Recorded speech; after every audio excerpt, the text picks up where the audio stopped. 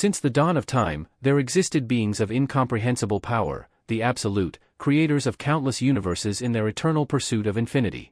Their strength knew no bounds, and their thirst for knowledge was insatiable. These beings gave rise to everything: laws, souls, matter, and existence itself. But despite all their creations, the vastness of their power, and the endless possibilities of the cosmos, none of it could stave off their deep and persistent boredom. One absolute being, in particular, turned to a new form of entertainment.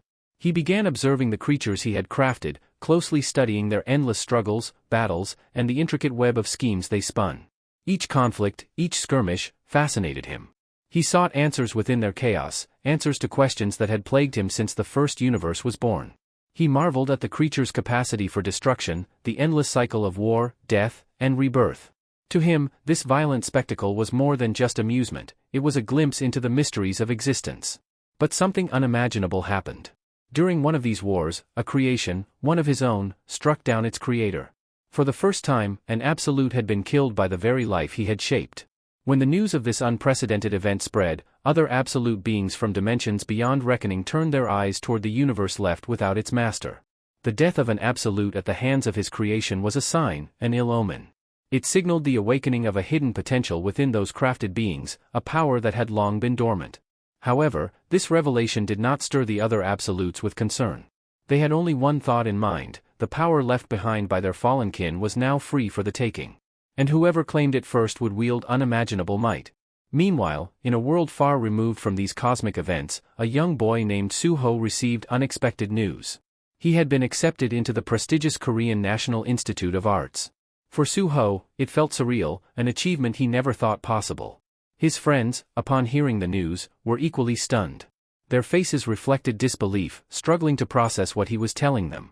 None of them could fully accept the truth, their expressions betraying a mixture of surprise and skepticism, as if they were grasping at the impossible.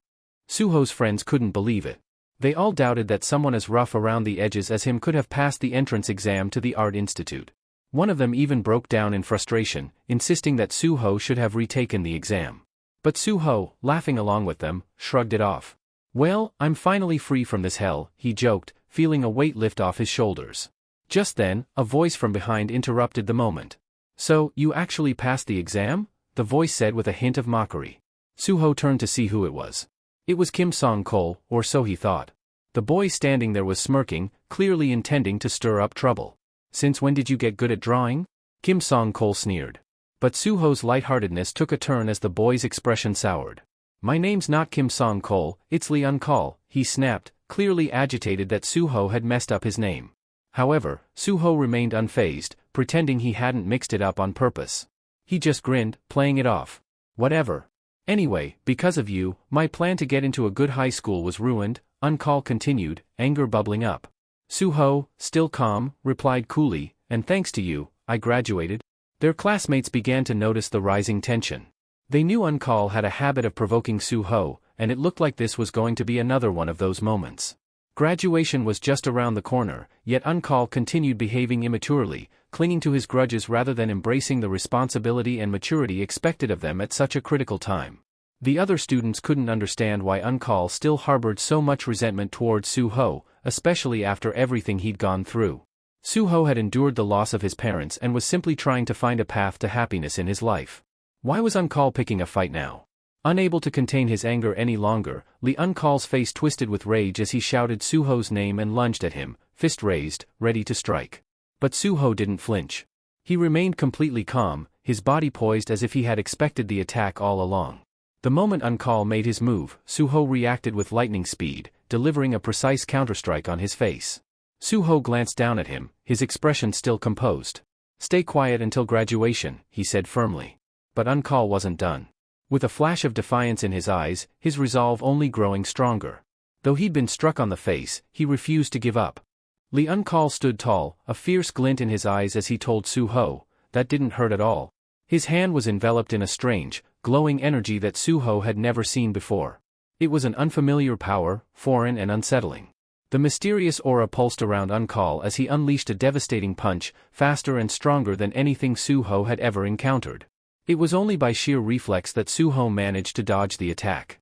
Fear and shock were written across his face, and the other students stood frozen, just as stunned by the display of raw strength. Uncall's punch, brimming with energy, wasn't just powerful, it was terrifying. The force of it sent shockwaves through the room, shattering nearby iron lockers as if they were made of paper. Suho, lying on the floor in a daze, was completely paralyzed by what he'd just witnessed. Terror gripped him, rendering him unable to move as Uncall's entire body became shrouded in a brilliant, glowing aura. This energy radiated off of him with such intensity that it made him appear almost otherworldly, like a force capable of destroying anything in his path. The overwhelming power he exuded was something Suho had never thought possible. 2 years passed since that fateful day. Suho, now a second-year university student, walked down the street deep in thought. That day still haunted him, replaying over and over in his mind. While he tried to focus on his studies, the memory of Uncall's terrifying power often crept into his thoughts, leaving a lasting impression on him. As he strolled through campus, Suho overheard a conversation between two men. One was telling the other that all classes in the main building had been moved to a neighboring facility. All students should head there, the man said. Suho assumed this was due to a gate sweep being conducted by hunters nearby. Glancing around, he noticed security personnel stationed everywhere, instructing people to avoid the danger zone. One of the guards asked, "How long has it been since the hunters arrived?" A staff member responded, "Just over an hour. Considering the gate is D rank, they should be finishing up soon." An announcement rang through the area, stating that only authorized hunters could approach the gate.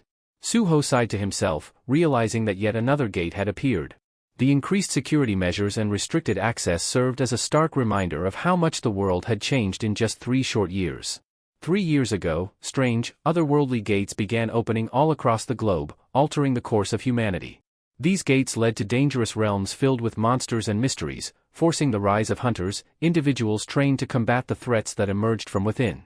Since then, Suho's life, like the rest of the world, had been shaped by this new reality, with no signs of things ever returning to normal. The world as they once knew it was gone, replaced by a reality shaped by the emergence of mysterious gates. These portals, like doorways to another dimension, opened into dungeons teeming with demonic beasts. If left unchecked, these creatures would spill out, wreaking havoc and destroying everything in their wake. But the changes didn't stop with the gates alone, humanity itself began to evolve. Some individuals developed the ability to wield magical energy, and these gifted ones were known as the Awakened. In this rapidly transforming world, the chaos that seemed destined to persist for years was brought under control sooner than anyone expected. An awakened man by the name of Wu Jinchul took the initiative, founding the Hunters Association. He united others like himself, creating an organization to manage the escalating crisis and formalizing the role of hunters. Society was now divided into 2 distinct groups, the awakened, who wielded supernatural power, and ordinary people, who couldn't awaken and had to live in the shadow of those who could. For ordinary people, life felt like an endless struggle, as if they were ants facing monumental challenges, while for the awakened, it seemed as though everything was handed to them on a silver platter. The gap between the 2 groups was undeniable, and those on the weaker side were acutely aware of their limitations. Suho understood this more than most. No matter how hard an ordinary person tried, they could never compete with even the lowest-ranked hunter. In fact, it was the hunters who stood as humanity's last line of defense. If they didn't close the gates, their world would be wiped out. This led Suho to a sobering realization: while the awakened were essential for survival, the ordinary people, like him, were not. Despite his gratitude toward the hunters for making it possible for unawakened people to live in peace, a lingering sense of anxiety gnawed at him. Could he ever accept the fact that he lacked the power he so desperately wanted? His unease stemmed from the feeling of being powerless, a vulnerability that had haunted him ever since his parents disappeared. It gnawed at him, filling the space left by his lost sense of security with helplessness. He often thought about his mother's words, how she would tell him he had taken after his father. Suho found himself wondering what his father would have done in his place. How would he have handled the loss, the dependency on others for survival, the sense of inadequacy? These questions weighed heavily on him. Just as he was lost in thought, a voice snapped him back to reality. His teacher had approached, breaking through his memories. "You were really focused today," the teacher said with a smile. Suho blinked, still caught between the past and present, before nodding in acknowledgement. The teacher glanced at Suho's drawing, tilting his head with mild curiosity. "Is it fun drawing like this?" he asked. Suho, looking at his work, shrugged. "I didn't really think about it. I just drew whatever came to mind." The teacher chuckled softly, then leaned in for a closer inspection. "Your aunt is quite imaginative," he mused. But then his expression changed. "Wait, it's not just an ant, is it? It's a human ant?" Suho stared at the sketch, confused. Why had he drawn such a strange image in the first place? The unsettling picture left him with an odd feeling, as though it carried a meaning he couldn't grasp. Meanwhile, outside near the gate, the staff were preparing to meet the returning hunters. The atmosphere was calm and relaxed, signaling that the raid had been a success. People gathered around the gate, exchanging relieved glances. One of the staff members approached a hunter and greeted him. "Thank you for your hard work, Hunter Kim Jong-soo," he said gratefully. Kim Jong-soo nodded, wiping sweat from his brow. "The dungeon's been cleared successfully. We'll need to report to the association right away." "There's something new to report," he said, his voice tinged with unease. "We encountered a new species of demonic beasts. They looked humanoid but had blue flames spewing from their eyes and mouths. They fought with claws and fangs, but they weren't very strong. Just low-level monsters. I got hurt a little, but it wasn't serious. No complications." The hunter paused, reflecting on the creatures. "We've never seen anything like them before, but luckily they don't seem too dangerous," he added. The staff member nodded, suggesting that all the details be included in the official report. But before the conversation could continue, something alarming happened. Out of nowhere, blue flames ignited from the wound on Kim Jong-soo's arm. He winced, feeling a sudden, sharp pain that seemed to spread throughout his body.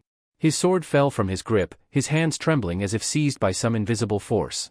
The staff member nearby noticed something strange. Kim Jong-soo's eyes were glowing with the same eerie blue flames. "Are you all right?" the staff member called out, concern lacing his voice. But there was no answer. Kim Jong-soo stood still, his head bowed, completely unresponsive. Then, without warning, the hunter turned and lunged at him. The flames had taken control, and Kim Jong-soo, now consumed by their power, was no longer himself.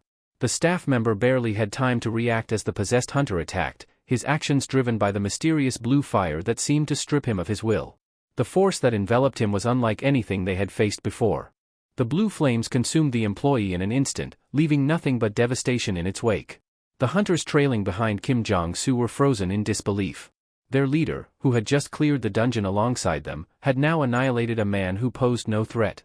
It became painfully clear to them that the flames within this dungeon weren't ordinary.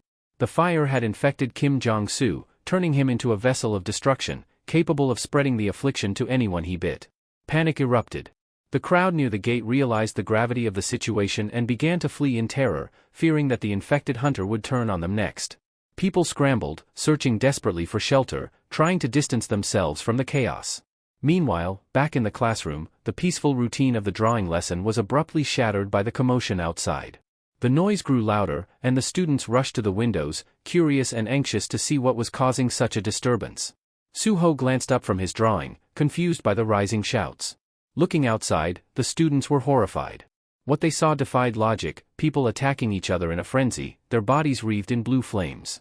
The flames had an eerie glow, and the people's eyes burned with the same unnatural light, filled with demonic energy. The students quickly deduced that the dungeon hadn't been fully cleared after all. Panic began to spread within the classroom as well. Outside, people were in chaos, some trying to find shelter, others shouting for help, calling for the hunters to save them. But fear was mounting. One student turned to Professor Talum, who was standing by the door, and urgently reminded him that he was an awakened too. "You've got to do something," the student pleaded. But the professor shook his head, his expression grim. "I'm only an E-rank hunter," he said, helplessly. "There's nothing I can do against that." At that moment, Suho's eyes widened as he noticed something alarming. A hunter, engulfed in blue flames, was barreling straight toward the building. Instinct kicked in, and he shouted, "Get away from the windows. Now!" His voice cut through the rising panic as the students scrambled to find safety. But it was too late. The hunter's flaming body crashed through the classroom window with a deafening smash. Glass shards flew everywhere, and the possessed hunter, lost to the blue flames, began attacking anyone in sight. The classroom descended into chaos as the hunter, no longer in control of his own body, unleashed devastation on everyone inside. Suho spun around and bolted toward the exit, yelling for the other students to follow his lead. As he sprinted down the hallway, his heart pounded in his chest. Amid the chaos, his eyes caught sight of a girl lying on the floor, writhing in pain. She was crying, her voice barely audible over the panic, pleading for someone to help her. Her legs were injured, leaving her unable to escape. Frozen for a moment, Suho didn't know what to do.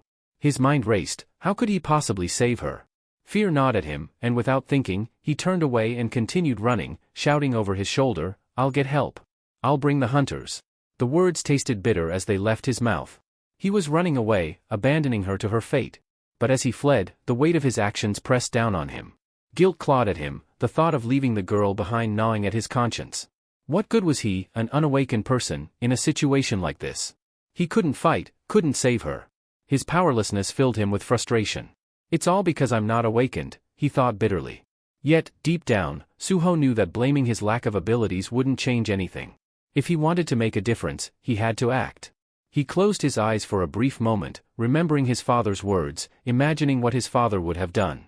His father would never have left someone in danger, no matter the risk. Determined, Suho turned back, eyes wide with fear but also resolve. The possessed hunter was already closing in on the girl, who was screaming, her hands shielding her face as if they could ward off the inevitable. She was alone, completely vulnerable. Without hesitation, Suho grabbed a fire extinguisher from the hallway, charging back into the fray.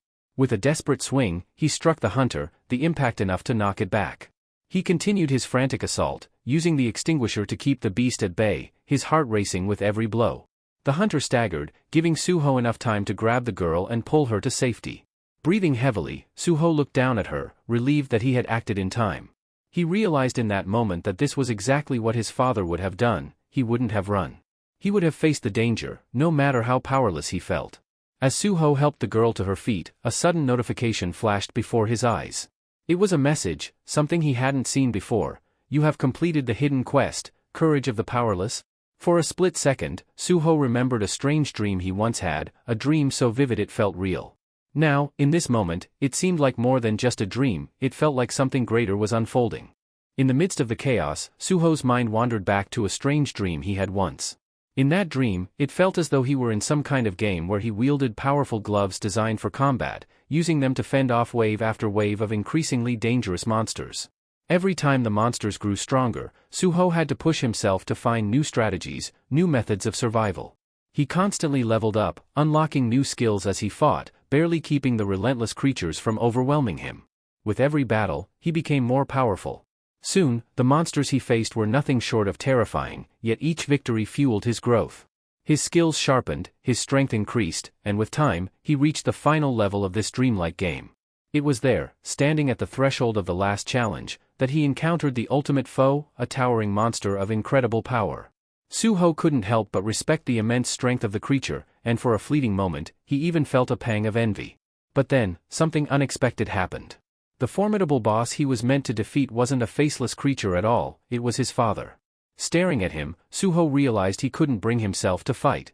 His father, strong and steadfast, was a figure he admired deeply. But why was he here, standing as the final challenge in this surreal nightmare? Was it just a reflection of his father's strength? Suho found himself paralyzed by the idea of fighting his own father, unsure if this was just a dream or a profound message about strength and sacrifice. As the memory of the dream washed over him, Suho found himself back in the present, holding the fire extinguisher tightly as he prepared to face the possessed hunter. The hunter's entire body blazed with blue flames, completely overtaken by the strange energy. The scene felt eerily similar to the final showdown in his dream. He could almost hear his father's voice in the back of his mind, urging him to act. What would Dad do? Suho thought as he dashed forward. His heart pounded, and the fire extinguisher felt like his only lifeline. With no time to waste, Suho knew he had to face this monstrous hunter. The blue flames crackled around the hunter, giving off an unnatural heat that threatened to consume everything in its path. The hunter moved with menacing intent, but Suho couldn't allow himself to hesitate any longer. He launched himself at the hunter with everything he had. Chaos erupted around Suho as the hunter, engulfed in blue flames, went berserk. The infected hunter lashed out at anyone in his path, spreading the curse to others and transforming them into mindless, flame-possessed monsters.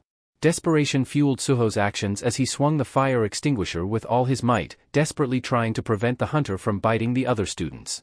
With every blow, he thought of his father, the man who would have sacrificed himself without hesitation to save an innocent life. In that moment, Suho resolved to do the same.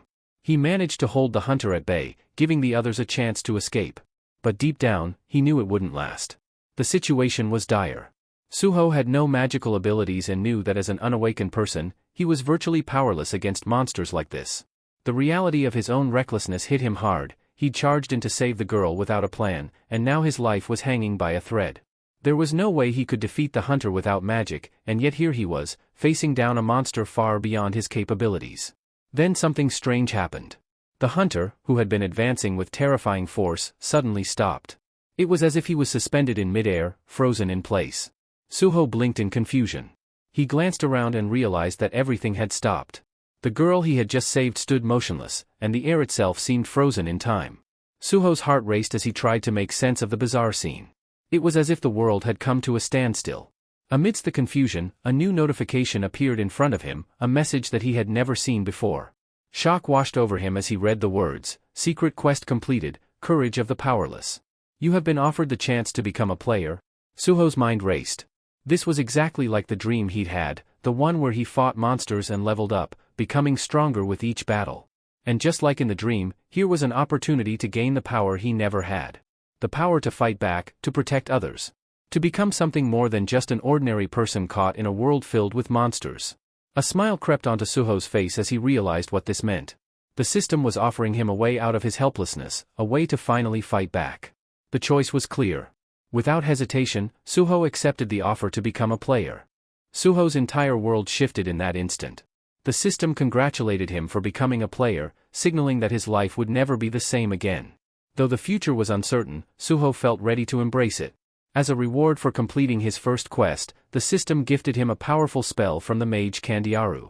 Along with the spell came a profound blessing. Suho was now immune to all illnesses, poisons, and harmful effects, and he would enjoy long life free from disease. However, the system warned him this was no longer a dream.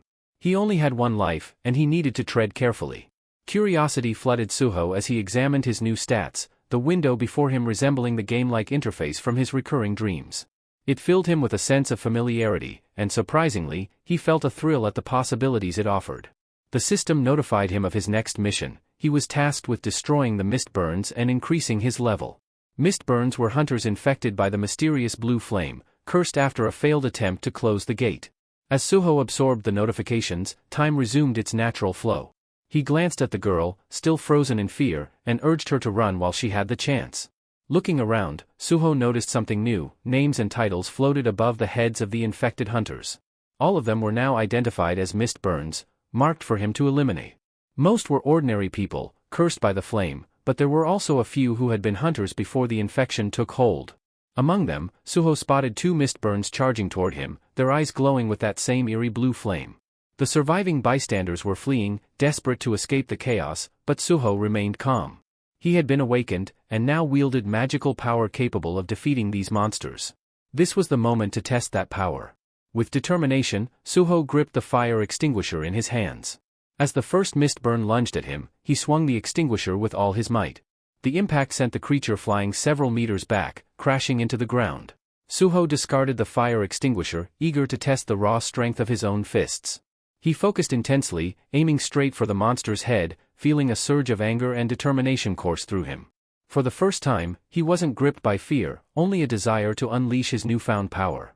With a loud shout, he threw his punch with everything he had, channeling all his strength into the blow. His power had multiplied several times over, and he could sense it. The impact was overwhelming. His punch sent the creature hurtling upward, smashing through the ceiling above them. Suho stood in shock, unable to fully grasp the immense strength he had just displayed. Only moments earlier, this monster could have killed him in a single strike, but now he had obliterated it with one blow. The system confirmed his success with a notification: he had defeated the mist burn unawakened. Staring down at his fist, Suho marveled at what he had just accomplished. As he processed this, another monster launched itself at him. However, Suho was faster now, his reflexes had sharpened.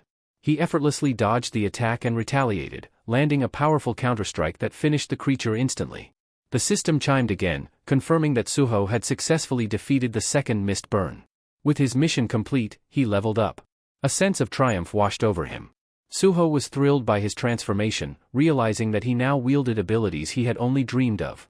The system rewarded him for completing his task, but Suho's excitement wasn't just about the notifications. He wanted to explore his powers further. Eager to test his new limits, Suho confronted another monster. This time, he struck with confidence, certain that his attack would be just as effective.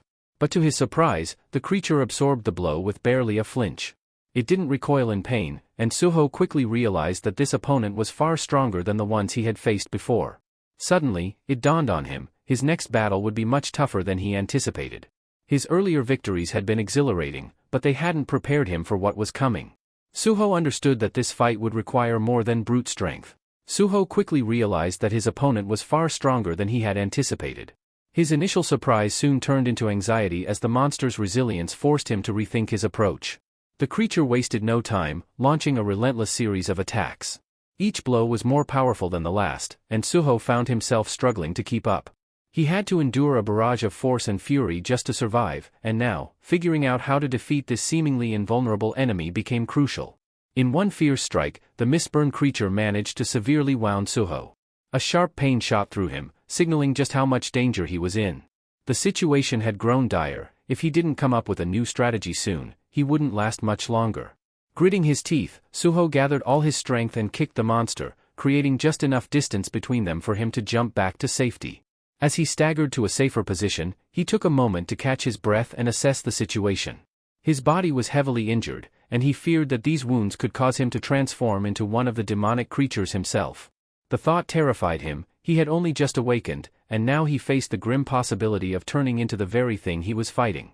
Then, the system notification broke through his thoughts.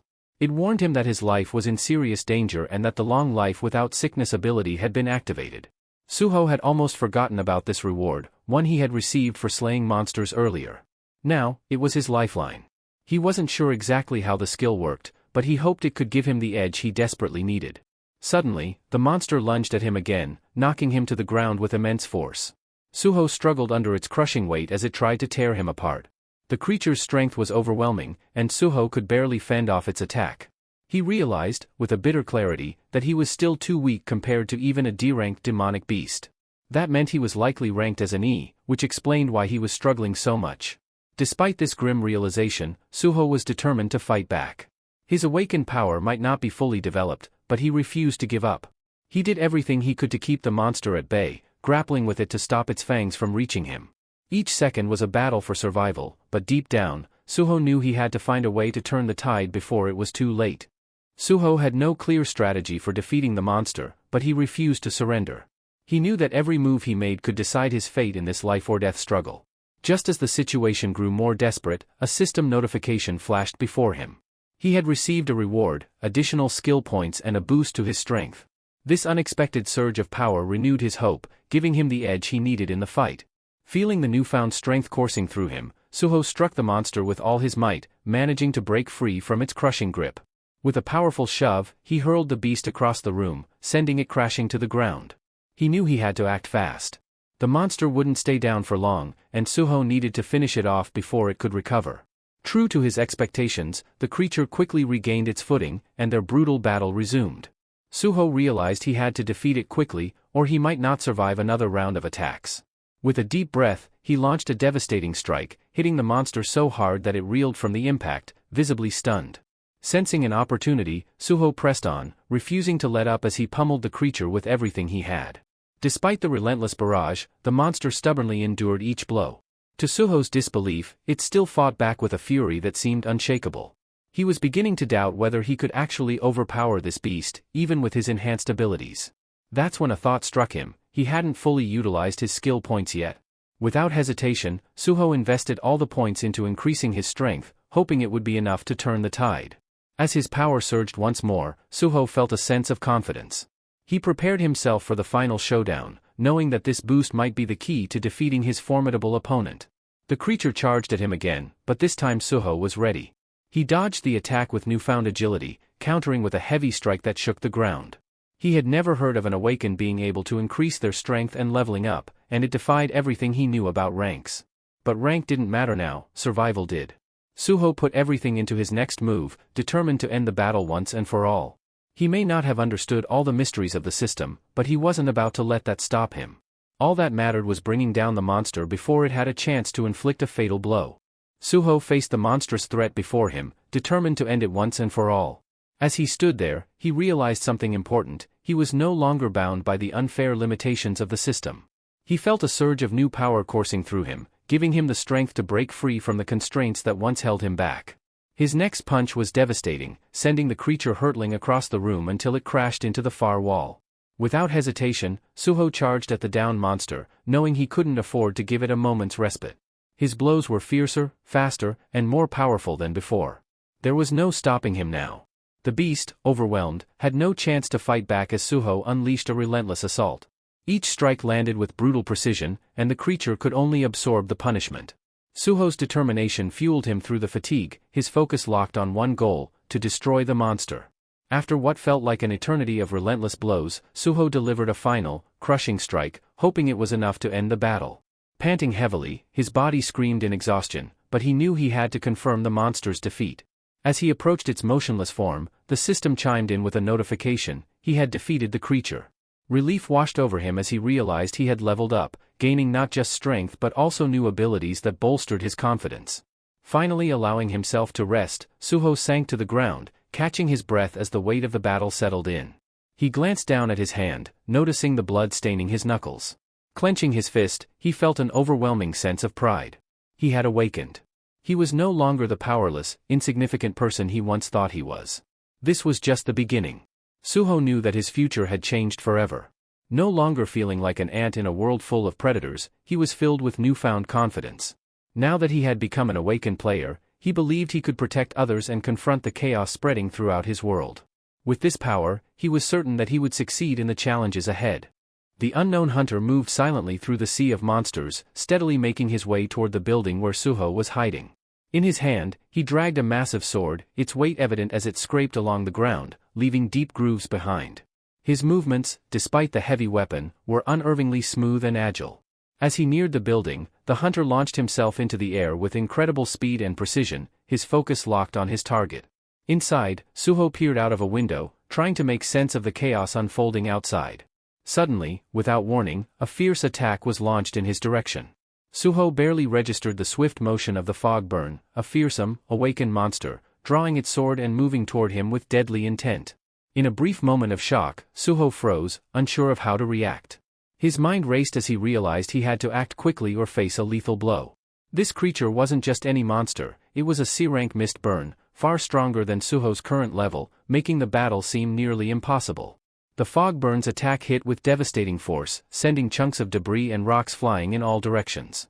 The impact left a cloud of dust swirling around Suho, obscuring his vision and throwing everything into disarray. The city was in turmoil, and he could hear an urgent announcement echoing from every corner of the streets. The warning was clear: a D-rank dungeon break has occurred near the Korean University district, and residents were ordered to evacuate immediately. High above, soldiers stationed on the rooftops watched the scene below, helplessly standing by as chaos consumed the city. They were ordered not to intervene, frustrating many of them as they saw innocent people falling victim to the madness. The commander, impatient and concerned, asked when the hunters from the association would arrive to help. His subordinate grimly answered that they were still waiting for word. In the midst of this escalating crisis, Suho realized that he was alone in this fight. The fog burn wasn't going to let up, and the authorities weren't coming to save him anytime soon. It was up to him to face this powerful enemy and survive the storm on his own. The commander received an unsettling update: they needed time to assign B-rank hunters to the situation. However, one of the soldiers was taken aback by this. In his mind, a D-rank should have sufficed. He voiced his surprise, but the commander explained that the Hunter Association feared the local hunters might have encountered far greater threats than expected. Scanning the list of infected hunters on his tablet, the soldier's eyes widened when he recognized a familiar face. It shocked him that even a C-rank hunter, with their advanced training and formidable defenses, could fall victim to the infection.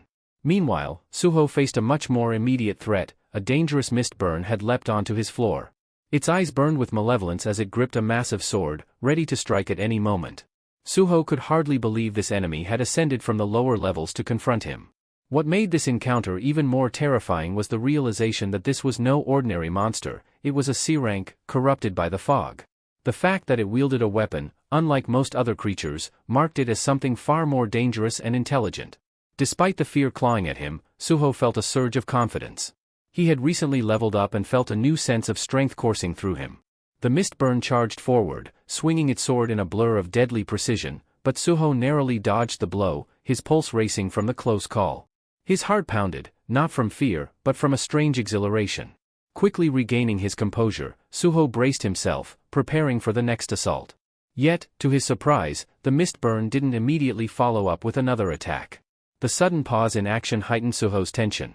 He stood on edge, waiting anxiously for the creature's next move, knowing that even a moment of distraction could be fatal.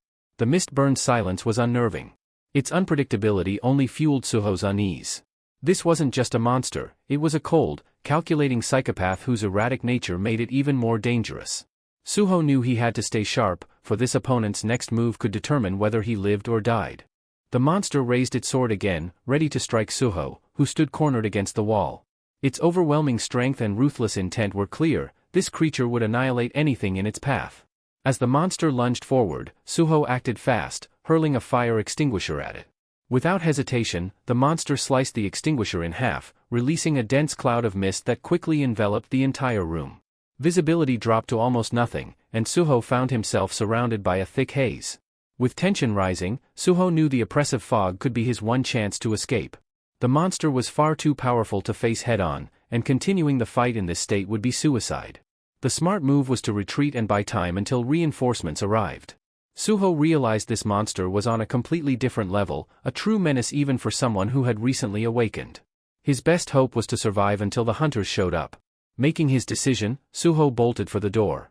But before he could get far, he sensed the presence of the creature behind him, tracking his every move. The monster's eyes gleamed with a sinister glow, its lips curling into a cruel smile. There was no mistaking the hatred and malicious joy in its expression, it was enjoying the hunt. Suho's mind raced as he dashed through the building. He knew the danger was far from over, and every step he took needed to be precise. As he passed a window, he noticed the monster halt suddenly, its gaze fixed on something outside. Peering through the window, Suho saw what had drawn the creature's attention: 3 young girls huddled together on the rooftop. They were terrified, completely unaware of the danger lurking just below them. Realizing the opportunity, the monster shifted its focus, leaping out of the window and setting its sights on the defenseless girls. They had no chance to fight back or flee, the monster's fatal blow was imminent. Suho, now free of its pursuit, paused as he processed what was happening. The monster had abandoned its hunt for him and was about to attack innocent bystanders. He watched in horror as the creature closed in on its new targets. This was no longer just about survival, he now had to make a choice. Would he flee while he had the chance, or would he intervene and risk his life to save them? The monster swung its sword at the girls, but they managed to dodge, their terrified screams echoing through the city. Hearing their cries, Suho's anger surged. He knew he couldn't just run anymore, he had to confront this powerful foe. Without a second thought, he sprinted and leaped from the window, pursuing the monster that was chasing the fleeing girls. Waiting for the hunters was no longer an option. If anyone was going to save them, it would have to be him. The monster, oblivious to Suho's pursuit, was caught off guard when Suho attacked from behind. The sudden strike only momentarily phased the beast, who quickly spun around, eyes blazing with fury. Suho, bracing himself for a counterattack, realized just how outmatched he was. The monster barely seemed to register his blows, and with a swift swing of its sword, it launched a devastating attack. Suho narrowly dodged, the blade passing just inches from his body. Breathing heavily, Suho took a step back to evaluate the situation. He was keenly aware that a single hit from this monster would be fatal. Glancing around, he noticed the destruction the creature had already caused. Several girls on the rooftop had already fallen to its rampage. Anger flared again in Suho's chest, and he resolved not to let the monster take any more lives. Determined, he launched a relentless barrage of punches, aiming to slow the beast down. Blow after blow, Suho hit it with all his strength, his fist slamming into the creature's body. But no matter how hard he struck, the monster remained standing, unfazed by the onslaught. Suho's attacks began to weaken as fatigue set in, and the realization dawned on him: this monster was far tougher than he had anticipated. Just as Suho's strength was waning, the monster saw its opportunity. With frightening speed, it swung its sword and landed a brutal hit on Suho, cutting deep into his flesh. Staggering from the wound, Suho realized just how dangerous his situation had become. Suho writhed in agony from the deep wound as the monster closed in, determined to finish him off. With one powerful strike, it sent Suho crashing into the wall, his body collapsing to the ground. Struggling to move, he could barely register the pain. His health was critically low, and he felt the cold grip of death creeping closer. For a brief moment, Suho believed it was the end. He had lost. But strangely, he hadn't perished instantly. The system hadn't let him die, at least not yet. As the monster approached, it began to laugh, a dark and malicious sound that filled the air. It relished its victory, confident that Suho's defeat was certain. This sense of superiority only made it more dangerous, its malevolence fueling its power. Suddenly, a strange crack appeared. He raised his trembling hands. Suho was barely holding in. The crack intensified, it was like dimension itself was shattering. But there was no time to fully comprehend what was happening. The monster was already looming over him, ready to strike. The system's notifications warned that Suho's fatigue was at critical levels. His vision blurred, and his consciousness began to fade. He was too weak to defend himself, too exhausted to continue fighting. Just as the monster raised its weapon for the final blow, the sky above them started to crack. The sound echoed like a thunderclap, and before either of them could react, the entire structure began to collapse. Suho's eyes widened as the sky crumbled, and chaos erupted around them.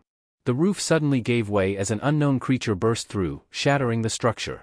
Suho could barely comprehend what was happening. He had no idea what this new monster was, but one thing was clear: it had unintentionally saved him by interrupting the deadly battle. Both Suho and the monster plummeted down from the rooftop, unable to stop their descent. Suho's body, weakened and exhausted, had no strength left to brace for the impact. He hit the ground hard, the force of his fall sending shockwaves through the earth. The ground beneath him cracked, chunks of debris flying in all directions. His vision was blurred, and his strength was draining fast. Blood seeped from his wounds as he lay motionless, barely conscious. In those fleeting moments, thoughts raced through his mind, and oddly enough, he recalled an ant, a figure he often drew. It was a strange memory to surface at the brink of death, but it brought a sense of calm. As darkness began to consume him, Suho heard a voice, one that apologized for arriving too late. A large ant-like figure stood over him, confirming it was the one who had saved him. Suho, still disoriented, realized this creature had come just in time to prevent his demise. The ant-like being turned its gaze to the monster that had almost killed Suho, seething with rage. It vowed to make the creature pay for what it had done, and without hesitation, it launched a swift, deadly attack. The once menacing monster stood no chance as it was obliterated, reduced to nothing but shattered remnants in a matter of seconds. Meanwhile, other creatures roamed the Institute grounds, hunting for more victims to infect with their cursed blue flames. One of them locked onto a man standing nearby, completely unaware of the danger creeping toward him. The man, deep in thought, was gripping a mop, entirely oblivious to the approaching terror. When he finally noticed the creature, terror froze him in place. His face drained of color, paralyzed by the fear of the monstrous thing now advancing on him. Panic gripped the man as he realized the danger. His mind raced, desperate to figure out how to save himself, but fear had frozen his body. In a frantic burst of energy, he threw his mop aside and started yelling for help, clutching his head in terror. With his head lowered, he didn't even notice the monster about to attack him had already been obliterated. In the blink of an eye, all the monsters in the area were wiped out, their destruction resonating across the city. A powerful echo followed, rippling through the air as Beru unleashed an overwhelming surge of magical energy. Soldiers stationed nearby felt a strange, potent force but couldn't grasp what had just occurred. Their confusion was palpable. Meanwhile, Beru swiftly returned to his master, Suho. With a fond smile, he remarked how long it had been since they last met, expressing joy at seeing his young monarch again. Memories flooded back as Beru recalled Suho as a small child, sitting in his room, sketching shadow warriors. In one of those moments, Suho had looked up, astonished, to see the real Beru holding his drawing. The sight had left Beru deeply moved, realizing that his young master had imagined and drawn him long before their fateful encounter. The moment was so touching that Beru had to hold back tears, overwhelmed by the beauty of that connection. Back in the present, Suho began to regain consciousness. His eyes fluttered open, and for a moment, he struggled to make sense of his surroundings. Wrapped in a blanket and lying in a bed, he was disoriented. The first word he uttered was "Aunt?" But the doctor standing nearby was puzzled, unsure of what Suho meant. Shortly after, Suho received a call from his uncle. He checked Suho's condition, asking how badly he had been hurt and mentioning that the world had grown far too dangerous. He even suggested hiring a few bodyguards for Suho's safety. But Suho, still slightly dazed, assured him that he was fine. Turning his attention to the TV, he saw a news broadcast covering the recent incident at the University of Arts. The attack, which had left numerous people injured, was now the subject of intense discussion and government scrutiny. The mist burns incident shook the entire city when a mysterious creature appeared, charging at hunters and transforming them into monsters. Despite the chaos unfolding in the heart of the city, the Hunter Association struggled to respond quickly. By the time the hunters arrived on the scene, the city lay in ruins, engulfed in destruction. Yet, what baffled everyone was not the devastation, but the strange fact that all the monsters had already been eliminated. The burning question remained: who or what had wiped them out? Rumors began to circulate among shocked witnesses. Some claimed to have seen the transformed hunters, the ones who had become monsters, suddenly reappearing, almost out of thin air. Suho sat on the hospital bed, barely able to believe what he was seeing. It felt too surreal, as though he was trapped in a dream. Yet, he soon realized that this was all too real. His thoughts drifted to the phenomenon of awakening and how it made individuals stronger as their levels increased. Suho was only level 5, and he vaguely recalled earning a small rank boost during a desperate fight with a hunter who had been infected by the mist burns. But he couldn't explain how he had managed to survive that encounter. Suddenly, a voice echoed in his mind, explaining that it was Beru who had saved him by eliminating the parasites responsible for the transformation. Startled, Suho glanced at the ground and saw a massive shadow with large, luminous eyes gazing back at him. Beru had returned to his shadow form, and his deep voice brimmed with emotion. "It's been so long, my young lord," he said, his tone warm with recognition. "You've grown into such an incredible person?" The sight of Beru stirred something deep within Suho, long-forgotten memories slowly resurfaced. He recalled how, as a child, he had a fascination with ants, and among them was a black creature that had been with him during his youth. But why were these memories only returning now? Beru's words provided a clue. Beru had crossed the boundary of dimensions to find him again. Despite the reunion, Suho was still overwhelmed with questions. Why had he lived among these black creatures as a child? Why had his memories been locked away for so long? At that moment, Suho's memories became the most pressing concern. He realized he had grown stronger, yet something was still off. Beru, noticing Suho's confusion, explained that crossing dimensions demanded an immense amount of mana. When Beru first arrived, his appearance was imposing and grand, but the system had registered him as a mere common soldier. Upon learning this, Beru was enraged, displeased with the fact that his power had been diminished to such a lowly rank. The thought of being reduced to a common soldier insulted him. Suho quickly stood up, trying to reassure him. "I feel better now, was that because of you?" he asked, piecing things together. Beru confirmed this with a nod. "Yes, I healed you," he said. Suho, amazed by Beru's abilities, felt grateful, but the conversation soon shifted to something deeper. Beru revealed that Suho's true mission involved dispelling the Shadow Seal, a powerful restraint that had bound him. However, Beru also noted that Suho had already broken the seal on his own, perhaps unknowingly. This revelation unsettled Suho. What did the seal have to do with him, and why was Beru talking as if Suho had some greater destiny? Beru began to explain further. "Everything you've seen, everything you've lived through, it's all real. And you've grown much stronger since we last met. The great Shadow Monarch, Sung Jinwoo, sealed both your power and your memories long ago. He did this to allow you to live a normal life, free from the burdens of your lineage." Suho's mind raced, struggling to process what he was hearing. Sung Jinwoo, his father, was the one who had sealed away his powers? The realization hit him like a tidal wave. "My father? He did this?" Suho stammered, his voice barely audible. He had always assumed his father had simply left their family, abandoning them for reasons unknown. But Beru was quick to clarify. "No, your father didn't leave home. He ascended to another plane of existence, into the vast expanse of space," Beru explained, his voice filled with reverence. Suho's confusion deepened. Space? What did that mean? He couldn't comprehend what Beru was telling him. Beru continued, his tone serious. "The Shadow Army now fights a cosmic battle. Your father, Sung Jinwoo, is out there, defending our world. He's risking his life, fighting against unimaginable monsters to keep this realm safe. His opponents are powerful entities, and among them is Iterim, the absolute being seeking to conquer our world by sending its apostles to Earth." Beru explained that he had to slay countless monsters in his way to meet Suho. As Beru spoke, Suho's thoughts drifted to his mother, who had vanished years ago. "What about my mother?" Suho asked hesitantly. "She disappeared when I was still with my father." "Are they together?" Beru's expression softened. "No, your mother is not with him. Her disappearance is tied to other forces at play, but she's not with Sung Jinwoo." This only raised more questions for Suho. His father was battling for the survival of their world in space, and his mother had vanished under mysterious circumstances. The more Beru explained, the more Suho felt like his entire understanding of his life had been turned upside down. Upon hearing Suho mention his mother, Beru's anger flared. He couldn't comprehend how someone as important as Miss Hain had simply vanished. His suspicion immediately turned toward the apostles, convinced that this was a result of their trickery. There was no doubt in his mind. Suho, taking in Beru's words, asked if the Iterim were responsible, if these creatures had interfered in his parents' lives, preventing them from returning. Beru saw the deep desire in Suho's eyes, realizing just how much the young lord longed to reunite with his parents. "Of course, I want to see them," Suho responded with determination. "But it seems the only way to do that is to become stronger, to rescue my mother and meet my father. Beru, however, explained that because of the ongoing war with the teetering, Suho's father couldn't return to Earth. If Suho wanted to save his mother, he would have to grow powerful enough to do it on his own.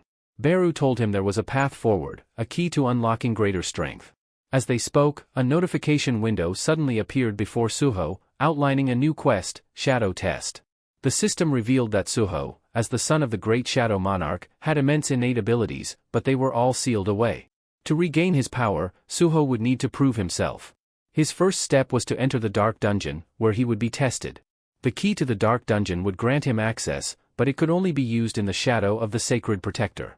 Beru immediately urged Suho to use the key. You must place it in your own shadow, Beru instructed. As Suho followed the guidance, a shadow gate materialized before him. The portal inside it shimmered, waiting for him to pass through. Beru gave him one final piece of advice before Suho entered the portal. Go inside, young master, and reclaim the powers that are yours by right. But even as Suho stood at the threshold of the portal, doubt swirled in his mind. How could all of this be real? A cosmic war, gods, Shadow Monarch, it all seemed so impossible. Yet, despite his confusion, one thing was clear: he had to gather his strength, to reunite with his family. He knew that the only way to do this was by leveling up and becoming strong enough to face the powerful enemies standing in his way. Resolute, Suho stepped forward, determined to push his limits and gain the strength necessary to protect those he loved. No matter how long it took or how difficult the path ahead might be, he would fight to save his parents and uncover the truth behind the forces that tore them apart. As Suho gave his determined speech about growing stronger to save his family, Beru felt a surge of excitement. His thoughts drifted back to the moment when his master, the Shadow Monarch Sung Jin-woo, had entrusted him with a crucial task. He remembered Sung Jin-woo's instructions vividly: he was to travel to Earth and break the seal on Suho's memories. The monarch had warned Beru that the teetering, a looming threat, could one day invade Earth, and Suho would need to be ready to defend it. Sung Jin-woo had given Beru the freedom to act according to the situation on Earth, trusting him to protect Suho and help him regain his strength. Now, Beru was fully committed to staying by Suho's side and guiding him on the path to leveling up. As Suho stepped through the portal into the unknown, Beru followed closely behind. On the other side, Suho emerged into a strange, dark realm.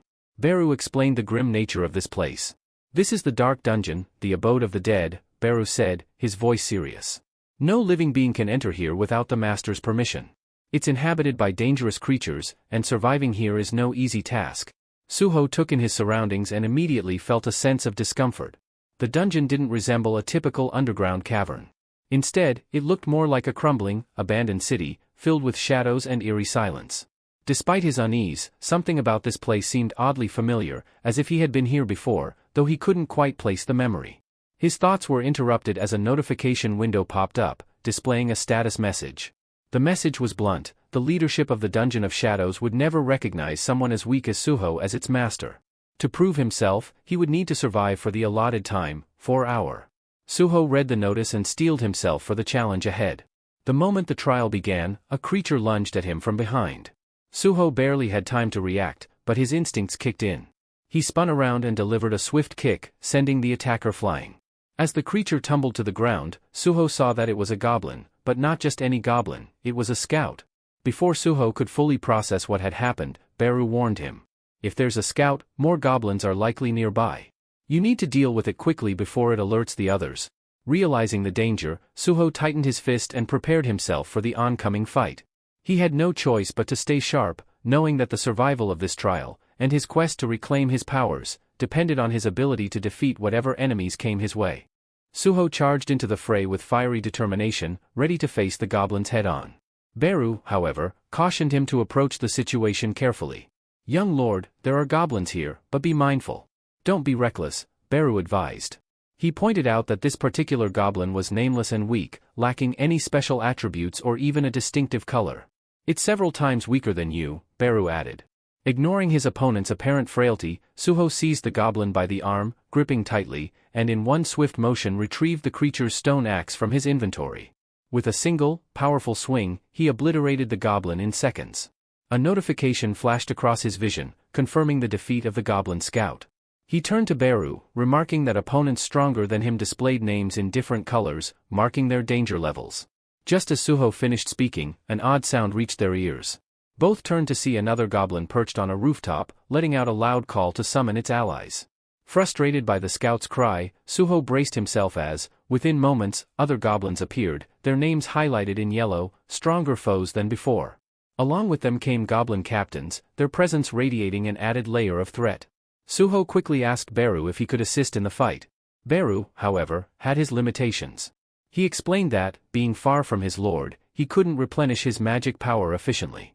He needed to conserve his strength, and if he participated, Suho's experience points would be significantly reduced.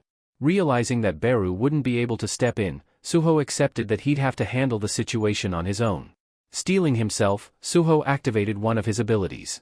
With a focused thought, he called upon the skill, and the goblin's battle axe behind him began to lift into the air, seemingly under its own power. The weapon hovered, then surged forward, guided by Suho's will. As he manipulated the axe with skillful precision, he struck down one goblin after another, the weapon cutting a path through the crowd as if wielded by an invisible hand. The status window displayed a new skill acquisition, hinting that Suho's command over the weapon was like that of an invisible hand. Pleased with his success, Suho pressed on, determined to prove his strength and hone his abilities as he took down each opponent in his path. Just then, an arrow whizzed past Suho's head, narrowly missing him. Reacting swiftly, he raised his hand and caught it mid-air, his gaze snapping upward to locate the archer. Perched on a rooftop was a goblin with a magical bow, drawing back the glowing string for another shot. However, Suho didn't give it a chance. Within seconds, he launched a counterattack, obliterating the goblin archer with swift precision. Observing the unfolding battle, Beru felt a sense of adaptability, a reminder of the old memory. He recalled stories of the Little Lord, a mythical figure who wielded the power of the lords freely, which he inherited from Monarch. Although this power was immense, it brought unintended chaos to the peaceful lands around him. Now, however, with the apostles invading once again, Beru sensed that his power would be used to protect rather than destroy, a rebirth of the Little Lord's legend in his own hands. As Suho continued fighting, he felt a surge of strength within him, leveling up and unlocking even greater potential. He sensed that he could now exert more force, even if it was still modest. Just as he acknowledged this newfound power, another goblin stealthily crept up behind him and struck, grinning in twisted satisfaction as it believed it had gained the upper hand. But Suho was faster. He retaliated instantly, taking down the goblin in one decisive blow. Beru watched closely, assessing Suho's endurance and asking how he was faring. Yet Suho's attention quickly shifted as a new, intimidating presence entered the battlefield, emitting an overwhelming aura of red energy. It was a goblin centurion, towering over the others and radiating sheer strength. Suho kept his composure, barely acknowledging the goblin's might. He steadied his weapon, positioned himself in a defensive stance, and prepared for the swarm of enemies that now surrounded him. With fluid precision, Suho launched into battle, slashing his way through goblin after goblin, his blade cutting down every creature that dared to face him. In the heat of combat, he saw an opportunity and hurled his dagger straight at the goblin centurion. The blade streaked through the air with remarkable speed, striking its target perfectly. For the first time, Suho felt fully alive, his energy surging with each powerful strike. Now, with his powers growing, he was ready to face whatever came his way, wielding the strength and skill he'd worked to unlock in the heart of battle. As Suho continued his fierce battle, his enemy's energy steadily dwindled, yet the fight was far from over.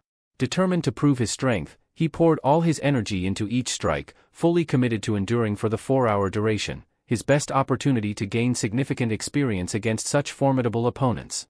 Moments later, the notification system blinked to life, alerting him that he had unlocked a new skill. Resilience. His level rose, signaling a noticeable increase in his power. With renewed vigor, Suho quickly eliminated the remaining goblins in his path, only to see another prompt indicating he had mere minutes left to complete the trial. Beru, watching closely, praised Suho's progress, voicing his certainty in the young lord's ability to conquer the challenge. The notification system soon confirmed Suho's success, announcing his reward for completing the mission, a runestone. Beru's excitement was palpable, explaining that this stone contained the power of shadow extraction. By using it, Suho could unlock the potential to create shadow soldiers, a skill that had defined the Shadow Monarch himself. Suho examined his gains, noticing that his resilience skill now empowered him with greater endurance, a clear sign of his awakening. Compared to his previous state, he was far stronger, and Beru revealed that Suho's leveling system was an advanced form of the one his father, the Shadow Monarch, had used. This system was specifically tailored to facilitate Suho's steady growth, solidifying his role as the mightiest Shadow Lord yet. With the runestone in hand, Suho felt its potent energy and cracked it open, letting its power flow into him. A new notification appeared, confirming he had unlocked shadow extraction, allowing him to turn the bodies of fallen creatures into loyal soldiers bound to him. This ability mirrored that of a necromancer's skill but was unique in that Suho could only resurrect beings weaker than himself, ensuring his mastery over them. Although he had heard that summoning skills were often overlooked by other hunters, but Beru sensed that his newly gained shadow extraction was anything but ordinary. It was the very essence of his father's legendary power, an ability capable of shaping armies from shadows and defining his path as the new Shadow Monarch. As Suho prepared to use his new shadow extraction ability, the notification system prompted him to assign a unique command for the skill. Realizing the need for a distinct phrase, he pondered briefly before settling on a powerful and familiar command: "Arise," the same phrase his father had once used. The moment he spoke it, shadows began to coalesce, and from the darkness, small figures started to take form. To his amazement, a group of shadow goblins appeared, smaller and slightly weaker than their original selves but unmistakably under his command. Suho's initial doubts faded. Shadow extraction was clearly a skill of immense value. The system informed him that these shadow soldiers would persist for 24 hours before dissipating, and Beru, observing, remarked that Suho had yet to unlock the shadow power skill, something that could enhance his intelligence and strengthen his soldiers over time. Though Suho acknowledged this, he assured Beru it was no cause for concern. Just then, Suho's stomach let out a loud growl, reminding him that he hadn't eaten in over a day. He asked Beru how they could leave the dungeon, to which Beru explained that with the shadow dungeon key, he could exit whenever he wished. Deciding it was time for a meal, Suho exited the dungeon and soon found himself sitting in a makeshift hospital tent, savoring a simple yet surprisingly delicious meal. As he ate, Beru watched over him, addressing Suho as "my little overlord" and informing him of the three primary tasks that lay ahead. The first was to defend Earth from the demonic entities threatening it. Suho suggested they could tackle this by delving into dungeons to hunt these creatures, an idea Beru approved, noting that such hunts would strengthen both Suho and his soldiers, thus securing Earth further. The final task was more personal and pressing: to find Suho's missing mother, whose whereabouts remained a mystery. Determined, Suho knew that with Beru's guidance and his growing powers, he'd be able to fulfill each of these missions and unlock the full potential within him. Suho asked Beru if there was any possible way to locate his mother. Beru replied that, while they couldn't pinpoint her exact location, defeating more of these creatures in dungeons might eventually reveal clues. They both knew the third task, finding Suho's mother, was crucial.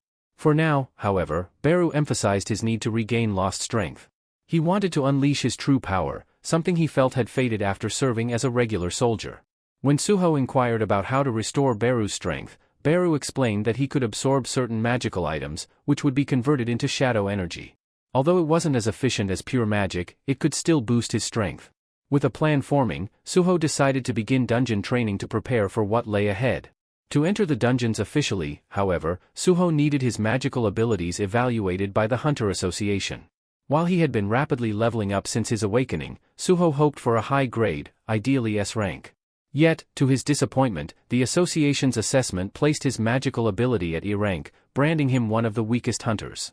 Frustrated, he left the association and vented his concerns to Beru, who reassured him.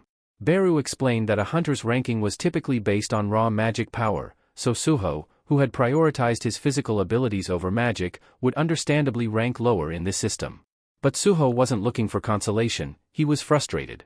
He realized that the shadow powers would ultimately demand a higher level of magical strength to defend Earth, but he needed a way to join a dungeon team, as hunters with such a low rank couldn't participate solo. Despite the setback, Suho thought of a solution that he intended to test immediately. If he couldn't rely on the association's ranking alone, he'd find another way to prove his strength and gain access to the dungeons. In the world of dungeon exploration, there were various roles beyond just the frontline fighters. Suho learned that the capture team fought the dungeon creatures directly, the collection team gathered creature remains, and finally, the extraction team handled the process of retrieving resources and magic crystals.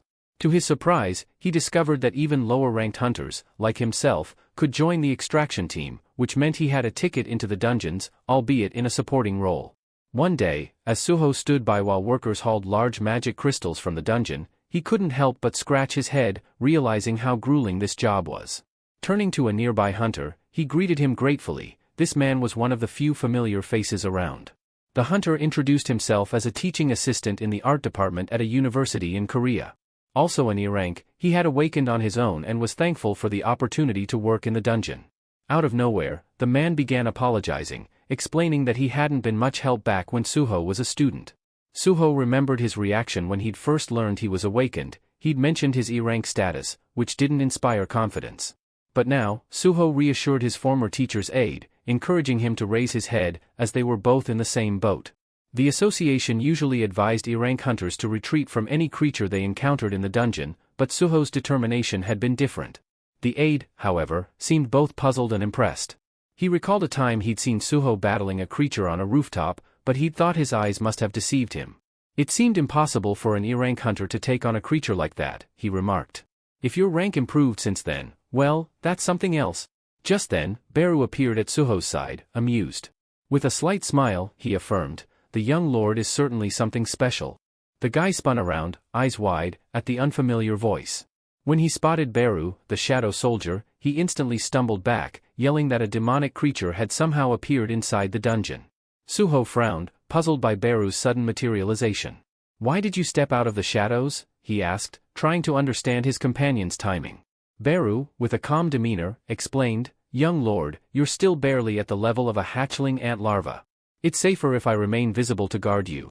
The man, still looking shaken, rose to his feet and asked if Suho had become a summoned hunter. Suho shrugged with a grin, saying, it seems that way. Guess I'm lucky, many hunters don't have any skills at all. With a teasing glint in his eye, Suho ribbed the man about his speed, noting that he'd certainly been quick to escape from the monsters earlier. The hunter, clearly embarrassed, sat back down nervously, prompting Suho to laugh and assure him it was only a joke. As they advanced deeper into the cave-like dungeon, Suho found himself immersed in its eerie quiet. Unlike the shadow dungeon he had once experienced, this was his first official foray into a dungeon with a mining team, where they pursued demonic creatures together. Few hunters peered into the dungeon, noting they had only encountered demonic wolves so far, but knew that wolf pelts fetched a high price on the market. They needed to gather these pelts and look out for valuable magic stones, too. The idea of a big reward kept them moving, eager to reach the dungeon's core to see what awaited them. Then, one of the hunters spotted something strange up ahead. As they entered the next chamber, they found themselves standing in a massive, brightly glowing room. The walls were covered in intricate symbols and carvings, but they couldn't make sense of what these ancient markings meant. Unsure what they were facing and suspicious of the room's unsettling silence, one of the hunters suggested calling for backup. Despite the vast, illuminated space, they could see no sign of demonic creatures, though the room had a foreboding atmosphere. Suddenly, their eyes were drawn to a peculiar object resting on a pedestal in the center of the room, a strange, ancient-looking weapon, unlike anything they had ever encountered. The entire team paused, sharing bewildered glances. Was this some kind of hidden treasure, or a deadly trap waiting to be sprung? Cautiously, they edged closer, determined to uncover its secrets. The hunters debated in excitement, wondering if the mysterious weapon embedded in the ground might be a rare treasure instead of the dungeon's boss. Most were captivated by the thought of treasure hidden here, especially as the weapon itself appeared to radiate power. One hunter, skeptical but curious, suggested they test it to see if it was real, though another quickly warned him to be cautious, such valuable objects could be booby-trapped. Ignoring the caution, the captain approached the weapon confidently, reaching out to grasp it. As his fingers wrapped around the hilt, the blade ignited in a brilliant flash, bathing the chamber in a dazzling glow. The captain murmured something about his C rank, certain he could handle anything the weapon threw at him. But as the light enveloped him, his surroundings morphed into a strange and unfamiliar realm, bewildering both him and the others. One of his comrades, standing nearby, noted that while no immediate trap was evident, the captain should tread carefully with the weapon. Just as they reassured themselves, the captain swung the sword, and, to everyone's horror, struck down one of his own teammates. The other hunters recoiled, struggling to process the brutality of his action. Slowly, they watched as the captain's form distorted and twisted, his voice morphing into something darker. Declaring himself as the Sword of Monarch of the Fang, he vowed to destroy any who dared intrude upon his domain, the Fang monarch's territory. With terrifying precision, he proceeded to tear through his former allies, striking them down one by one. Meanwhile, in another part of the dungeon, the support crew remained blissfully unaware that a gate had just sealed them off from the main team. In the midst of this, Suho turned to his companion, displaying his ability to summon goblins as allies. His comrade, astonished, remarked that most summoning abilities allowed for 1 or 2 creatures, yet Suho had conjured 3 with ease. This power was clearly out of the ordinary, yet his rank remained bafflingly low. He continued, noting the constraints of Suho's power. Shadow extraction required a body to work, which limited its usefulness. But with the goblin corpses strewn across the dungeon, Suho could use them as a steady supply of labor, ensuring his summoning skills were as effective as possible. Suho was beginning to appreciate the immense potential of his shadow extraction ability. Being a lower-ranked hunter, he knew the Hunter Association strictly prohibited solo dungeon entries for those classified in his tier. However, he also recognized that the classification system wasn't foolproof. Over time, more errors surfaced in the grading process, often due to malfunctions in the evaluation machines. Suho speculated that as he leveled up, he might get reassessed and earn a higher rank. Turning to Beru, he brought up their third mission. Remember our objective? If it involves gaining strength by consuming magical energy, these crystals are the perfect source, Suho suggested, gesturing toward the magic crystals strewn about. Beru agreed, affirming that the crystals, though usually left as loot, contained latent magical power that could be harnessed. Beru went to absorb mana from magic crystals. Just then, he sensed something. Turning to Suho, Beru told him that he felt the presence of a monarch. Curious, Suho then asked, Beru, could the monarch truly have appeared here? Was it my father? Beru shook his head, explaining that although Suho's father held the title of monarch, he wasn't the only one with that title. If it were your father, my powers would have been restored by now. No, this presence is something else entirely, Beru warned, advising caution. Meanwhile, in another part of the dungeon, the diggers were oblivious to the impending danger until a rumbling echoed ominously from a cavern ahead. Turning toward the sound, they froze in shock as a monstrous form began to emerge. At first, they couldn't comprehend the source of the disturbance, assuming it might just be a large animal. But as they drew closer, horror dawned upon them. It was an unmistakably demonic creature, something that hadn't been there when the hunters first entered the dungeon. The workers scrambled to flee, panic erupting as they dashed toward the exit. One miner, trapped between terror and desperation, swung his pickaxe wildly, waving it at the demon as if to ward it off. But as the monstrous creature lunged forward, his pickaxe did little to keep it at bay. The demon advanced, ready to strike, while the workers' frantic retreat continued in sheer panic, the dungeon filling with echoes of their desperate flight. The miner watched in horror as the demon dog's powerful jaws crushed his pickaxe into splinters in mere moments. Shocked by how quickly the weapon was destroyed, he felt a wave of panic rise. He knew his own life was likely next. Heart pounding, he yelled for help, hoping that one of the hunters might hear him in time. The demon dog lunged for him, but he managed to leap backward, buying himself a precious second. In that instant, Suho appeared from nowhere, striking the demon dog squarely on the head with a powerful blow. I'll hold them off. You get out of here, he shouted urgently to the miner. His partner, barely able to process what had happened, nodded gratefully and took off as fast as his legs could carry him, glancing back once to mouth a silent thank you. With his companion safe, Suho assessed the pack of demon dogs before him.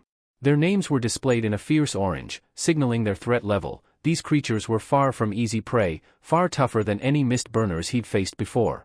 But Suho felt confident. His recent level gains had bolstered his power, and he was more than ready to face them. Irritation sparked as he considered the miner's hesitation. You should be running by now, Suho muttered, annoyed that he always ended up jumping in to save others. The miner called back in a shaky voice, insisting he wanted to help however he could. Shaking his head, Suho left 3 goblin shadows nearby for added protection, just in case his partner ran into trouble. He then pulled up his inventory, selecting his best weapons for the job, relics he'd acquired in the shadow dungeon, weapons far superior to a mere pickaxe. His partner gaped in disbelief as Suho's arsenal appeared, too stunned to fathom how Suho could wield such powerful items or summon them seemingly at will. Without a moment's pause, Suho charged forward, fully intent on clearing out the entire pack. His every movement was swift and decisive, cutting down each demon dog with relentless power. Moments later, his system notification appeared, confirming his victory over the steel-tooth Leakin. But Suho didn't pause to celebrate. He was already preparing himself for whatever awaited him next. The comrades left behind could only watch in awe, their spirits lifting as they saw how powerful their young lord had become. But Suho, rather than reveling in the moment, turned back and focused on his next move. Fixing his gaze on the defeated demon dog, he channeled his shadow ability, commanding its shadow to rise. The 3 goblins nearby and his fellow comrades stared in stunned silence, horrified yet mesmerized, as Suho succeeded in summoning the very demon dog he had just felled.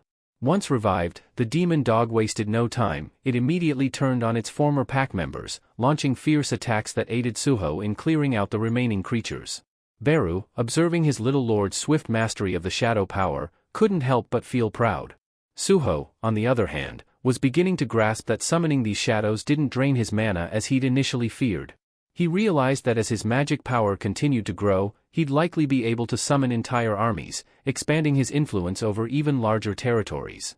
As he dispatched another demon dog, he turned his attention to the shadow it left behind, raising it to join his ranks.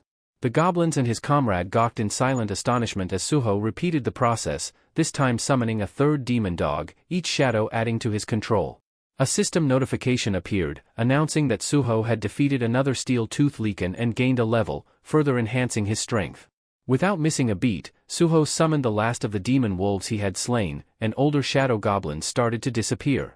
At this point, his comrade could no longer contain his disbelief. Suho, what kind of power is this? This can't possibly be a Ranky ability. How? How can you bring these demonic creatures back to life? Suho hesitated, realizing he may have pushed things too far this time, his abilities inadvertently drawing unwanted attention. He scrambled to explain, turning back with a half-smile and casually saying, "Oh, it's just a unique feature of my Ranky abilities." But his comrade seemed unconvinced, muttering something about how it all seemed far too powerful to be classified as rank E. Could it be that Suho had deliberately registered himself under a lower rank? He wondered aloud, eyeing Suho with a mixture of respect and suspicion. Suho quickly redirected his attention toward the cave entrance, where the demonic creatures had first appeared. Despite the clear path now, he felt a lingering presence and knew there was one enemy left. Scanning the dim cavern, he caught sight of a distant, strange silhouette, a figure that appeared distinctly human but ominously unfamiliar. He couldn't shake the feeling that this was his true opponent, though the exact nature of the threat remained unknown. As Suho and his comrade moved cautiously through the dimly lit cavern, they spotted what seemed to be a familiar face, a member of the capture team. Relief crossed Suho's comrade's face as he stepped forward, calling out, "You survived? How did you escape the ambush?" But the instant the figure turned to face them, his expression shifted ominously, sending a chill down Suho's spine. Realizing something was wrong, Suho yanked his comrade back just as a massive sword whizzed past, slicing close enough to shatter his comrade's glasses. The blade slammed into the ground with a powerful thud, barely missing them. Reacting swiftly, Suho ordered his summoned wolves to attack the crazed hunter without hesitation. The wolves lunged from all sides, each launching itself toward the hostile figure to keep him at bay. Suho seized this moment to drag his comrade further away, explaining as they moved, "That hunter's no longer himself, he's been corrupted, a demon in human skin now. Worse, his name color has turned red, marking him as a high-threat enemy." Suho remembered encountering a red-level creature once before, during the incident at his art university of Korea. The power gap had been severe, and he was all too aware that fighting red-ranked enemies was a daunting challenge. If anything, the sensible option would be to retreat now while they had the chance. Once they put some distance between themselves and the corrupted hunter, Suho turned to Beru, pressing him about what he'd sensed earlier. "Beru, what did you mean when you mentioned sensing the monarch's energy?" Beru frowned thoughtfully and replied, "The hunter carries a faint trace of monarch's essence, though his power doesn't come close to a true monarch's might. But the mere fact he wields that energy makes him a formidable opponent." Suho nodded, taking it all in. He opened his inventory, scanning through his items to come up with a plan. Beru looked at him, concerned. "Little lord, do you really intend to face him?" "Yes," Suho responded, his tone unwavering. "The system assigned me this task for a reason. It's a safeguard designed to push me to my limits and ensure my growth. It means there's a way to overcome this challenge." His determination intensified. "If I ever want to stand a chance against real threats, I need to grow stronger now, not later. Destroying this creature will boost my level, and that's the only way forward." Suho took a deep breath, scanning his inventory and scattering every weapon he had at his disposal onto the ground around him. His determination was absolute. He was ready to face this possessed hunter head-on to secure his victory and strengthen himself. Beside him, Beru watched with admiration, his voice softening as he spoke. "You never back down, no matter the challenge. With each trial you face, you prove yourself as more than just a warrior. Your strength is worthy of a monarch." As the possessed hunter inched closer, Beru pointed out an unusual detail. "The force controlling him, it's bound to that sword. If you can disarm him, he won't be able to attack." With this revelation, Suho signaled his shadow wolves to attack. The wolves moved swiftly, circling the hunter and lunging in from all directions to overwhelm him. One wolf finally managed to clamp its teeth around the hunter's weapon. Watching closely, Suho saw the hunter struggle against the wolf's grip but stay bound to the blade. Buru turned to Suho, explaining, "Your shadow soldiers have an advantage. As long as you supply them with magic, they can regenerate indefinitely." Suho saw the immense potential of his shadow warriors. They were truly a power he could depend on.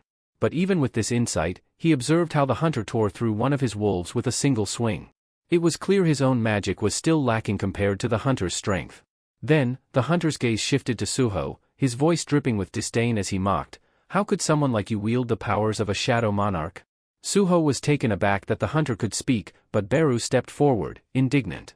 "You dare insult one from the shadow monarch's bloodline? Show some respect." The hunter's expression twisted into something dark, and he growled, "Never thought I'd encounter the shadow monarch's kin here." His eyes narrowed, and with a menacing tone, he shouted, "You are an enemy of the Fang monarch." Suho's resolve only hardened. He knew that defeating this hunter would require both his strength and strategy. Without hesitation, Suho gripped his weapon tightly, declaring that it was time to push his abilities to the limit. He launched a rapid series of strikes, targeting both the sword and the hunter in his path. But the hunter skillfully deflected each attack with ease, demonstrating just how formidable a red name opponent could be. Realizing he couldn't overpower the hunter through sheer force, Suho scattered his weapons across the battlefield, shifting his strategy. This time, he chose quantity over precision, unleashing a flurry of attacks from multiple directions. Beru, observing from behind, recognized Suho's innate ruler's power at play, a strength that had been with him since his early years. But even with this newfound approach, the hunter managed to fend off each strike, eventually shattering Suho's weapon with a swift blow. As their eyes met, Suho could see the cold, menacing intent in the hunter's gaze, and he quickly dodged, knowing that a single hit could be his downfall. The hunter, unfazed, taunted him, shouting, "Is this how you fight?" Avoiding every blow, hiding behind shadows like a coward. Suho only smirked, replying, "Your petty insults won't draw me closer. You're more interested in provoking than actually approaching me." The memory of his recent conversation with Beru surfaced. If Suho's seal truly held back his powers, then why hadn't he fully reclaimed his mastery? Beru had explained that Suho's powers had been sealed since his youth, allowing him to rediscover shadow control gradually. Now, facing this hunter, Suho felt his own strength building with every dodge and counter, and he knew he was on the edge of unlocking something even greater. Suho understood that with these powers, he could rival even the mightiest warriors, perhaps even Iterum himself. But this realm wasn't exactly reality, nor was it a dream, it was a trial, designed to see if he could truly wield such powers. Physical strength would fade regardless of success, and Suho realized it was all like a game. The experience in the Tower of Trials hadn't been for nothing. He could vividly recall each sensation, every struggle, and every victory. If only he had something like the iron gloves he once wielded there. Beru's words echoed in his mind. Shadow soldiers were practically indestructible, able to regenerate endlessly so long as magic sustained them. Beru himself could also shift forms when needed. With this flexibility, Suho devised a new plan. Once he had prepared, he summoned his shadow dogs again, but the red hunter laughed as he struck, taunting, "Back to these worthless shadows, Suho? Haven't you realized they're useless against me? I'll slice you down so they won't even dare to approach." Just then, the battlefield shifted as Suho called forth shadows, compressing them into solid matter that enveloped his fists. The red hunter lunged with a powerful strike, an explosion ripping through the air on impact. As the dust cleared, the hunter noticed his attack had been stopped cold. Lowering his gaze, he saw Suho standing firm, fists cloaked in shadow armor, absorbing the blow.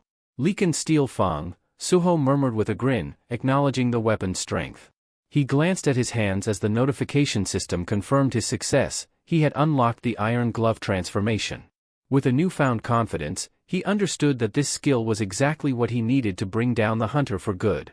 The clash between Suho and the red hunter erupted with such force that the very air in the dungeon shifted, becoming charged with tension and raw energy. Watching from behind, Beru's eyes widened in disbelief as he witnessed Suho wielding the weapons of his shadow soldiers. This was no ordinary feat. Only a true shadow monarch, one who had achieved absolute mastery, could command shadows with such precision. Yet, here was Suho, who seemed like a novice just discovering the depths of shadow power, managing to unlock abilities even Beru himself had never known existed. The way he handled his newly gained shadow powers, fluid and flawless, was nothing short of remarkable. His martial arts were refined, his movements precise. Without guidance or instruction, Suho had tapped into the very essence of ruler power and had made it his own. Beru's admiration grew with every move Suho made.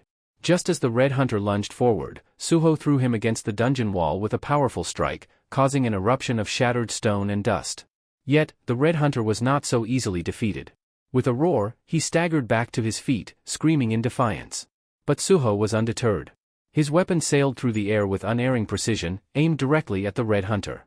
In that moment, Beru understood how far his little lord had come, marveling at Suho's rapid growth and natural genius.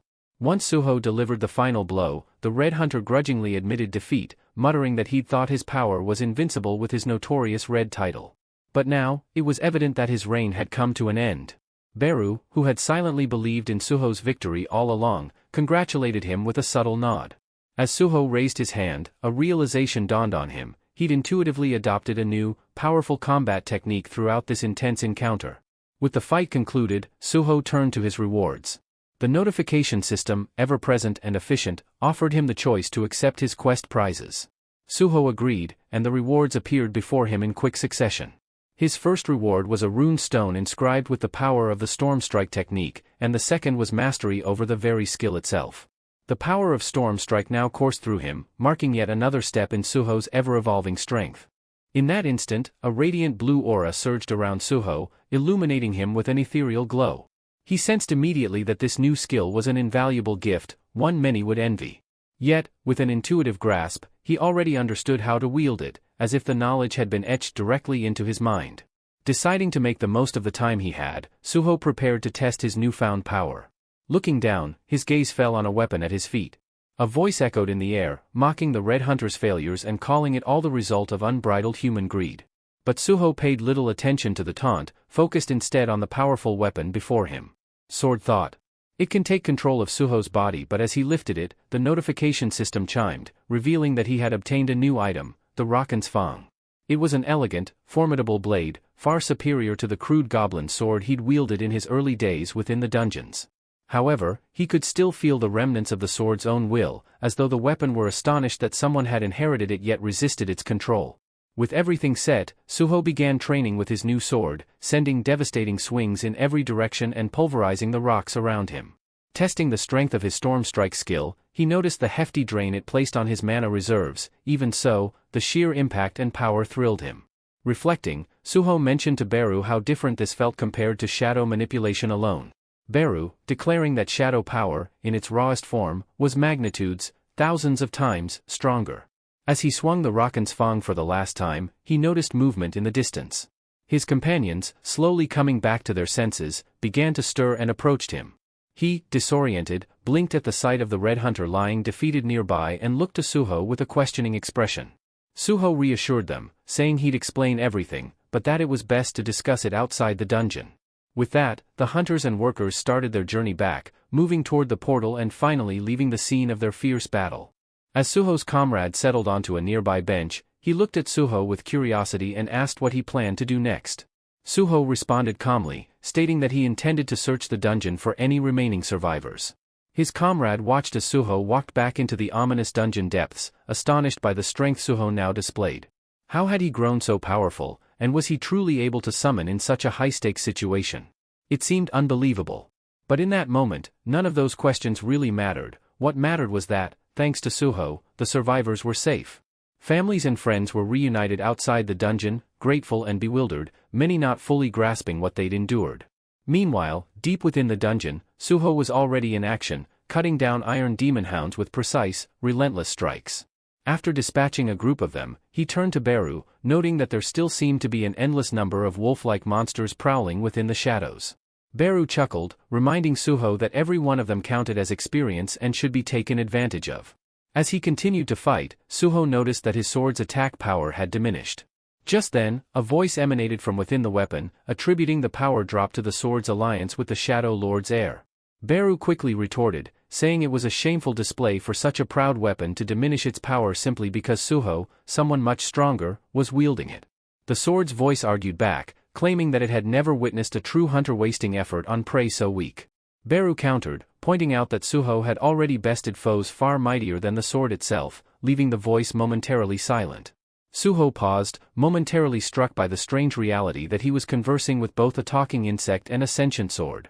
It was surreal, but he pushed on, reaching the very place where he had originally retrieved the sword. Observing his surroundings, he discovered a grim scene. All of the hunters who had been in that area had been utterly wiped out. Just then, the sword's voice echoed ominously, stating that anyone who dared enter this space would face destruction. The sword pulsed with an ancient resolve as it spoke, "My duty is to guard the sanctuary of the Fang monarch." However, Suho, ignoring its words, gripped the weapon firmly and thrust it back into the slot from which it had been removed. Turning his attention elsewhere, he gazed solemnly at the fallen hunters around him. Suddenly, a notification flashed before him, alerting him to a target eligible for shadow extraction and asking if he wished to proceed. Suho hesitated and turned to Beru, questioning if it was truly possible to use shadow extraction on humans. Beru confirmed, explaining that as long as the body was dead, any creature, human or otherwise, could be converted into a shadow soldier.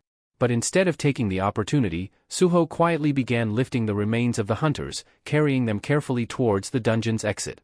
Perplexed, Beru watched, unsure why Suho was refraining from utilizing shadow extraction. When he asked, Suho simply replied that binding someone to fight after death felt too close to punishment. Beru was taken aback by this response. He hadn't expected such a choice from his young master. The respect Suho showed even in battle left Beru stunned. Then, Suho asked another question, confirming with Beru that this place was indeed a sanctuary for the Fang monarch. Beru nodded and went on to explain further. Suho mused aloud about his father and how the defeated lord, whom he had confronted earlier, was somehow entangled with a group known as the Teetering. Beru took a moment and then elaborated, "The Teetering are current enemies of the Shadow Monarch. But other monarchs are the past enemies." Beru continued, detailing the 9 great monarchs, each of whom was powerful beyond imagination. Among them was Suho's father, Sung Jinwoo, the king of death and monarch of shadows, a revered protector who had saved the world countless times. Beru recited their titles with solemn respect: the Beast King, also known as the Fang monarch, who wielded a power equal to any of the monarchs, the Queen of Insects, the Plague monarch, the iron-bodied monarch of monstrous humanoids, the King of Demons, known as the Monarch of White Flames, the Colossal Giant Monarch, Lord of the Beginning, the Frost Monarch, ruler of the Snowfolk, the Monarch of Transfiguration, sovereign over spectral demons, and finally, the Berserk Dragon King, Monarch of Destruction. 8 of these monarchs had fallen when they sought to conquer Earth, leaving only Sung Jinwoo, the Shadow Monarch, victorious over them all. And it was this same Shadow Monarch who had defeated the Fang Monarch, Suho's current opponent. As the tales of the past hung heavily in the air, the sword's voice growled with malice. "Were my power restored," it sneered, "I'd rip apart the descendant of the Shadow Monarch's bloodline and toss him to the wolves for sport." Suho regarded the sword with a measured gaze, addressing the voice within. "It's not that I don't understand your perspective," he began. "But my father defeated the other monarchs to protect this world. His only goal was to shield it from destruction. In the same way, aren't you here to guard this place from invaders? Whatever side we stand on, we're both simply defending what matters to us. You wish to fight me purely because of our blood connection, but that seems pointless if your mission is to defend this sanctuary."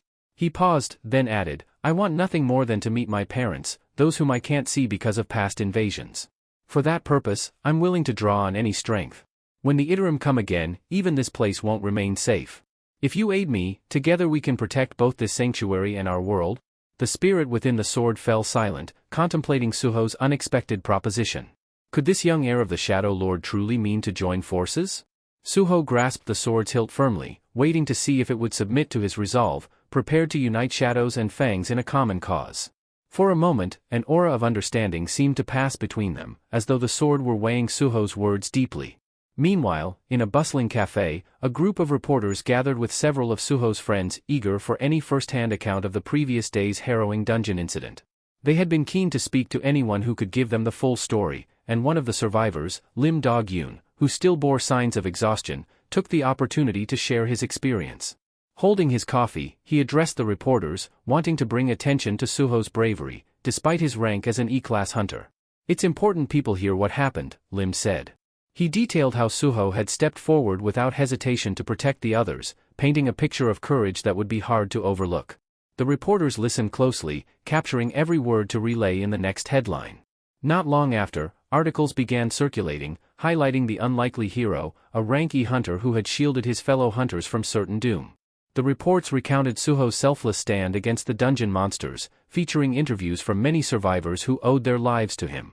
Elsewhere, editors and writers gathered to discuss their next steps, pens tapping thoughtfully as they selected the best story angles to bring this extraordinary event to the public.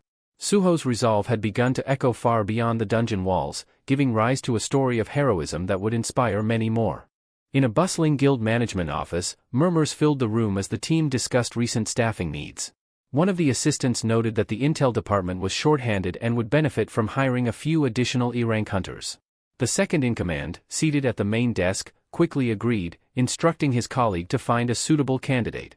The man at the computer scanned through profiles, stopping at one that caught his attention, an E-rank hunter who had recently faced down monsters in a dungeon, coordinated the evacuation of a minor team, and single-handedly rescued an injured hunter. Upon realizing the candidate's rank, those around him were visibly surprised. But the second-in-command merely shrugged, assuring them, "Don't be so quick to judge. Bringing him into a high-ranking guild like ours could be beneficial. It wouldn't hurt to have him here and resolve a minor scandal or two." A staffer then inquired if Hunter Suho had responded to their initial outreach. The mention of Suho's name drew interest, particularly because they had learned he'd received an invitation from the prestigious Black Turtles Guild. He must be thrilled, one of them assumed. However, the colleague at the desk turned, stating, "Actually, Suho declined the offer." The second-in-command blinked in disbelief. "Declined? An E-rank rookie refusing a guild like that? What's he thinking?" He shook his head, grumbling. "Does he believe he's some kind of S-rank hunter? It doesn't make any sense." Another staffer chimed in, "Apparently, Suho has no interest in joining any guild." The leader's irritation deepened, unable to grasp how a rookie with such a low rank could afford to pass up such opportunities. "Mark my words, he'll come around," he muttered. "Sooner or later, Suho will realize how challenging it is to survive without a guild support." Meanwhile, back at his apartment, Suho checked the notifications popping up on his phone. Since his last dungeon expedition, he had been inundated with guild invitations. A flood of offers filled Suho's inbox, though he noticed that nearly every guild wanted him for menial roles as a porter or gatherer. He couldn't quite understand the overwhelming interest, but he dismissed the offers. To him, joining these guilds would only limit his potential and slow his progress with the system. There was simply no reason to waste time on tasks that would sidetrack his path to growth. Turning his focus to his sword, Suho looked at Fong Raken. "About what we discussed in the dungeon," he began, combining Shadow and Fong. "Are you still open to that?" Fong Raken's voice responded skeptically, clearly stunned. "Are you serious? You think a Shadow can become a true ally and not an adversary?" After a pause, he added, "But there is one condition, take me to another of the Fong monarch's sacred lands." Suho raised an eyebrow. "You know where to find it?" Fong Raken replied confidently, "I know the locations of all the Fong monarch's holy sites, regardless of distance. But there's a problem, a gate leading to one of them has already vanished. It's most likely undergone a dungeon breach." Realization struck Suho. This holy ground must now be an open dungeon, a place where vicious, powerful monsters roam freely. Once a breach forms, creatures spill out, transforming the area into a desolate wasteland. Gripping his phone, Suho quickly messaged his uncle, saying he'd be unreachable for a while and not to worry. He knew he needed to seize this chance to gain strength and elevate his level as rapidly as possible. Later, Suho glanced over at Beru, asking if they were close. Beru nodded. "Yes, we're here." But in the parking lot, they immediately spotted signs prohibiting entry. Suho noticed that the Hyena Guild, a notorious group known for recruiting former gang members, had claimed the area, adding a layer of tension. Understanding that a direct approach might be met with hostility, Suho steeled himself, ready for whatever awaited him beyond the barrier. Beru advised Suho to ignore the petty creatures and focus on leveling up. As Beru and Fong bickered, Suho cut them off, irritated, demanding to know what they were doing. He stated he was ready to break in and would use his powers to make it happen. With that, he began shattering the surveillance cameras one by one. Beru questioned what would happen if the guild noticed, but Suho confidently responded that he had a plan for that. When he broke the final camera, it shattered into tiny fragments, ensuring there'd be no evidence. Beru observed with amusement, noting that Suho's approach reminded him of the monarch. Upon entering, Suho was struck by the eerie, blue mist filling the open dungeon. Beru explained that this mist was actually mana from another realm, seeping through dimensional walls and leaving a trail. The mist originated from the monarch's sanctum, filtering to Earth through a dimensional rift. Beru continued, revealing that beings from the outer worlds were trying to tear a large breach between realms to send their armies through. Due to the dense concentration of mana required, only the weaker creatures could currently slip through, the strongest forces hadn't arrived yet. Realizing the urgency, Suho knew he had to level up fast, especially before other hunters could interfere. Suddenly, he glanced up and noticed colossal creatures lurking in the trees, a sharp-clawed Briga and a shadowy figure known as Ramon. Fong eagerly encouraged Suho to unleash his strength, but Suho replied that while he appreciated the support, he wouldn't use Fong as his main weapon, leaving Fong momentarily puzzled. Suho had decided to take a different approach, one he had thought through carefully. Instead of relying solely on weapons, he would integrate his training by using his fists for mid-range combat, with his monarchical powers as a backup. To keep his tactics versatile, he would swap weapons as needed, employing his extraction ability to gain more gear and further enhance his skills and attributes, leveling up independently. Hearing this, Beru was thrilled with the young monarch's determination and strategy. Fong recognized that this was the true power of the Shadow Monarch's bloodline at play. The more adversaries Suho faced and the longer a battle endured, the stronger he grew, drawing strength from the very demons and monsters he defeated. With his heightened intelligence, Suho realized he could now summon 5 shadows. However, Beru was quick to point out that it was a far cry from the mighty monarch, who could command thousands. Embarrassed, Suho told Beru to keep quiet. As they ventured further into the forest, Suho noticed a peculiar building in place of the Holy Land's gate Fong had mentioned. Fong explained that this was indeed where the gate was supposed to be, but now a strange warehouse stood in its place. Suho observed people still bustling about the area despite the late hour, wondering what was keeping them out here at night when hunting was typically safer during the day. Just then, a vehicle arrived, and several individuals were escorted out, their hands and legs bound. Realizing he was witnessing a kidnapping, Suho felt a surge of anger. Beru suggested caution, reminding Suho that, being here illegally, they would be vulnerable if these hunters realized they were trespassing. But as Beru finished his warning and turned, he found that Suho had vanished.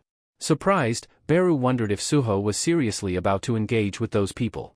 With a background of justice ingrained in him by his father, a dedicated police officer in violent crimes, and his legendary firefighter grandfather, Suho couldn't stand by idly. Acting on instinct, he dashed forward, closing the distance in an instant, and with a powerful kick, struck the nearest hunter, sending him reeling. The shadows watching were stunned by Suho's decisiveness. The other hunters, seeing their comrade taken down by a single, unexpected strike, were equally astonished. After the forceful kick, the hunter's face smashed into the ground, and the others only saw a fleeting shadow, the silhouette of Suho. The hunters couldn't immediately tell who had attacked, but Suho quickly assessed the situation, realizing that his body had reacted faster than his thoughts. Realizing he had unintentionally invaded another guild's territory, Suho wasn't entirely sure of his next move. He slipped on his shadow mask and turned to confront them, asking, "Are you seriously kidnapping people? What exactly is your guild, Hyena, up to?" The other hunters, surprised and angered, demanded to know why he was trespassing and attacking them without warning. They taunted, claiming he had sealed his fate by intruding, as they readied their weapons and began channeling their magic to retaliate. One of the hunters lunged toward Suho, but Suho skillfully dodged each blow. He recalled what he knew of the Hyena Guild. Their average strength hovered around D rank, so he resolved to stay on guard, not underestimating his opponents. When Suho struck one of the hunters, he put all his strength into the hit, sending the man flying through the air. The others watched, stunned by how swiftly their comrade had been thrown aside, and they could hardly believe what was happening. But Suho didn't hesitate. He moved on to the next hunter, taking them down one by one as they came at him from all directions. Beru, watching intently, was astounded, realizing that these D-rank awakened ones, who were fairly powerful by human standards, were now no match for Suho.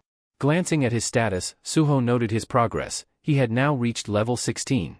Once the last hunter was subdued, Suho tied them up tightly to prevent any escape. Satisfied, he turned his attention to the people who had been bound by the guild and began untying them. As they were freed, they expressed their deep gratitude to Suho for rescuing them, while Beru, watching the aftermath, couldn't help but comment on the graceful way his young monarch had wrapped up the battle. The freed captives, uncertain but curious, asked Suho if he was part of the Hunter Association. He nodded and said they could assume so, instructing them to get to safety while he handled the situation here. Once they hurriedly got into their car and drove off, Suho lingered, puzzled about why the Hyena Guild would go to such extremes as to kidnap people. Just then, Fong's voice echoed in his mind, saying he could sense something nearby. Intrigued, Suho asked what Fong meant, and Fong hinted that this was the reason he had insisted on coming here in the first place. Suho and his companions moved toward a building on the other side of the fence. Entering the dimly lit room, Suho was taken aback by what he found. Rows of cages lined the walls, and a faint, strange energy filled the space, barely noticeable yet present. Beru pointed this out as well, though the source of the energy was difficult to pinpoint. As Suho scanned the room, his gaze settled on a small creature locked in one of the nearby cages. Initially, he thought it was a mere dog, but Fang quickly corrected him, suggesting that the creature was, in fact, a young wolf, a descendant of the legendary beast monarch, Fang. Hearing this revelation, Suho could hardly believe his ears. Fang then elaborated, explaining that after a brutal conflict with the Shadow Monarch, the beast monarch Fang had given the order for the last of his bloodline to be hidden in a shrine. He had hoped that one day, if his lineage survived, another Fang monarch might rise. Fang admitted that he hadn't expected to find a Fang descendant here of all places. Moved by the story and the little wolf's plight, Suho broke open the cage and gently lifted the wolf cub into his arms, feeling the faint traces of a noble aura that had suffered greatly and was almost depleted. Fang warned him that the young wolf's energy was so low it wouldn't survive if left in its weakened state. Beru then asked Suho what he planned to do next. Suho, eyes blazing with newfound resolve, muttered that while he had expected to find a few minor figures here, he now understood there was one last foe he would have to deal with. At that moment, Suho sensed a twisted aura. Turning, he spotted a demonic figure emerging from the shadows, its voice dripping with malice as it sneered that trust in others was a futile sentiment. The creature introduced itself as Brokey and claimed to have survived by any means necessary. Instantly, Suho asked Fang if he knew this creature. Fang confirmed, explaining that this was the guard responsible for taking care of the descendant he had just described. Brokey smirked as he approached Fang, sneering that it had been ages since they last saw each other and taunting Fang Rakan by mentioning how glad he was to see him still alive. Fang's expression grew darker, and he responded sharply, reminding Brokey of his duty to protect the descendant. All this time, while this wolf cub was in chains, what exactly were you doing, Brokey? Fang demanded, his voice thick with contempt. Suho held the wolf cub protectively, but before he could react, Brokey lunged at him with blinding speed. With a menacing glare, Brokey growled, "How dare you touch what's mine?" Without warning, Brokey swung his tail, striking Suho with a brutal force that sent him crashing through the wall and into a pile of containers outside. Beru, witnessing the violent impact, flew to Suho's side, shouting out to see if he was all right. Dazed and wincing, Suho managed to grin despite his injuries, muttering, "That's the hardest hit I've taken in a long time. And yes, I'm bleeding, so please, Beru, stop yelling. My head's throbbing enough without the extra noise." Beru nodded, then looked toward Brokey, narrowing his gaze. "I sensed a lingering energy when I arrived here," Beru said. "It's Iterim's energy, unmistakably connected to this one." His words caught both Fang and Brokey's attention. Turning to Brokey, Beru asked, "Do you realize what you've done to the monarch's descendant?" Brokey interrupted with a twisted laugh, explaining smugly that his strength was no mere coincidence. "Even after losing my sanctuary, I've grown strong by following nature's law of survival. The weak feed the strong, it's the way of the world," he declared coldly. "This cub, though weak, carries the bloodline of the Fang monarch, making him an ideal source of power." Brokey then admitted to draining energy from the young wolf periodically, using him as nourishment to amplify his own strength. After relishing his explanation, Brokey fixed his eyes on Fang with a malevolent grin. "When I'm finished here," he vowed, "I'll be strong enough to eliminate you too, Fang. Mark my words." Suho raised his hand, calmly stating, "Death is merely the result of weakness," but Brokey cut him off, sneering. "Strength is the only law that matters. Only the powerful are fit to endure," he said, casting an assessing glance at Suho as he boasted about how the next Fang monarch would only respect strength. Seizing the moment, Suho lunged forward with his sword, delivering a fierce blow. At the same time, Beru swooped in, swiftly lifting the wolf cub from harm's way and retreating to a safer distance. As Suho's blade found its mark, it returned to his hand, poised for another strike. Glancing at Fang, Suho added, "I thought you were upset with me. But right now, we're on the same side. I have unfinished business with this one, too." The tension between Fang and Shadow Clan felt almost tangible, but Suho's focus held. He continued, "This battle may bring me closer to my father's trail." Just then, Suho's system chimed with a new assignment, an urgent hyena hunt, tasking him with stopping this threat and ensuring public safety. He connected the dots, realizing the true meaning behind the hyena guild's name. Brokey wasn't simply another monster, he had founded an entire organization, kidnapping people to grow his influence, all intertwined with the same sinister energy linked to Iterim. The hunters nearby, once loyal to Brokey, struggled against their restraints. "Brokey, release us," they yelled. "This guy isn't someone to face alone. Let us help." but Brokey turned on his own followers in a heartbeat, silencing them with a brutal, dismissive blow. "You think I need help with him?" he snarled. "The minute you forget your place, you become prey." Witnessing Brokey's merciless strike against his own people ignited Suho's fury. He charged forward, fist clenched and ready to strike. As he launched his sword, Brokey countered instantly, blocking with an unyielding grip. Suho demanded, "Did you slaughter those people just for amusement?" Brokey's response was cold. "The strong need no reason. We decide who lives and dies, as we see fit." Brokey followed with another powerful swing, but Suho managed to dodge just in time, shifting to the side and steadying himself, more determined than ever to bring down the monster before him. Launching himself into the air, Suho dove down at Brokey with a fierce determination, his body descending like a storm.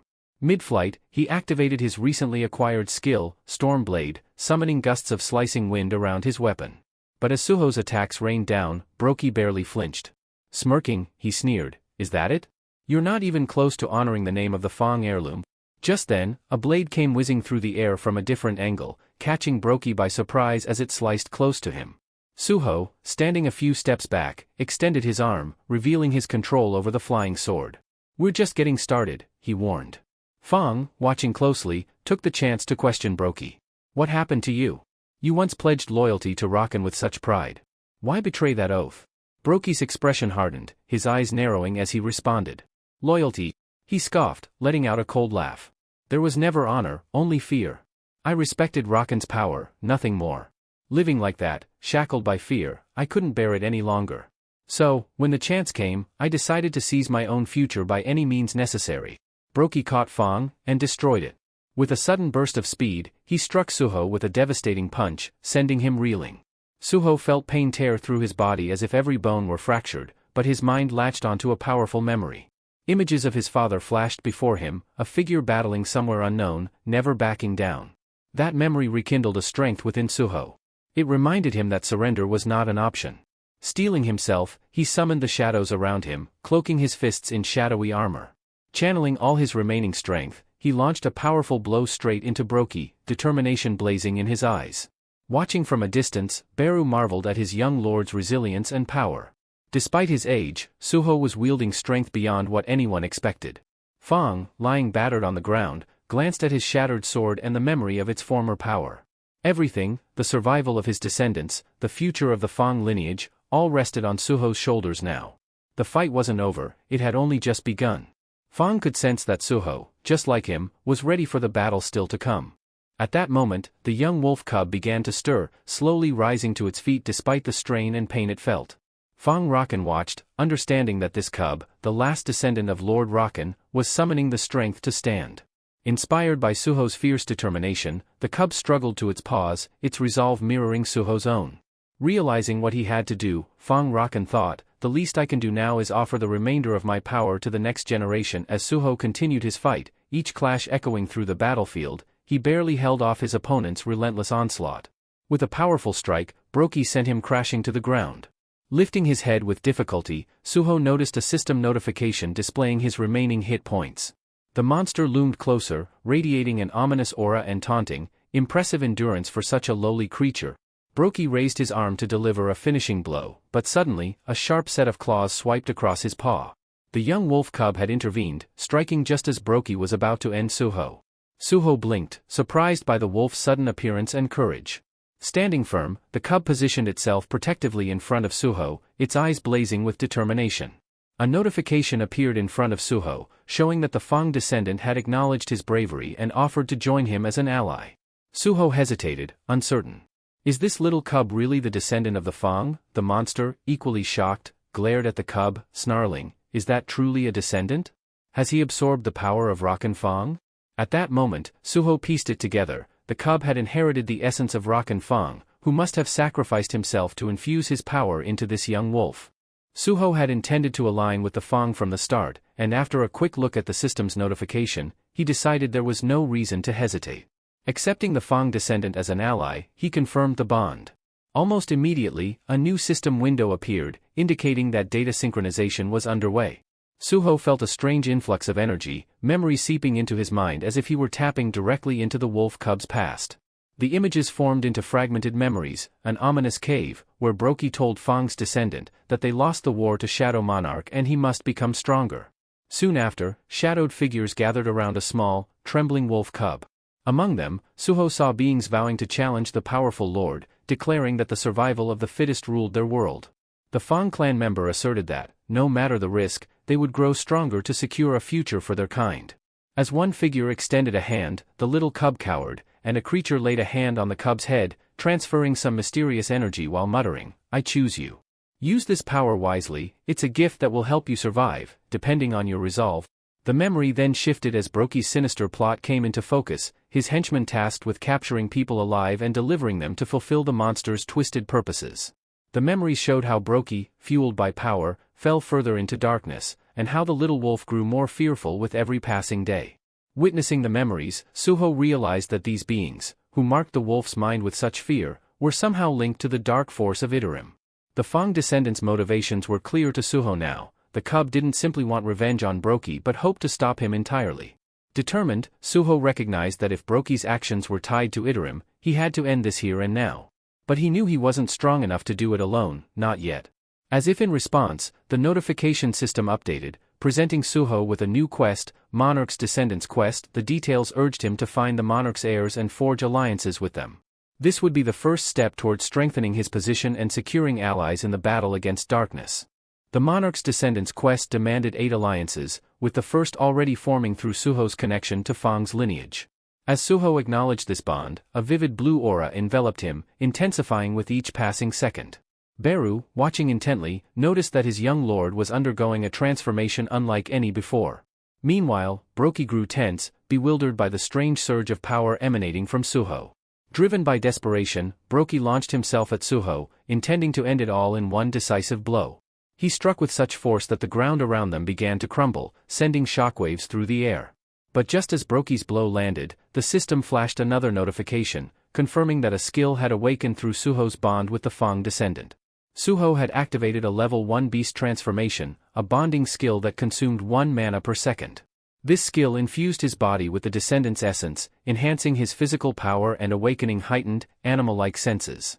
For a moment, Suho struggled to grasp what was happening. His body felt feather-light yet powerful, his senses keener than ever. The world around him seemed sharper, each detail vividly clear, and his movements flowed effortlessly as he instinctively avoided Brokey's assaults. Then, in a sudden counterstrike, Suho unleashed a powerful kick, sending Brokey reeling. Stunned, Brokey struggled to process how this human, who had been on the defensive moments ago, now moved with such swiftness and strength. Enraged and confused, Brokey roared, insisting he could not be losing to the same mere mortal he had dominated minutes prior. This power was supposed to belong only to him. He had fought, sacrificed, and clawed his way to the strength he wielded. In the background, Beru looked on in awe, sensing the drastic increase in Brokey's magical aura. Furious, Brokey spat, "I don't know what trick you're using, human, but I won't fall to the likes of you. Strength defines the right to rule, and you'll regret being born a weak creature of your kind." But Suho only narrowed his gaze, his new strength urging him forward, determined to prove Brokey's arrogance would be his undoing. At this moment, Suho activated a new skill, quickly picking up techniques for hand-to-hand combat. Nearby, Beru's expression darkened in irritation as he overheard Brokey, the beast, boast about the difference between their species. To Beru, nothing and no one stood above a shadow monarch, and this arrogant creature needed to be silenced. When Brokey heard this, a flicker of doubt passed over him. Could this young human truly be a shadow lord? Before he could fully process this, Suho dashed forward and delivered a precise, unyielding kick, driving Brokey deep into the earth. Yet even with his body battered and strength failing, Brokey clung to his single-minded obsession. He had to keep getting stronger. Nothing else mattered. With fading vision, he glimpsed a familiar figure, Rakan, his master. Regret seeped in as Brokey chastised himself for failing to protect Rakan, the one who had once entrusted him with so much. At last, the little wolf, recognizing his old friend's end, raised a mournful howl to the sky, saying his final goodbye to Brokey. Suho observed the fallen Brokey, a notification informing him that he had leveled up from the victory. He glanced over to see the little wolf gazing sorrowfully at Brokey's lifeless form, saddened by the realization that he'd had to confront and ultimately lose someone who had once been his guardian. The silence was thick, and both Suho and Beru stood quietly for a moment, respectfully watching the somber scene unfold. Finally, Beru broke the silence, commending Suho for his strength and skill in taking down Brokey. Suho, however, remained focused and asked Beru if he sensed any trace of Iterim's power lingering nearby.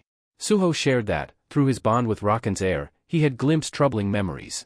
He described a scene in which hunters had attacked Brokey and the little wolf, inflicting a strange curse upon Brokey's eye that had twisted his mind, turning him against his own.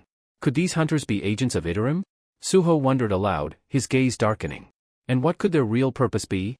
Hearing this, Beru frowned and replied, Iterim are the outer gods. These types don't involve themselves directly with mortal affairs. They send apostles to handle their errands and impose their will from afar. But one thing is certain, if hunters aligned with Iterim are acting openly here, then Earth is already part of their plans. Suho was still puzzled, desperate to learn more about Iterim. Beru, noticing his curiosity, suggested a way they might glean some insight into Iterim's secrets. Suho looked at him, surprised, as Beru explained, if I devour Brokey's body, I could access his memories, plus, I'd regain some of my powers. Think of it as getting 2 rewards in one. Suho, bewildered, asked Beru when he acquired this kind of ability.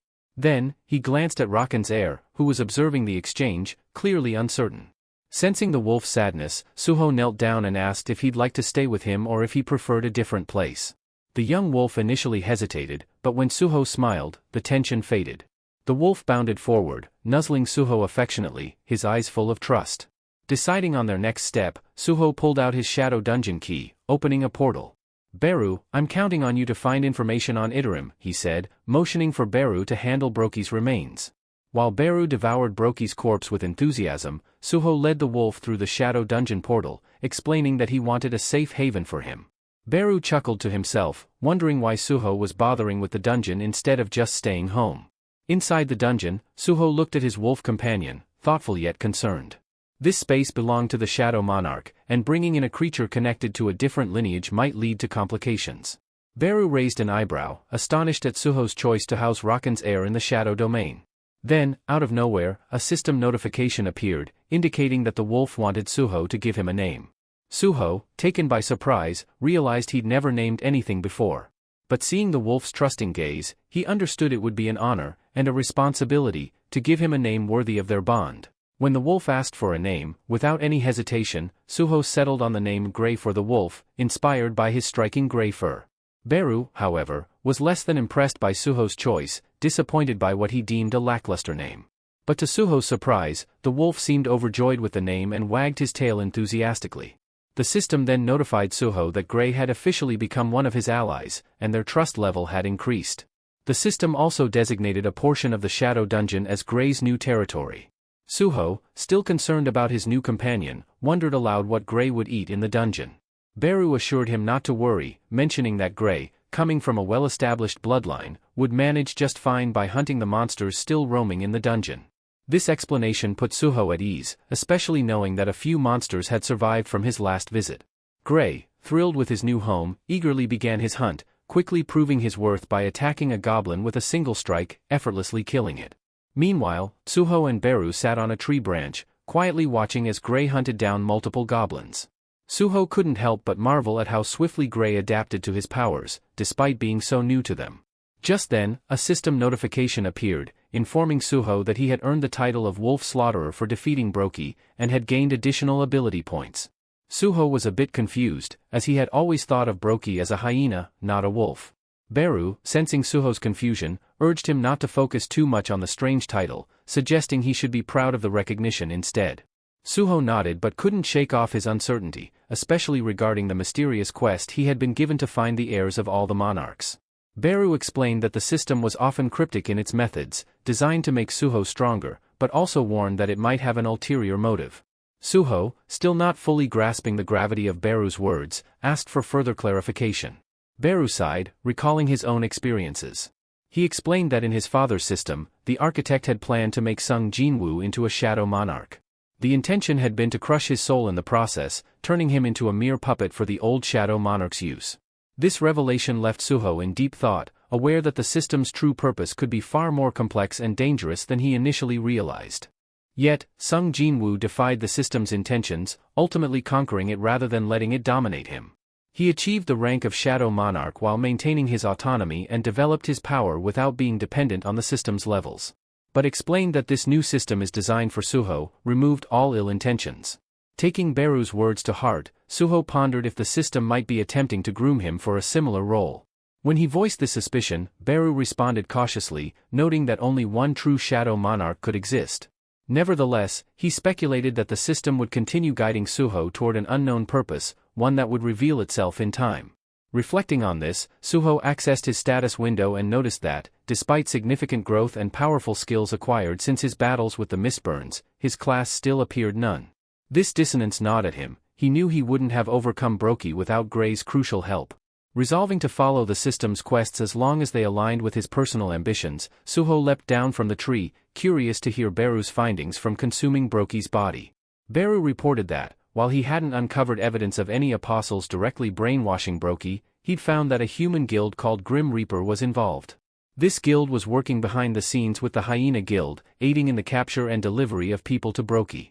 Beru suggested that tracking down the Grim Reaper Guild might yield crucial insights into Iterim's true intentions. The revelation stunned Suho, as he realized another guild's sinister involvement only added to the complexity of the situation.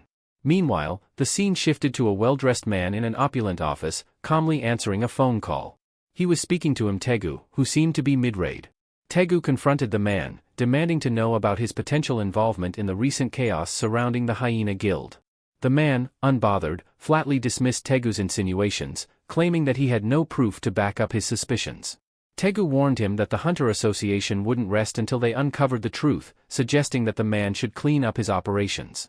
Incensed by Tegu's defiance, the man slammed his fist onto the desk, splintering the polished surface in a burst of rage. It was then revealed that this man held the position of vice CEO in the Grim Reaper Guild. With a sly grin, he drew out a shimmering pearl, an awakening stimulant known as stardust, which hunters could use to amplify their powers. As he examined it, he mused on how this rare substance could become a lucrative asset in expanding his influence. Meanwhile, in the Shadow Dungeon, Gray was tearing through goblins with ease, his strength advancing at an astonishing rate. Each strike was more powerful and precise than the last, earning even Beru's admiration. "You're getting stronger with every blow, Gray," Beru remarked, encouraging him to keep pushing his limits to become the weapon Suho could one day depend upon. Watching from the shadows, Suho was equally stunned at the wolf's rapid progress. But what truly stood out was the bond forming between Beru and Gray, a respect built on shared trials and aspirations. Then, something unexpected caught Suho's attention. A system message appeared in his vision. It read that Suho had gained experience from Gray's kills. Startled, Suho muttered, How is that even possible?" Bewildered, he called Beru over, who was casually scratching Gray behind the ears. "Beru, do you understand this?" "I just received experience from Gray's hunting," Suho explained, still baffled. Beru inspected the notification and explained, "It's similar to how your father once gained experience through his shadow army. You're sharing in the rewards of battle, almost like splitting the gains in a game." The realization hit Suho. Even if he was only receiving a fraction of the experience, it was still an immense advantage. His excitement grew. "Gray, from now on, you're in charge of clearing out the enemies," Suho announced, his eyes glinting with anticipation. Gray, overhearing this, was hit by a mix of shock and exhaustion, but before he could react, a new system notification appeared: "Dungeon cleared. New quest unlocked. Daily quest." "Finally," Suho said, eager to see the next challenge. The daily quest seemed straightforward: defeat goblins and clear the dungeon. Yet a question lingered in Suho's mind: why was he now receiving daily quests? Then, the answer dawned on him, hinting at the system's deeper intentions. Daily quests meant daily rewards, which meant Suho had an opportunity to grow stronger each day. Beru chimed in, noting, "It looks like the system wants you to seize control of this entire dungeon as part of your domain." Suho nodded, but then he faced a new challenge. How am I supposed to gather 100 goblins in such a massive place? A thought struck him as he recalled an item from a previous dungeon, a horn flute that could summon nearby goblins. Wasting no time, Suho pulled the flute from his inventory and blew into it. Within seconds, goblins began charging from every direction. Perfect, he thought, feeling the adrenaline kick in. Beru, watching his master's strategy unfold, gave an approving nod. With a confident grin, Suho launched himself into the fray, his fists crashing down on the goblins with crushing force. As he tore through the swarm, Suho realized the thrill of fighting goblins was fading. They no longer presented a real challenge. But he had a quest to complete, and he'd make it interesting. Suho blew the horn again, summoning an even larger horde of goblins, and decided to take things up a notch.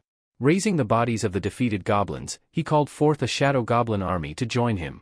What started as a simple battle had now escalated into an all-out war within the dungeon. Beside him, Gray and the shadow soldiers charged with relentless intensity, mowing down the goblins with ruthless precision. For 3 grueling hours, they fought, transforming the dungeon into a battleground littered with goblin remains. By the end, Gray was utterly spent, collapsing to the ground, drained of energy. Suho, however, spotted another system message and couldn't help but smile. Quest complete. But something unusual caught his eye. The counter hadn't stopped at 100. It kept rising. Could this mean more rewards? Suho wondered, his grin widening. What if I push this even further? Gray, already exhausted, could barely process what Suho was planning, but they pressed on, hunting down goblins relentlessly until the system finally confirmed the quest's completion, bringing Suho a sense of satisfaction and anticipation for what lay ahead. Gray looked utterly drained, as if his spirit had left him, while Suho could barely contain his excitement. His gamble had paid off. He had unlocked hidden rewards from the system, a full status recovery, 3 stat points, and 2 rare items, the blessed random box and the cursed random box. The full heal alone felt like leveling up, restoring his strength, and the extra stat points were a great bonus. Now, he faced a choice: should he go for what he needed or what he desired? After weighing his options, Suho decided on practicality and opened the cursed box.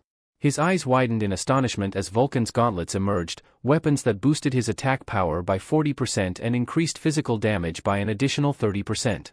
Incredible, he murmured, slipping the gauntlets on. I can't turn my shadow soldiers into weapons forever, but with these, who needs that? They're perfect. Eager to test his new gear, he was interrupted by a system message. To his surprise, Gray's status had shifted from admiration to fear. Suho's excitement turned to concern. What's wrong? He asked, looking toward Beru. With a heavy sigh, Beru replied, Gray's not an endless shadow soldier, he's a living creature with limits.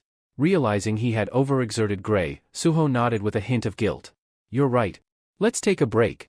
Exiting the shadow dungeon, Suho's thoughts quickly shifted to the Grim Reaper Guild. They needed answers, but where to begin? Just then, his phone buzzed. It was Senior Lim, sounding unusually urgent as he asked for Suho's help. The scene shifted to the hazardous Soul Station field, where Suho met up with Lim. Lim explained his problem. My team was supposed to show up for hauling duty, but they've all gone AWOL, probably still recovering from last night's party. Understanding the predicament, Suho agreed to step in.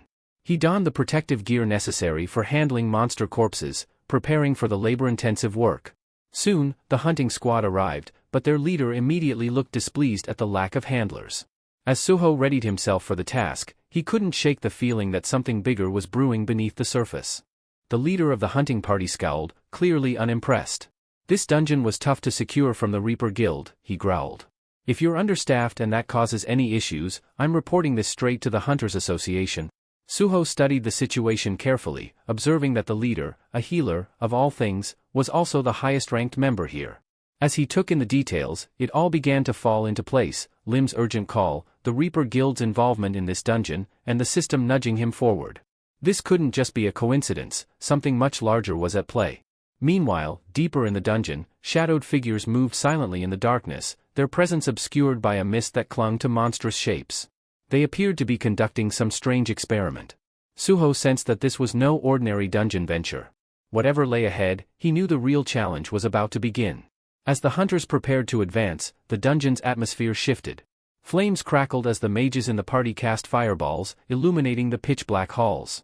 We've got visibility now, one mage said, his voice steady but tense. The party leader, a veteran hunter with a sharp eye for danger, quickly ordered the team into formation. From the shadows, the enemy emerged, lizard-like creatures, their eyes blazing with a fierce hunger as they approached in packs. The leader turned to Suho and Senior Lim. Stay close to the strike team, he commanded firmly. Collect the bodies the moment they drop, we can't afford any delays. Lim frowned, obviously uncomfortable with the idea.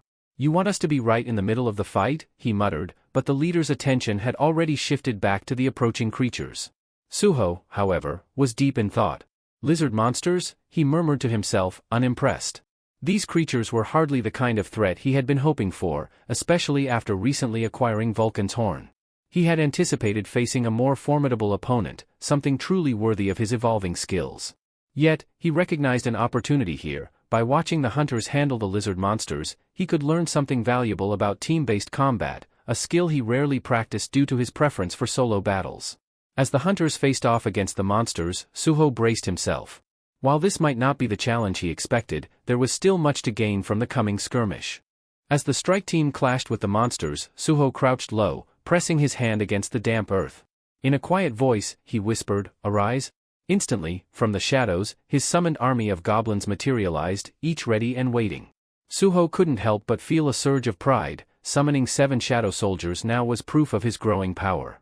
Without a moment's hesitation, the goblins got to work, collecting the fallen monster bodies with surprising speed and precision, even leaving Suho impressed by their efficiency. Meanwhile, the hunters continued their fierce battle, swords and spells meeting the resilient hides of the lizard creatures. As the fight reached its conclusion, the team leader glanced over his shoulder and froze, dumbfounded. The collection work was already finished. Suho's shadow goblins had completed it all in record time.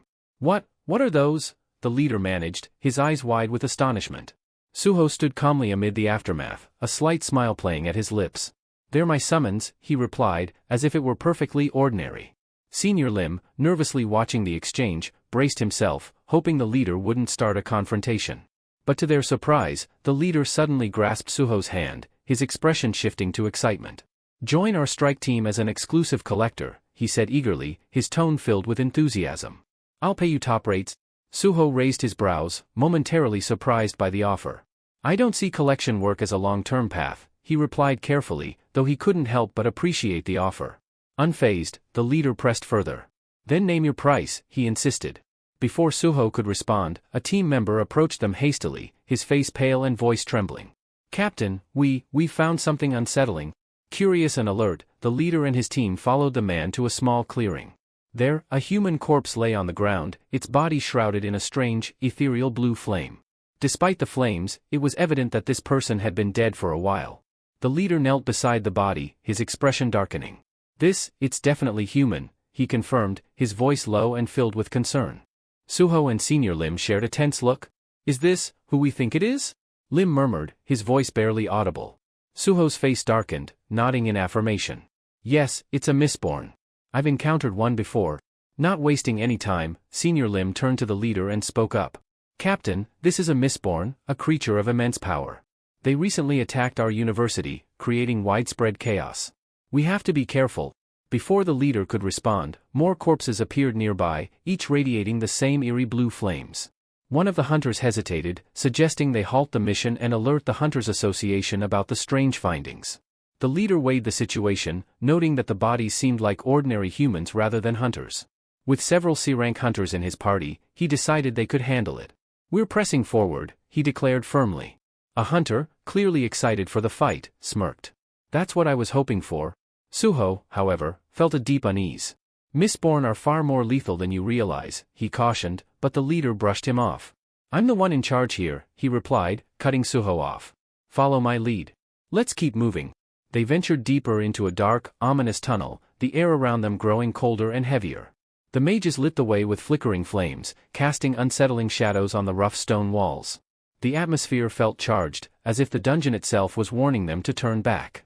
Meanwhile, deeper within the dungeon, screams reverberated off the stone walls, punctuated by the crackling of blue flames licking at fallen bodies. Watching from the shadows, 3 cloaked figures observed the macabre scene. Their faces hidden behind sinister masks, one figure, wearing a skull mask, growled in frustration. "The flames aren't strong enough. We're running out of resources." Beside him, another figure, resembling a giant rat, gave a grim nod. "We need to replenish our stock soon. With the hyena guild wiped out, we've lost our main supplier," muttered the figure in the skull mask, his voice tinged with frustration. "Without enough fuel, our stardust production will slow." The rat-like creature beside him narrowed its yellowed eyes, baring sharp teeth in a twisted grin. "Humans are nearby," the skull-masked figure suddenly hissed, his tone darkening. Perfect timing. The rat creature licked his lips, unsheathing his blade and letting it drag across the ground with a grating sound. "Leave it to me," he said, slinking off into the shadows with predatory intent. Back in the tunnel, the hunters were battling another wave of lizard monsters. The leader, pleased with their steady progress, took a moment to assess the team, healing those who needed it. "We've had a good run today," he remarked, a rare smile crossing his face. The hunters, pleased by the successful haul, agreed. One of them commented, "Good call on pressing forward. The leader reached into his jacket, pulling out a shimmering orb. Holding it up, he revealed, "This is stardust. Do any of you know what it is?" Curious, the hunters gathered around him, their eyes lighting up. Stardust was a rare and potent stimulant that could temporarily heighten a hunter's abilities.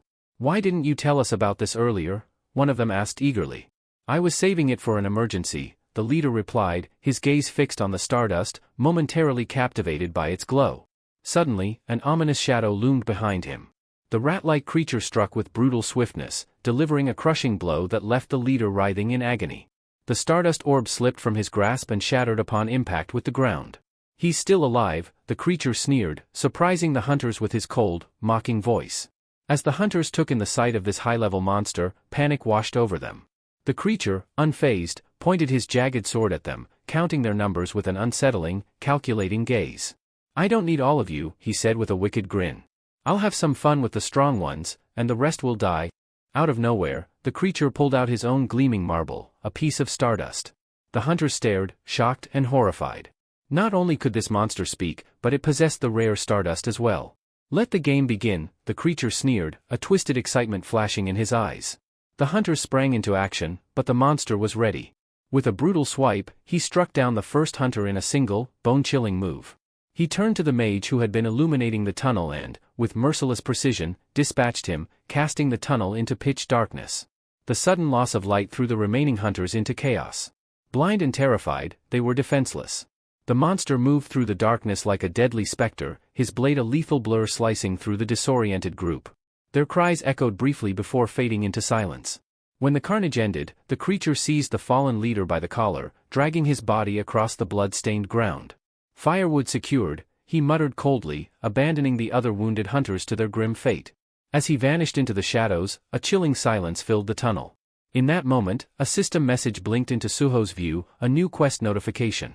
He quickly scanned it, a rescue mission. His mind reeled as he took in the devastation around him. What in the world happened here? He murmured under his breath, feeling a heavy weight settle in his chest. Noticing Suho's troubled expression, Beru materialized beside him, asking if something was wrong. Suho explained, his voice grim, that the system had alerted him to a quest involving a powerful enemy who had taken the strike team hostage.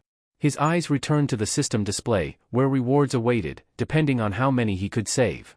A steely determination gripped him. These people were in real, immediate danger. Without wasting another second, he plunged into action. Suho whirled around, his expression fierce, and urgently called out to Senior Lim, "The strike team's in serious danger. You need to get out of here now." Senior Lim looked at him, bewildered by Suho's sudden urgency. "What's going on? Where's this coming from?" he asked.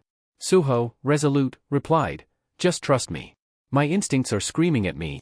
Without waiting for further questions, he swiftly summoned 2 goblins, instructing them to escort Lim to safety. Lim, still processing, asked, "And what about you?" Suho's response was firm and unexpected. "I'm going after them."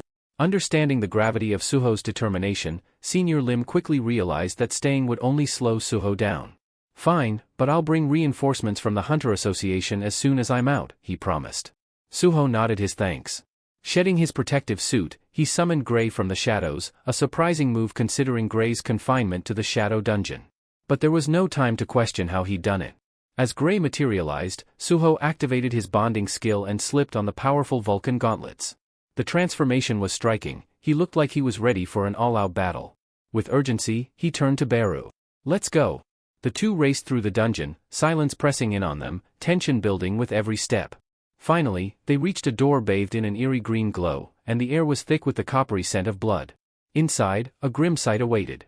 The floor was littered with bodies, discarded without care. Nearby, a monstrous rat-like creature was boasting to his companions. "Got more firewood," he sneered. One of his comrades glanced at him, commenting on his quick return. The rat creature replied with cold indifference, "The humans were no match." Another creature murmured with satisfaction, noting that soon the dungeon would open further, allowing them to summon demons. As a reward for his efforts, the rat-like creature was assigned the task of preparing the bodies for the flames. Grumbling under his breath about the fairness of it all, he got to work. Among the trio, it became clear that the towering brute was the leader, while the rat-like one was the youngest. The middle figure, sharp-eyed and clearly the strategist, praised the rat creature's efficiency, noting that his efforts had allowed them to produce stardust without interruptions. The middle creature went on to explain, his tone smug, that this stardust was a dark art, derived from a lethal combination of poison and an awakening stimulant extracted from berserk poison. His eyes glinted with a familiar, ominous cross pattern, unmistakably linked to Iterim's dark influence, much like Brokey's handiwork. He added that while stardust could grant a temporary surge in magical power, it drained the life force of its user, leaving them as hollow as a husk. This forbidden method of refinement, using the Mistborn's flames, had been taught to them by an apostle, who had also provided instructions on corrupting souls to create monsters. Suddenly, one of the monsters froze, sensing something approaching rapidly. Suho was closing in, faster than expected. The trio looked at each other, puzzled. They believed the rat creature had already eliminated all the intruders. Their confusion was short-lived as the door suddenly exploded inward with a powerful kick, crashing into the room. The rat creature reacted swiftly, slicing the door in half with a flick of his sword, his narrowed eyes fixing on the intruder. Suho and Beru made a striking entrance. But before Suho could even speak, he froze momentarily, stunned by the sight before him. 3 demonic figures stood around the Mistborn, who were bound to stakes, flames licking at their bodies in a ritualistic, horrifying scene. His mind raced to make sense of it all, but a sudden system alert interrupted his thoughts, confirming that no survivors had been lost yet. He had no time to process this revelation as a blade suddenly sliced through the air toward him. Suho arched back just in time, narrowly dodging the strike aimed at his neck. The rat monster, who had launched the attack, looked surprised at Suho's reflexes. Suho steadied himself, his gaze intense, and demanded, "Are you the one responsible for the hunters I found dead outside?" His voice cut through the tension, ready for the battle that was about to unfold. Before the rat creature could even respond, Suho landed a powerful punch, sending the monster flying back. The rat managed to brace himself with his sword, absorbing some of the impact, but he still staggered. Recognizing Suho's formidable strength, the demon leader and the strategist knew that the rat couldn't face him alone. Without delay, they pulled out their own pieces of stardust and consumed them, enhancing their magical power. Locked in fierce close combat with the rat, Suho sensed another attack approaching. The boss charged at him with a massive fist, ready to unleash a devastating blow. Sensing the trap, the rat creature quickly sidestepped, clearing the way for the boss's punch. Instinctively, Suho executed a swift backflip to avoid the oncoming strike, only to land directly in another ambush. The middle demon, who had been gathering energy, unleashed a crackling surge of electricity the moment Suho touched down. Pain surged through Suho's body as he was electrocuted, leaving him momentarily stunned. Before he could fully recover, the rat creature lunged at him again, sword poised to strike. Gritting his teeth through the pain, Suho summoned his shadow goblins. They materialized with menacing expressions, surprising the trio of demons and momentarily throwing the middle demon off his focus. Seizing this chance, Suho grabbed the middle demon's arm and threw him across the room. Regaining his footing, the middle demon exchanged a wary glance with the boss, voicing an uneasy question.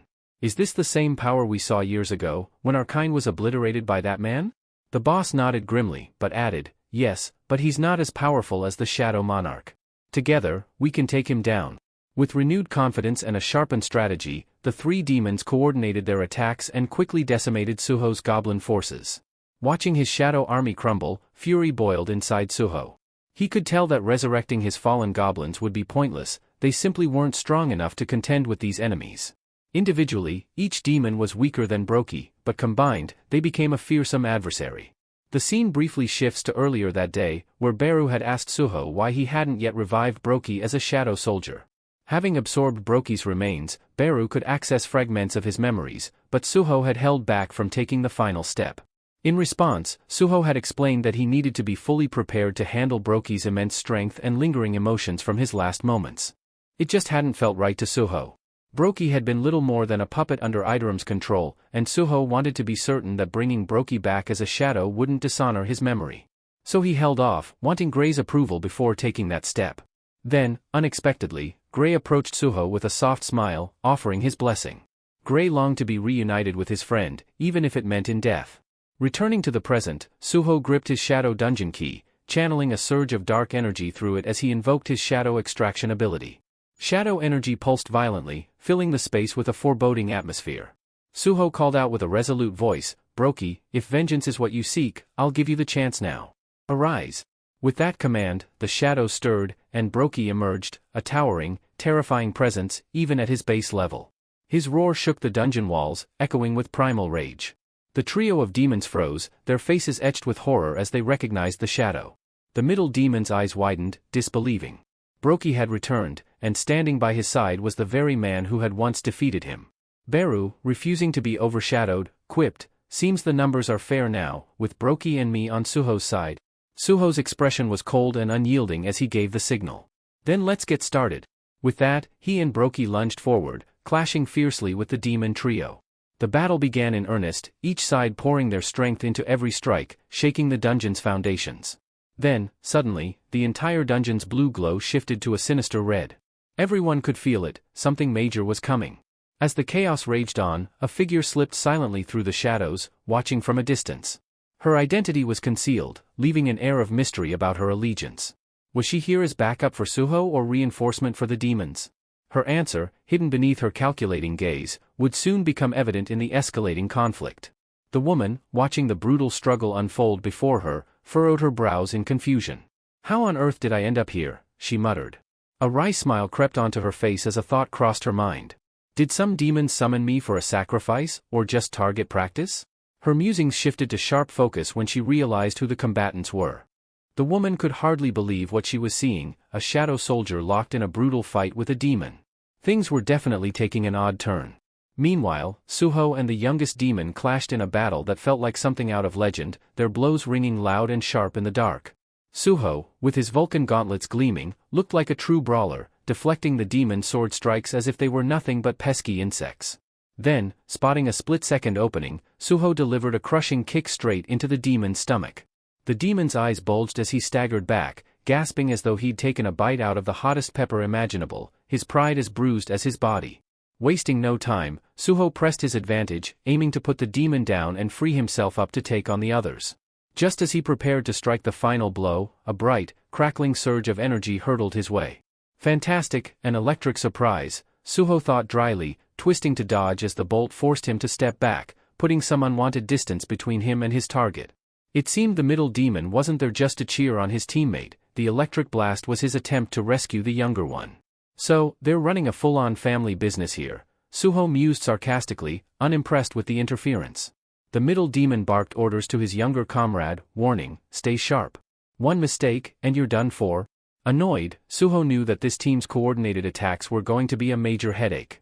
His mana was draining steadily from maintaining his bond with Grey, and he couldn't afford to let the fight drag on. Meanwhile, even Brokey was struggling against the demon leader, his strength far below its prime. Suho realized he needed to find a way to split up the trio if he wanted any chance of taking them down individually.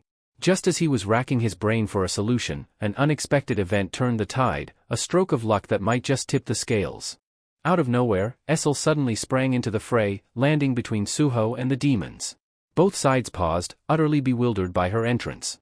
With a fierce expression, she declared, "Tell me where Mr. Sung Jin-woo is, or prepare to face the consequences."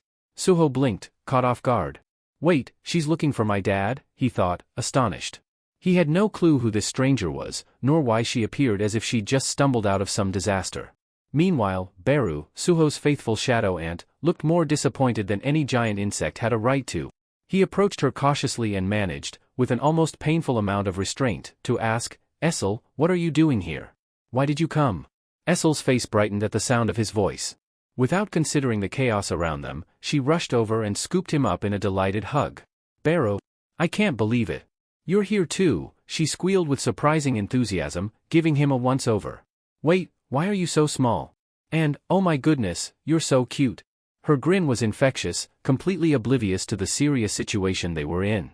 The questions poured out in rapid fire. "Where's Mr. Sung Jin-woo? And who's that other human standing over there?" She pointed at Suho, who now looked like he was struggling to process everything happening around him. Beru, teetering on the edge of patience, managed to hold his irritation in check, replying simply, "It's a long story." The two demons, meanwhile, exchanged skeptical glances, wondering who exactly this newcomer was. After a few moments of assessment, they reached a quick decision. "Yep, she'll make the perfect sacrifice for our next batch of Stardust." But the middle demon, the strategist, warned, "Hold on, if she knows our enemies and joins them, things could get complicated." Essel, however, remained entirely oblivious to the demon's calculations and thrilled to be reunited with her old friend Beru. To her, this was nothing short of a happy reunion.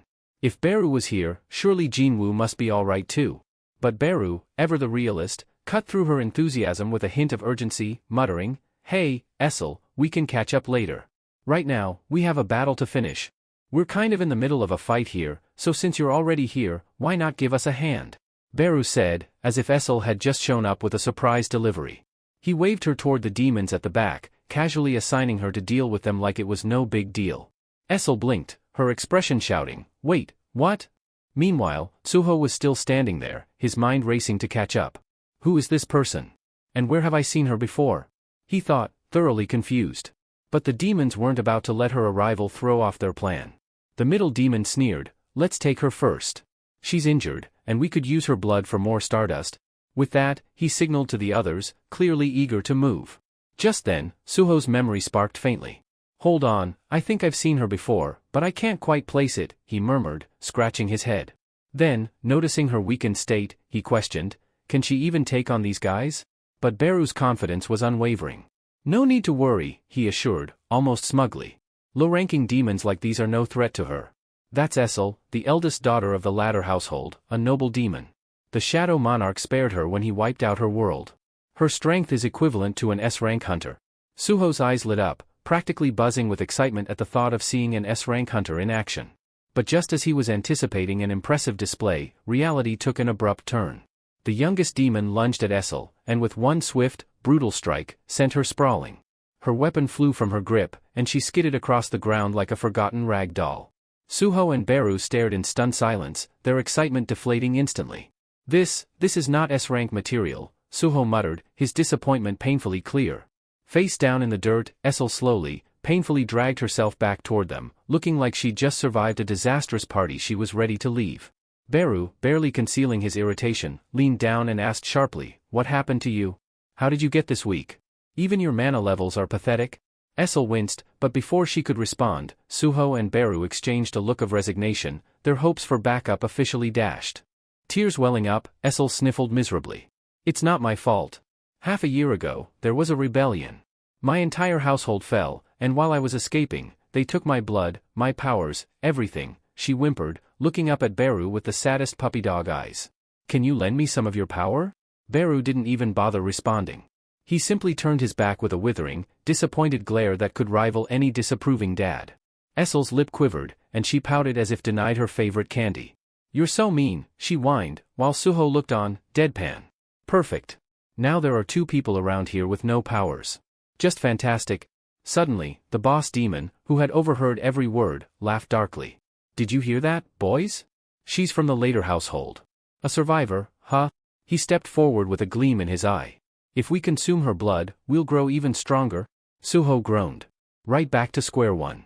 If only I could separate them for a one-on-one fight, I'd take them down without a problem." But then, Beru, ever the tactician, raised his hand with a smirk, red energy swirling around him. "I think I have a brilliant solution," he said, voice dripping with smug confidence. "I've got some mana back, and I'm about to put it to good use." He activated his skill, Harsh Orders, directing a surge of red aura into Essel. Her stats shot up by 50%, but as a trade-off, she also got hit with a nasty side effect, a curse of insanity. "Go get M, you useless demon!" Beru barked, thoroughly enjoying himself. Foaming at the mouth, Essel charged forward, her eyes blazing with fury as she hurled herself at the demons like a force of nature. Suho, wide-eyed, couldn't help but think, "She looks utterly miserable, but hey, if it gives me a shot at some one-on-one fights, I'll take it." Seizing the chance, Suho ordered Brokey to engage the demon boss while Essel, in full berserk mode, launched herself at the middle demon with unmatched ferocity. The fight quickly turned chaotic as the rat demon leaped in, sword swinging wildly toward Essel. But just as he was about to land a hit, Suho dashed in, grabbing the rat demon in a swift headlock like he was about to pull off a wrestling move. In that moment, he knew the real fight was just beginning. With a surge of strength, Suho lifted the rat demon high and hurled him straight into the blazing mistborns. The demon smashed into the flames, shrieking in agony as the fire spread across his body. But Suho wasn't finished. He seized the demon's fallen sword and, with a powerful strike, cleaved the rat in two, ending its life with finality. Standing amidst the chaos, Suho caught his breath while Essel, still lost in her berserk fury, continued her reckless charge at anything within range. A system notification blinked before Suho's eyes, congratulating him on defeating a low-ranking demon and immediately granting him a level up. Another alert informed him that his Vulcan gauntlets had absorbed the demon's soul, boosting his physical damage by 31%. The newfound power coursed through him, an electric surge that amplified his strength. Nearby, Essel fought like a whirlwind, relentlessly assaulting the middle demon. Her attacks, though uncoordinated and wild, forced the demon on the defensive. He suddenly realized, with rising horror, that his rat companion had been slain. As he processed this, a system message popped up, indicating Essel's exhaustion. Harsh orders had worn off. The moment the skill faded, Essel collapsed face-first into the dirt. The middle demon hesitated, surprised at her sudden fall. But before he could act, Suho closed the distance like a wraith in the shadows. With a swift, iron grip, he locked the demon in a crushing headlock and twisted sharply, breaking the demon's neck with a sickening crack. Another notification flashed, a level up, and once again, his gauntlets absorbed the demon's soul. 2 down. Now, only the boss demon remained. Furious at the loss of his allies, the demon let out a thunderous roar and launched a devastating blow, sending Brokey hurtling into the dungeon wall. Dust and debris scattered in all directions as Brokey's body collided with the wall, shaking the ground under Suho's feet. The boss demon, realizing he was now alone and outnumbered, cursed his fallen allies. Useless, every last one of them, he snarled, surveying his situation. With Brokey on one side and Suho on the other, the demon was trapped. But his eyes quickly darted to Essel, lying unconscious and defenseless nearby. She was the key, her blood held the power he needed to turn the tide. Desperation drove the demon forward in a frenzied rush toward her, but Suho was quicker. He intercepted with a brutal kick, landing directly on the demon's arm. The impact twisted it with a sickening crunch and cracked the ground beneath them. The demon reeled back, howling in agony, his attack completely thwarted. Suho stepped forward, calm yet lethal, a faint smirk on his face. "Your turn, Brokey," he commanded, stepping aside. Brokey lunged without hesitation, his fangs bared as he tore into the demon in a savage attack. The boss demon's scream echoed through the dungeon before finally fading into silence. A flood of system messages appeared before Suho, notifying him of yet another level up. With his progression past level 20, a new feature had unlocked, store access. Curious, he deactivated the bond with Gray and began browsing the system's offerings, his eyes lighting up with interest at the options. Meanwhile, Essel began to regain consciousness, letting out a groan as she rubbed her temples. She shot a withering look at Beru. "That ridiculous skill nearly killed me," she snapped. Then, spotting Suho, she narrowed her eyes suspiciously. "Who is this?" "Another human with shadow soldiers, besides Sung Jin Woo." Beru, unperturbed, tilted his head and replied coolly, "Perhaps if you were a bit more loyal, you'd have remembered who could be a worthy successor." Essel's gaze snapped back to Suho, her expression shifting as the realization dawned on her, hitting her like a jolt. Essel's expression transformed entirely, her eyes filling with tears as she looked at Suho. Slowly, the realization washed over her. He's the young monarch," she murmured, her voice trembling. Her gaze was locked on Suho, disbelief and awe mingling in her features. Suho stiffened, caught off guard by the sudden recognition. Questions raced through his mind. How did she know? Did she really just call me, the young monarch? Before he could respond, laughter rang out from the corner where Brokey and Gray, apparently untroubled by the serious moment, were sharing a light-hearted exchange. Essel's voice quivered, thick with emotion as she blinked up at Suho, tears spilling over. "I didn't recognize you. You've changed so much." Her voice broke. "You look so much like your father, the Shadow Monarch." Her lips trembled as she continued, her words barely a whisper, and then, without warning, she collapsed, falling into unconsciousness. A tense silence fell over the room. Suho's eyes widened as the shock registered, and he quickly turned to Beru, his voice urgent. "Beru, check her condition. Is she all right?" Beru stepped forward, shaking his head with his usual dramatic flair. Kneeling beside Essel, he examined her carefully before shrugging. "She's fine," he said, his tone almost dismissive. "Not dead, just completely drained." His calm statement seemed to ease the tension. "No need to worry, she's just worn out." Relieved, Suho turned his attention back to the hunters they had rescued. Setting his jaw, he looked to Beru again, his tone resolute. "Heal them just enough to stabilize. I want everyone to make it out of here alive." As Beru set to work healing the injured hunters, the system chimed, confirming the completion of Suho's quest. A small smile crossed his face. Mission accomplished. He glanced at the group of 7 survivors, a deep sense of satisfaction washing over him as he saw them still standing. Saved them all, he thought. Then, the system notification popped up again, awarding him 3 ability points and an unexpected bonus, 700 gold. His eyes widened in surprise. Gold, he muttered, hardly believing it. They're giving me gold. Curious, Suho opened the system store and found an array of items at his disposal. Potions, weapons, tools, everything he might need was there, waiting to be bought. He chuckled, a nostalgic smile crossing his face. Feels just like getting pocket money after chores when I was younger, only now, it's like Dad sending me rewards through the system. The thought filled him with warmth. Essel, still unconscious on the ground, caught his eye.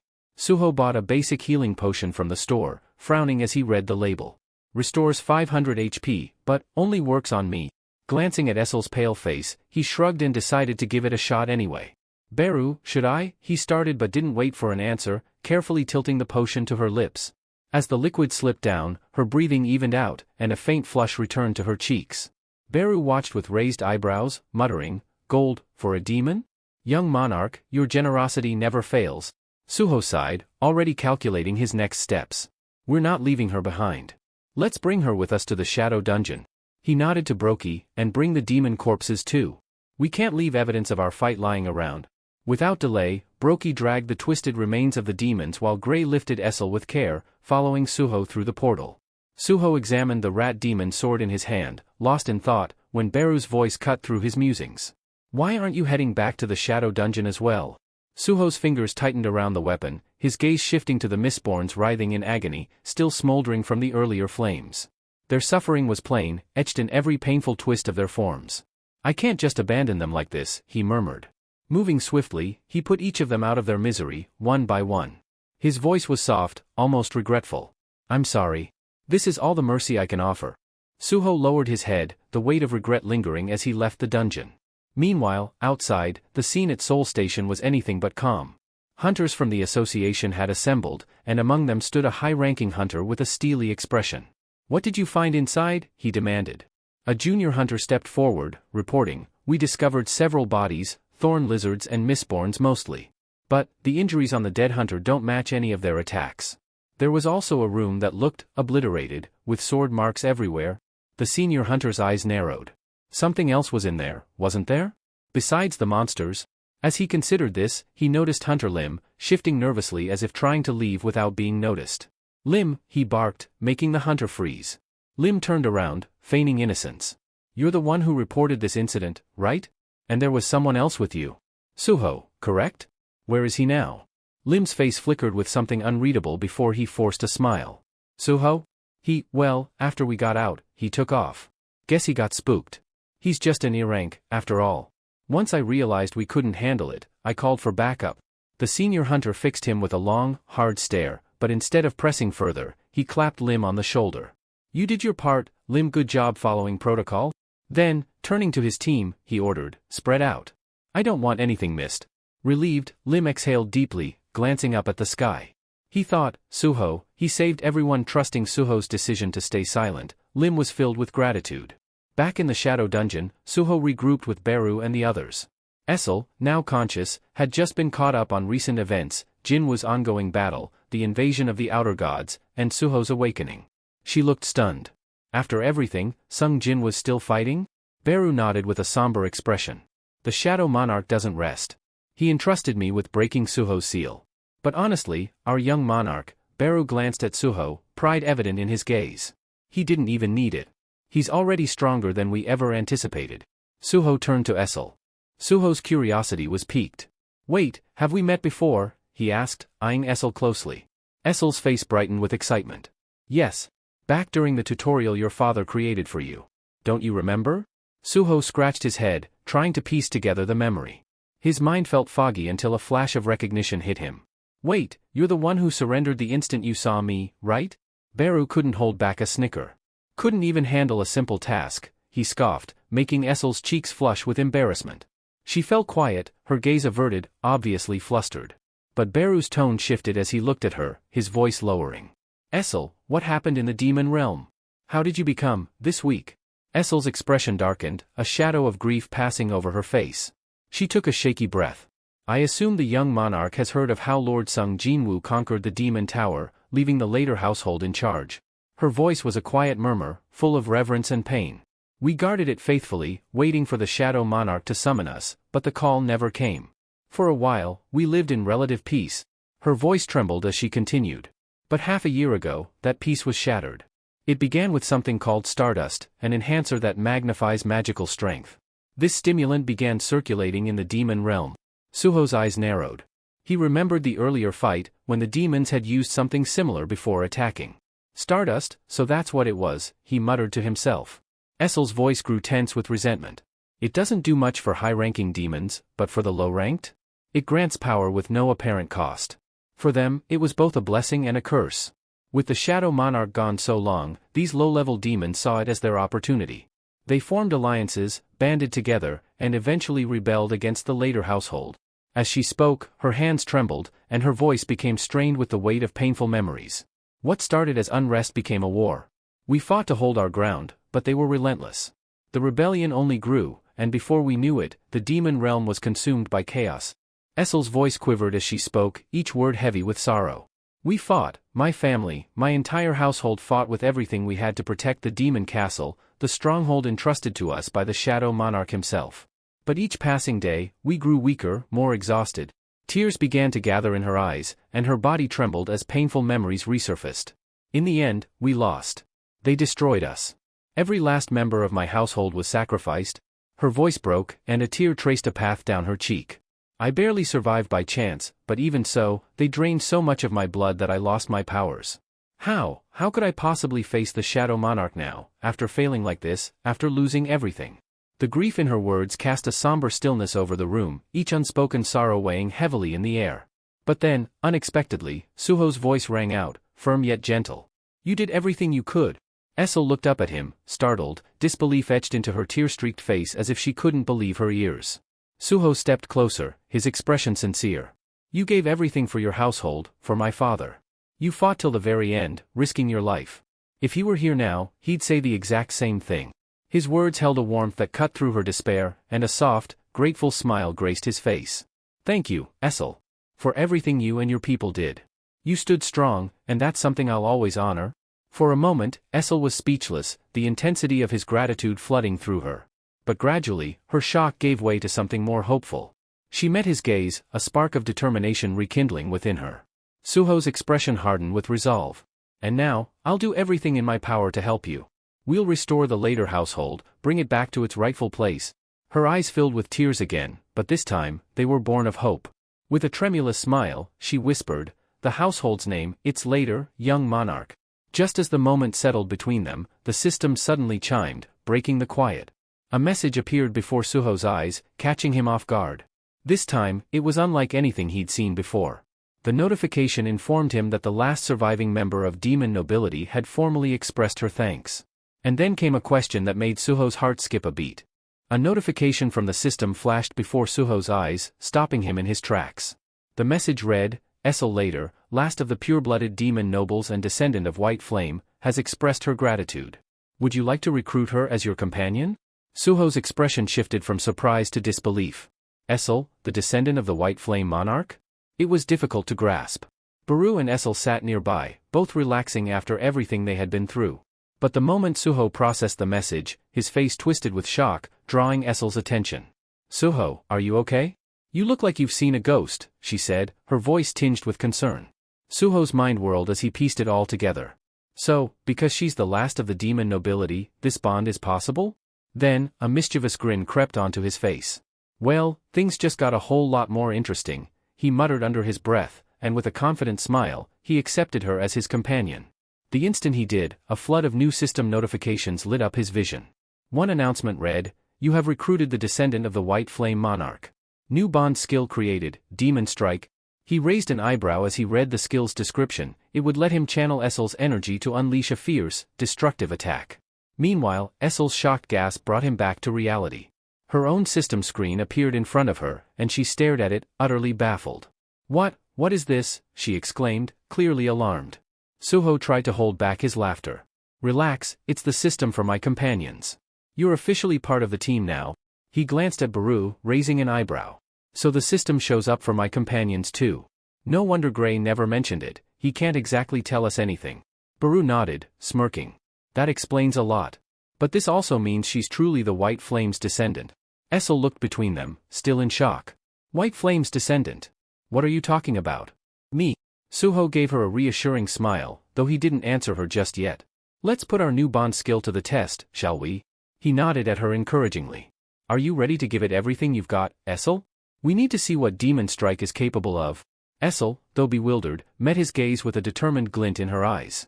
Essel, not entirely confident in her abilities, nodded reluctantly. All right, I'll try, but no promises. The system notified Suho that the bond skill was now active, and suddenly, Essel's entire aura shifted. Her purple hair faded to a haunting white, her appearance transforming into something ghostly and ethereal, as if she were a spirit from another realm. Suho watched in fascination as her mana condensed into a swirling orb of energy, which then channeled directly into his fist, catching him by surprise. That's new, Suho muttered, glancing at his hand now brimming with power. But as the transfer finished, Essel slumped to the ground, her appearance returning to normal. Suho raised an eyebrow, smirking. You know, the whole spirit look kind of suits you, he teased, only to realize Essel was thoroughly drained, looking pale and exhausted as if she'd just fought a war. With a shaky voice, Essel managed to apologize. I'm sorry, Suho. That took everything I had. I can't even stand. Suho reassured her with a nod. Take it easy. Just rest? But he was already buzzing with excitement, thinking, if it drains her this much, then this skill must be insanely powerful. I can't wait to see its full potential. He clenched his charged fist, brimming with anticipation, while Essel lay on the ground, feeling utterly depleted yet relieved. At least now she could actually transfer her energy to him. Maybe I'm not so useless after all, she thought. With all the energy gathered in his fist, Suho aimed at the nearest wall, expecting a colossal impact. He threw the punch, waiting for something spectacular. But when the dust settled, the outcome was disappointing. A small dent marred the wall, hardly anything impressive. Suho and Baru stared at the pitiful mark in silence, their expressions a mix of confusion and embarrassment. This is it, they both thought, disheartened. Baru rubbed his head, breaking the awkward silence. Honestly, this doesn't look much different from your regular punch. Suho sighed, exasperated. Yeah, this is nothing compared to my bond skill with Gray. At that moment, Gray appeared, giving Essel a smug look. But that was pretty weak, he taunted with a mocking grin. Essel, feeling the sting of failure, shrank back, her confidence deflated. Her immense energy barely left a mark on the wall. Undeterred, Suho frowned and checked the skill description once more. That's when it hit him. Hold on, the charge rate is at 0%? No wonder it didn't work. He scanned the description again, frustrated. It doesn't even say how to charge it. Realizing they were stuck for now, Baru seized the moment, gesturing toward the scattered demon corpses. Young monarch, I have a humble request, he began, his tone oddly eager. Since these demon corpses are just lying here, could I eat them? Suho's expression darkened immediately. No way. I'm going to turn them into shadow soldiers. Baru shrugged, unfazed. Then you'd better hurry. Shadow soldiers weaken the longer the corpses remain dead. Suho hesitated but realized Baru had a point. With a reluctant sigh, he raised his hand toward the nearest corpse and channeled his mana. Arise, he commanded. Nothing happened. He tried again, but still, the corpses remained lifeless. The system chimed with a notification, extraction failed. The corpse's mana is corrupted, preventing shadow conversion. Great, Suho muttered in frustration. He turned to Baru. The mana in these demons is tainted. I can't extract their shadows. Baru nodded knowingly. Even the Shadow Monarch couldn't create shadow soldiers from corrupted beings. He used contracts instead, like with the later household. Essel, sitting quietly nearby, flinched at the mention of her fallen household. Though the memory stung, she kept her head low, saying nothing to avoid drawing attention to herself. With the corpses now useless to him, Suho relented. Fine, Baru. Go ahead and eat them. Baru's eyes gleamed with satisfaction as he began devouring the corpses, while Suho turned his attention back to Essel. He crouched beside her, offering a small vial. Here, drink this. It'll help you recover. Essel blinked, startled by his gesture. I don't deserve this. I've done nothing but fail you, she murmured, her voice tinged with guilt. Suho's expression softened, his tone reassuring. You're being too hard on yourself. We're companions now. You can rely on me a little? He paused, then added with a grin, besides, I've already set aside a space for you to stay. You can rest here in the shadow dungeon? Essel's eyes widened in surprise. A space, for me? Before Suho could answer, the system chimed again, a section of the shadow dungeon has been designated for the descendant of the White Flames. Essel later had officially become the ruler of her designated area within the shadow dungeon. However, the peaceful moment was shattered when Baru let out a sharp, alarming cry. Both Suho and Essel immediately turned toward him, their faces etched with concern. "What's wrong?" Suho asked, his voice steady but tense. Beru, still finishing the remnants of his macabre meal, paused. Swallowing hard, he fixed them with a grave expression. "I've uncovered something critical," he said, his tone growing darker. A heavy silence descended over the group. The weight of Beru's discovery was palpable as Suho, Essel, Gray, and Brokey gathered around him. It was clear that whatever Beru had learned could change everything. "I've finished consuming the demons," Beru began, his eyes narrowing with intensity. "Their memories revealed a lot, but before I explain everything, there's one thing you need to know first." He paused, his voice colder than ever. "Stardust isn't just circulating in hell. It's on Earth as well." Essel gasped, her eyes widening in shock. "Stardust, on Earth?" she repeated, her voice trembling with disbelief. But Beru wasn't done. He turned to Suho, his expression unreadable. "And the Mistborn? They aren't just some random monstrosities. They're creatures, from outer space." The revelation hung in the air like a storm cloud. Suho's mind raced, struggling to comprehend the enormity of Beru's words. What they faced wasn't just confined to hell. This was a battle far greater in scale, one that spanned realms and dimensions. "And it gets worse," Beru continued, his gaze now shifting to Brokey. "This isn't just some isolated incident. By sheer misfortune, Brokey is tied to this mess too. But it's not just him, the entire hyena guild is involved." Beru raised a hand, conjuring shadowy images in the air. The visual projections played out the grim truth, their horrifying details striking a nerve with everyone present. "The demons were supplied with humans," Beru explained. "And those humans came from the hyena guild. Once captured, they were subjected to a horrifying process, transformed into Mistborn. But that's not all. The Mistborns were then harvested. Their very essence was extracted and used as the core ingredient for Stardust." Essel recoiled in horror, the truth shaking her to her core. Meanwhile, Suho clenched his fists, his mind ablaze with fury. The sinister connections Beru outlined painted a far more grotesque and widespread conspiracy than he had anticipated. Beru's voice grew colder as he continued. "There are facilities dedicated to this atrocity. Stardust isn't made in hell or by some rogue alchemists. It's manufactured on Earth, in places called Stardust factories. And there's more than one?"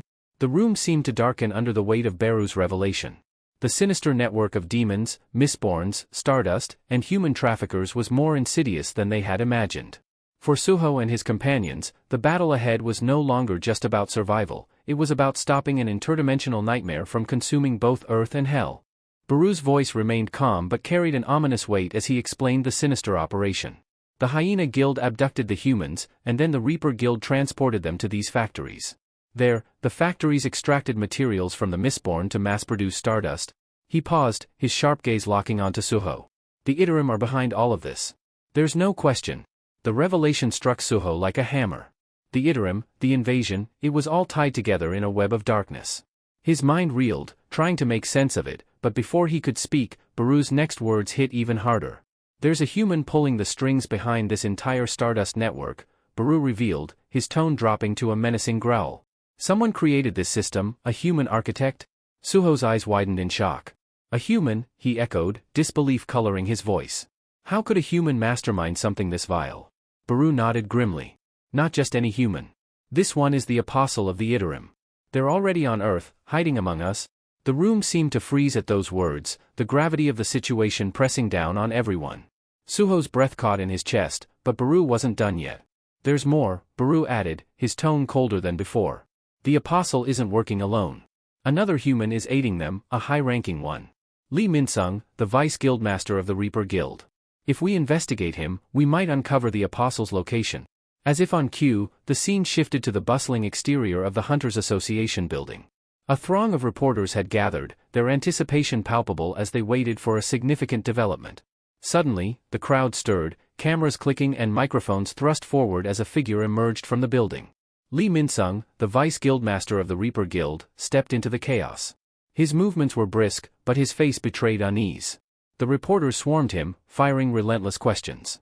"What's the status of the investigation into the Reaper Guild's activities?" one called out. "Are you aware of the Hyena Guild's involvement in the kidnappings?" another pressed. "What's the connection between your guild and the Soul Station dungeon?" The barrage of inquiries clearly rattled Lee. He raised a hand, attempting to calm the storm, but his voice trembled as he responded. "The Reaper Guild has been doing everything it can to navigate this chaotic world since the cataclysm 2 years ago.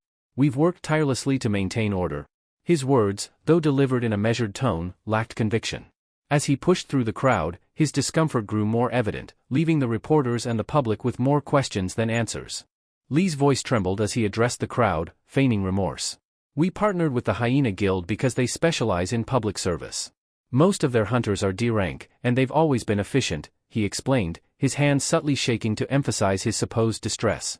Regarding the Soul Station dungeon, he continued, we saw it as an ideal training ground for new hunters to hone their skills. But now, after all that's happened. His voice cracked, his head bowing slightly. It's clear I made terrible misjudgments. This disaster is my fault. The reporters, momentarily caught off guard, exchanged glances as Lee's words hung in the air. Then, as if on cue, tears welled up in his eyes. He began to sob, his shoulders shaking as he choked out, if only I had been better. No one should have had to die because of my incompetence. He wiped his face, the image of a broken man crushed under guilt. The crowd of reporters softened, their initial skepticism melting into sympathy. Camera flashes slowed, and murmurs of understanding rippled through the throng. Many began nodding, convinced by his apparent sincerity. Lee turned and slowly walked toward his car, his steps heavy with false regret. Yet, as soon as he was out of the spotlight, his entire demeanor shifted. A sly grin curled on his lips, his posture relaxed and arrogant. Fools, he thought smugly. They swallowed every word. His tearful act had worked perfectly, as it always did. Though the Hunters Association's leniency puzzled him, he dismissed it with a shrug. They'll never tie the Stardust operation to me. I'm untouchable. He approached his car, radiating confidence. In the shadows nearby, Suho observed him silently, his presence masked. Beru, he whispered to his loyal companion standing at his side, do you sense any trace of the Iterim's influence on him? Beru focused for a moment before shaking his head. No. He's not controlled by the Iterim like Broki was. Suho's expression darkened, his mind racing. Then we'll find out the truth another way, he muttered, preparing to act. Beru's hand shot out, gripping Suho's arm firmly. Don't act recklessly, he cautioned, his voice low but firm. I've seen your strength, Suho. I've watched you overcome enemies no one else could face. But this is different. If you rush in now, it could cost us everything. And if it comes to that, I'll stop you myself, even if it costs me my life. Suho's gaze locked onto Beru's, a flicker of frustration flashing in his eyes. But beneath that, he saw the unwavering loyalty in his companion's expression.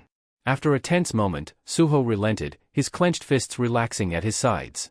All right, he said, his tone measured. We'll wait, for now. As Lee Minsung approached his car, he suddenly stopped, his body tensing unnaturally. His crimson eyes flickered, scanning the surroundings with a penetrating gaze. His head tilted slightly, as if sensing something unseen. After a moment of silence, he seemed to brush off the feeling and resumed his stride, his casual demeanor returning. Hidden in the shadows, Beru's expression darkened. The mana radiating from him, it's extraordinary, he murmured to Suho, his voice heavy with unease. I've never felt anything like it. He's far stronger than he appears. Suho's fists clenched, the frustration evident in his tightened jaw. What are you saying, Beru? He demanded quietly. Beru met his gaze. Lee Minsung isn't just a vice guild master. His power rivals that of an A-rank hunter, perhaps even higher. If we're going to confront him, we must tread carefully. The scene shifted to a lavish lounge, a setting dripping with opulence. The plush velvet chairs, ambient lighting, and meticulously crafted dishes spoke of extravagant indulgence. The air was thick with a sense of exclusivity, a place where only the elite could afford to relax. Lee lounged in one of the oversized chairs, exuding a casual arrogance. His fingers scrolled lazily across his phone as he smirked, his face lit up by the glow of the screen. Articles flooded his feed, all singing his praises. The Hunters Association clears Lee Minsung of all allegations, one headline blared. Soul Station dungeon to reopen, thanks to the Reaper Guild's efforts, proclaimed another. Lee chuckled under his breath, leaning back with a satisfied grin. A little bit of acting, he murmured to himself, and they eat it up like sheep. His eyes gleamed with smug satisfaction as he relished the adoration of the media and public. His self-indulgent moment was interrupted by the soft click of heels against the marble floor. A woman entered the lounge, her presence commanding attention. Her sharp gaze locked onto Lee immediately, her perfectly poised smile betraying a hint of sarcasm. Well, she said smoothly, her voice carrying a biting edge. What's the hero of the hunter industry doing lounging here instead of basking in the public's admiration? Lee's smirk faltered momentarily, but he quickly recovered, raising an eyebrow at her. She strode confidently across the room, brushing past the other women surrounding him as if they were insignificant. Without hesitation, she took a seat beside him, her polished demeanor never wavering. With a simple flick of her hand, she dismissed the girls lounging around him. They hesitated for a moment but obeyed, casting curious glances as they left the room. Her gaze remained fixed on Lee, sharp and unyielding. "You should have contacted me first when you got here," she said, her voice calm but laced with authority. The woman maintained her sweet smile, her tone light but her gaze sharp as she poured Lee a drink.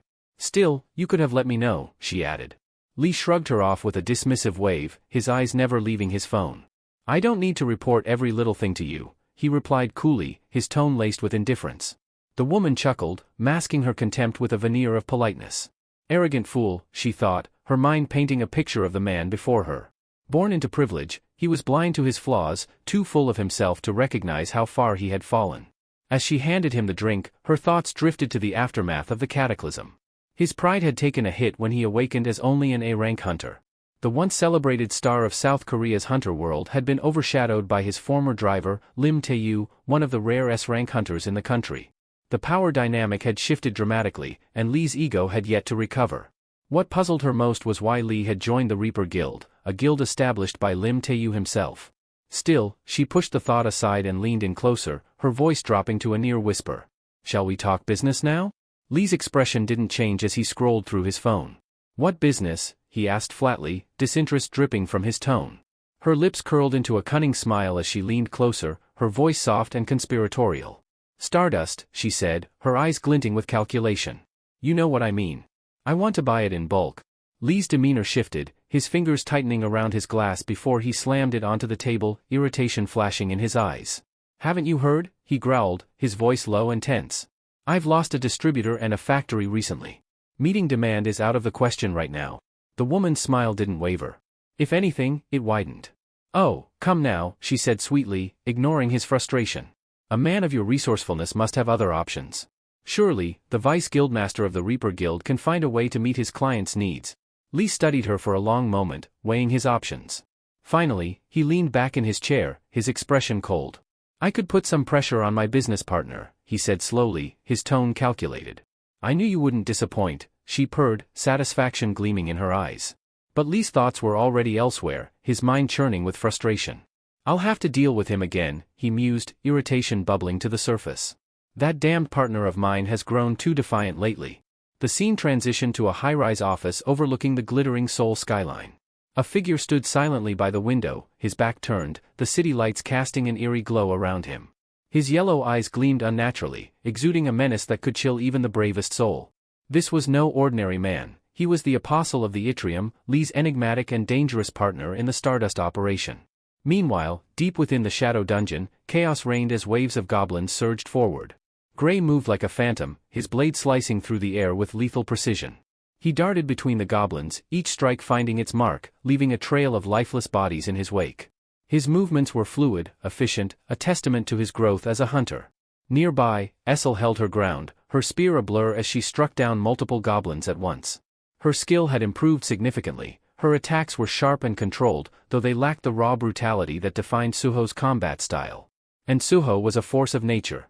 With his Vulcan gauntlets glowing faintly, he charged into the fray, each punch obliterating clusters of goblins with ease.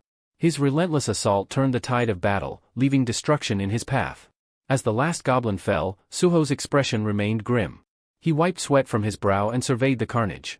"This still isn't enough," he muttered, frustration flickering in his eyes. Suho's expression darkened as his thoughts churned. Gripping the summoning horn tightly, he turned to Beru, his voice cold and commanding. "Call the next horde," he ordered, his tone leaving no room for argument.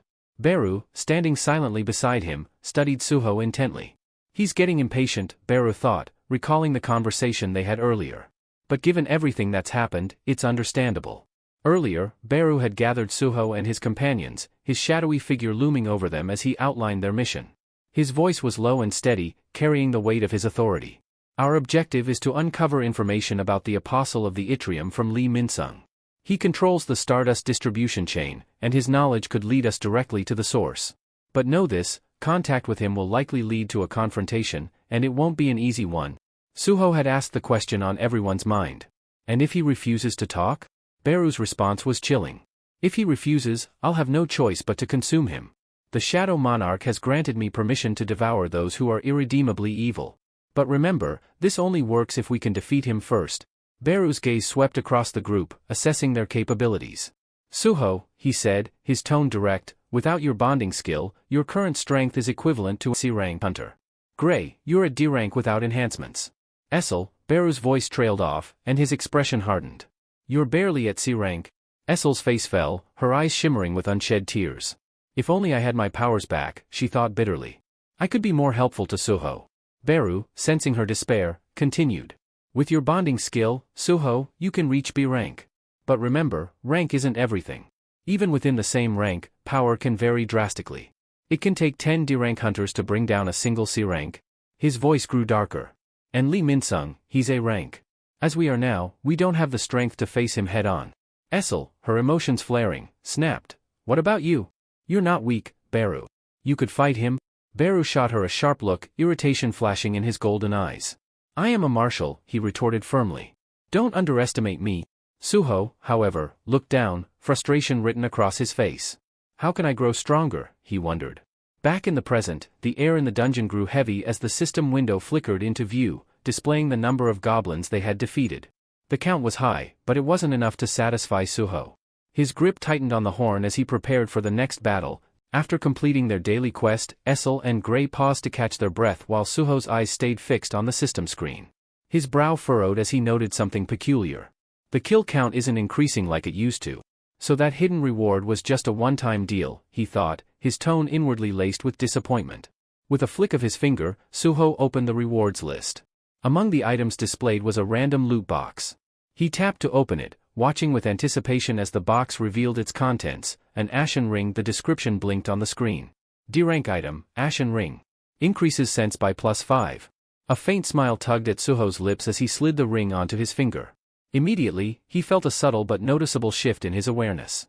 5 points to my sense stat, he mused. Not bad. But the fleeting sense of satisfaction quickly gave way to frustration.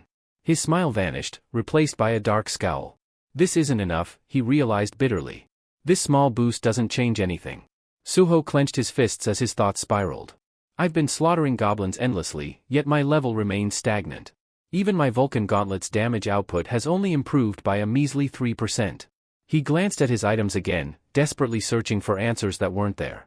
The path to progress felt agonizingly slow, the grind too tedious to bear. I need to grow stronger, and fast, he resolved. But how? The only way was to enter real dungeons, face tougher magical beasts, and gain proper experience. Later, back at his apartment, Suho sat on his bed, his frustration palpable. He furiously scrolled through job postings on his tablet. Mining jobs. Hauling jobs, he thought bitterly. That's all anyone wants from an E-rank hunter like me. Not a single strike squad would take me, and I can't even enter a dungeon without the Hunter Association's clearance. Beru, who had been silently watching Suho's growing agitation, finally spoke. What if you get yourself re-evaluated? Suho sighed deeply, the idea exhausting him before he could even consider it. Re-evaluation? If I did that, my name would be plastered all over the news. Articles, headlines, it'd be impossible to avoid attention. His voice grew more serious, tinged with frustration and caution.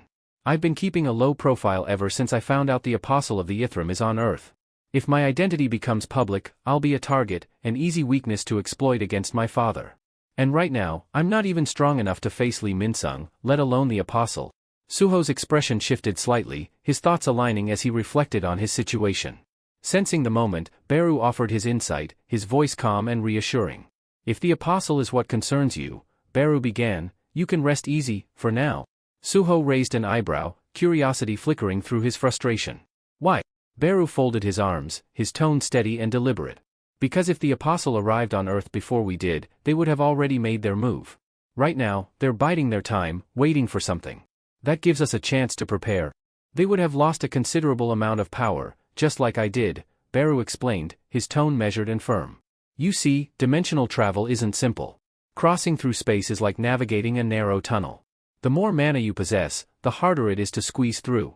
That's why the Ithram can't send an army and why even the Shadow Monarch himself can't easily return to Earth. Suho absorbed the explanation, his brows furrowed in thought. So, that's why they relied on Brokey and the demons, he said, piecing it together. They didn't want to expose themselves because they'd be weakened here. Beru nodded, a flicker of approval crossing his shadowy features. He's starting to understand, Beru mused, silently impressed. Suho's eyes steeled with determination as the realization settled in. The Ithram invasion is inevitable. But if what you're saying is true, I've got time. I need to get stronger, before they make their move. Beru observed Suho closely, a sense of purpose evident in his glowing gaze. The Shadow Monarch entrusted me with guiding him, he thought. And he gave me a Shadow Dungeon key, along with the option to request aid from him. Perhaps now is the time to share this with Suho. Beru's mind flashed back to the moment the Shadow Monarch handed him the key, his words still resonating. This will be a lifeline, a powerful ally for Suho. Use it wisely. Just as Beru opened his mouth to speak, Suho stood abruptly, his eyes alight with realization. How did I miss this? He murmured, his voice tinged with shock. Beru hesitated, choosing to remain silent, curious about what had sparked Suho's epiphany. Suho quickly fished his phone out of his pocket, his fingers flying across the screen as he searched for something. A slow grin spread across his face, his earlier frustration replaced by excitement. I've got it. A way to enter a dungeon without breaking any of the Hunter Association's rules. The scene shifted, revealing the sleek interior of a towering office building. Suho sat across from a well-dressed man in a tailored suit, seated behind a polished mahogany desk. The man leaned back in his chair, studying Suho with a bemused smile. It's been a while since we last saw each other, the man said, his tone light yet sharp. You haven't visited since your awakening, and now, out of nowhere, you show up with a business proposal? You've certainly grown. Suho chuckled, leaning forward slightly. I've got an offer you won't want to refuse, uncle. Standing behind Suho, Beru glanced at the man, his sharp eyes taking in every detail. So, this is the uncle, he thought. The young monarch is as resourceful as ever. He already knew exactly who to approach. The man was none other than Eugene Ho, now the president of Gene Software, a highly influential figure in Korea. Gene Ho smiled, his amusement barely hidden as he steepled his fingers. So, Gene Ho said, his tone half teasing, you've come to ask for your dear uncle's help sneaking into a dungeon, haven't you? Suho leaned back in his chair, exuding quiet confidence. Exactly. A massive, radiant poster hung on the wall, showcasing Beautiful World, the virtual reality game that had taken the world by storm. With millions logging in daily, it had dominated the gaming scene for 4 consecutive years, becoming an unprecedented global sensation. No one could have predicted its meteoric rise, and behind this digital empire stood none other than Gene Ho and his company, Agensoft. The magnitude of the game's success was beyond imagination, and the way the world had become so immersed in it was staggering. Earlier that day, Suho had stepped into Agensoft's headquarters for the first time, trying his best not to appear out of place. The sleek building felt like a maze of glass and steel, and Suho couldn't shake the feeling that he was walking into an unfamiliar territory. As soon as he entered, a man approached him with the kind of energy you'd expect from a game show host. Are you Mr. Sun Suho? The man asked, his voice dripping with rehearsed enthusiasm. Suho blinked, momentarily thrown off guard. He felt as if he had accidentally walked into the wrong building, but he nodded anyway, unsure of what to make of it. The man's face lit up as though he had just won the jackpot. Ah, fantastic. The CEO's been expecting you, he exclaimed, his voice almost too eager. Suho followed the man, trying his hardest to maintain a neutral expression, though he couldn't help but wonder why he was being treated as though he were the guest of honor. What was going on? As they walked through the corridors, Suho's eyes were drawn to a group of awakened individuals lounging casually in the hallways. These were tough, battle-hardened individuals, people who had the look of warriors, yet here they were, idly hanging around a tech company. Shouldn't they be out fighting monsters or something? Suho thought, feeling oddly out of place among them. It felt strange seeing people with such immense power working at a tech firm instead of battling through dungeons, wielding their abilities for something more heroic. Just as Suho was pondering this, the man in front of him turned around with a knowing smile, as if reading his thoughts. The man ahead turned with a friendly grin, his eyes twinkling with amusement. Let me guess, you're wondering why we've got so many awakened employees hanging around, right? Suho's eyes widened in surprise. What is this guy, a mind reader, he thought, startled by how accurately the man had guessed his thoughts. The man chuckled, his tone light-hearted. Not everyone's cut out for dungeon crawling, you know. Some of them prefer a steady paycheck and a safe environment. No risk of getting your head bitten off by some monster. Sounds like a pretty good deal, don't you think? Suho nodded slowly, still trying to reconcile the image of powerful hunters settling for office work. Yeah, I guess it beats the whole getting eaten alive scenario, he muttered, though the curiosity in his voice was evident. Unable to suppress his intrigue, he asked, so, what exactly does a game company need hunters for? Seems a little out of place.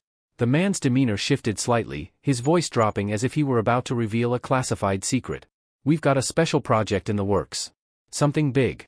Top secret, actually. That's all I can say. Confidential, huh? Suho thought, his skepticism growing. What are they doing? Developing a game about hunters or something? Their conversation ended as they reached an imposing door, which opened with a soft click. Inside, the room was sleek and modern, with a commanding presence at its center, Jin-ho, lounging behind a polished desk. His trademark grin spread across his face as he stood to greet Suho with open arms. Well, well. Look who finally decided to show up. Jin-ho exclaimed, his voice full of mock surprise as he clasped Suho's shoulder in a playful grip. Long time no see, huh? What's it been? A couple of months. Before Suho could respond, Jin-ho gestured toward a chair, inviting him to sit. He leaned back in his own seat, launching into conversation like no time had passed between them. Last I heard, you caused quite the commotion at the Korean Arts University when you awakened. Your aunt's been beside herself with worry. Suho scratched the back of his neck awkwardly, searching for an excuse. Yeah. I've been a little busy, he muttered sheepishly. Sorry about that.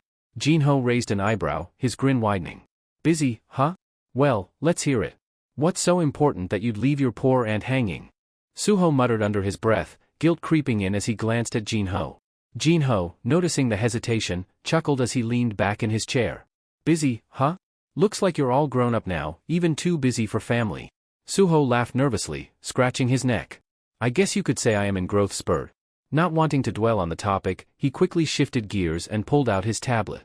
Actually, uncle, I came here to discuss something important. Jin-ho raised an eyebrow, a mix of curiosity and amusement flashing across his face. Oh? Straight to business, are we? We haven't even caught up yet, and you're already talking shop. You really have grown up? Suho wasted no time and handed the tablet over. It's a proposal where you can't lose. I've gone through all the details carefully. Jin-ho leaned back and began scanning the data displayed on the screen. As he read, his expression shifted to one of intrigue. I was wondering why you wanted to meet me out of the blue, but I didn't expect this. A business pitch? From you, of all people? You're making me feel ancient, he joked before narrowing his eyes at the contents. So, let me get this straight, you want me to help you gain access to a gate? Suho nodded confidently. Exactly. With your support, I can secure the rights to enter the dungeon. I'll assemble a strike team, and in exchange, a Gensoft gets all the magic crystals I harvest. I can handle D and even some low-tier C-rank dungeons without any problems. Jin-ho's smile faded, his demeanor turning more serious. Wait a minute. A C-rank dungeon? Suho, you're an E-rank hunter.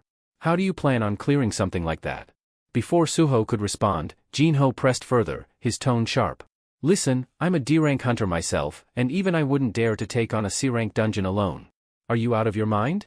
His voice softened slightly, though concern lingered in his eyes. Is this about your parents?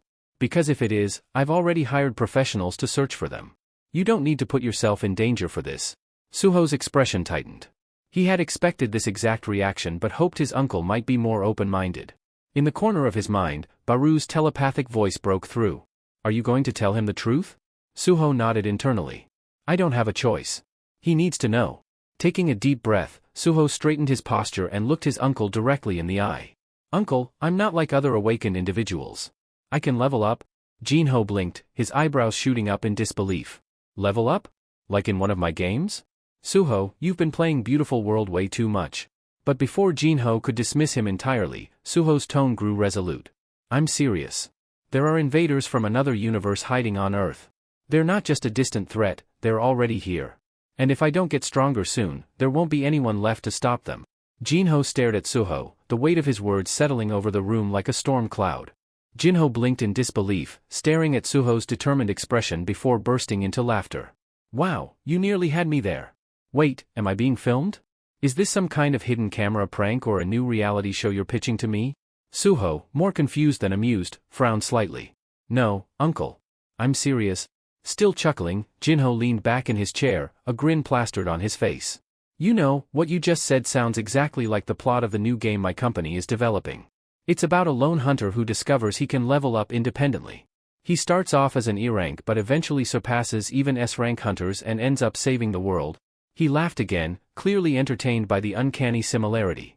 Then, with a mischievous glint in his eyes, Jin-ho added, I thought I'd keep the storyline under wraps for a little longer, but it seems like you've somehow figured it out on your own.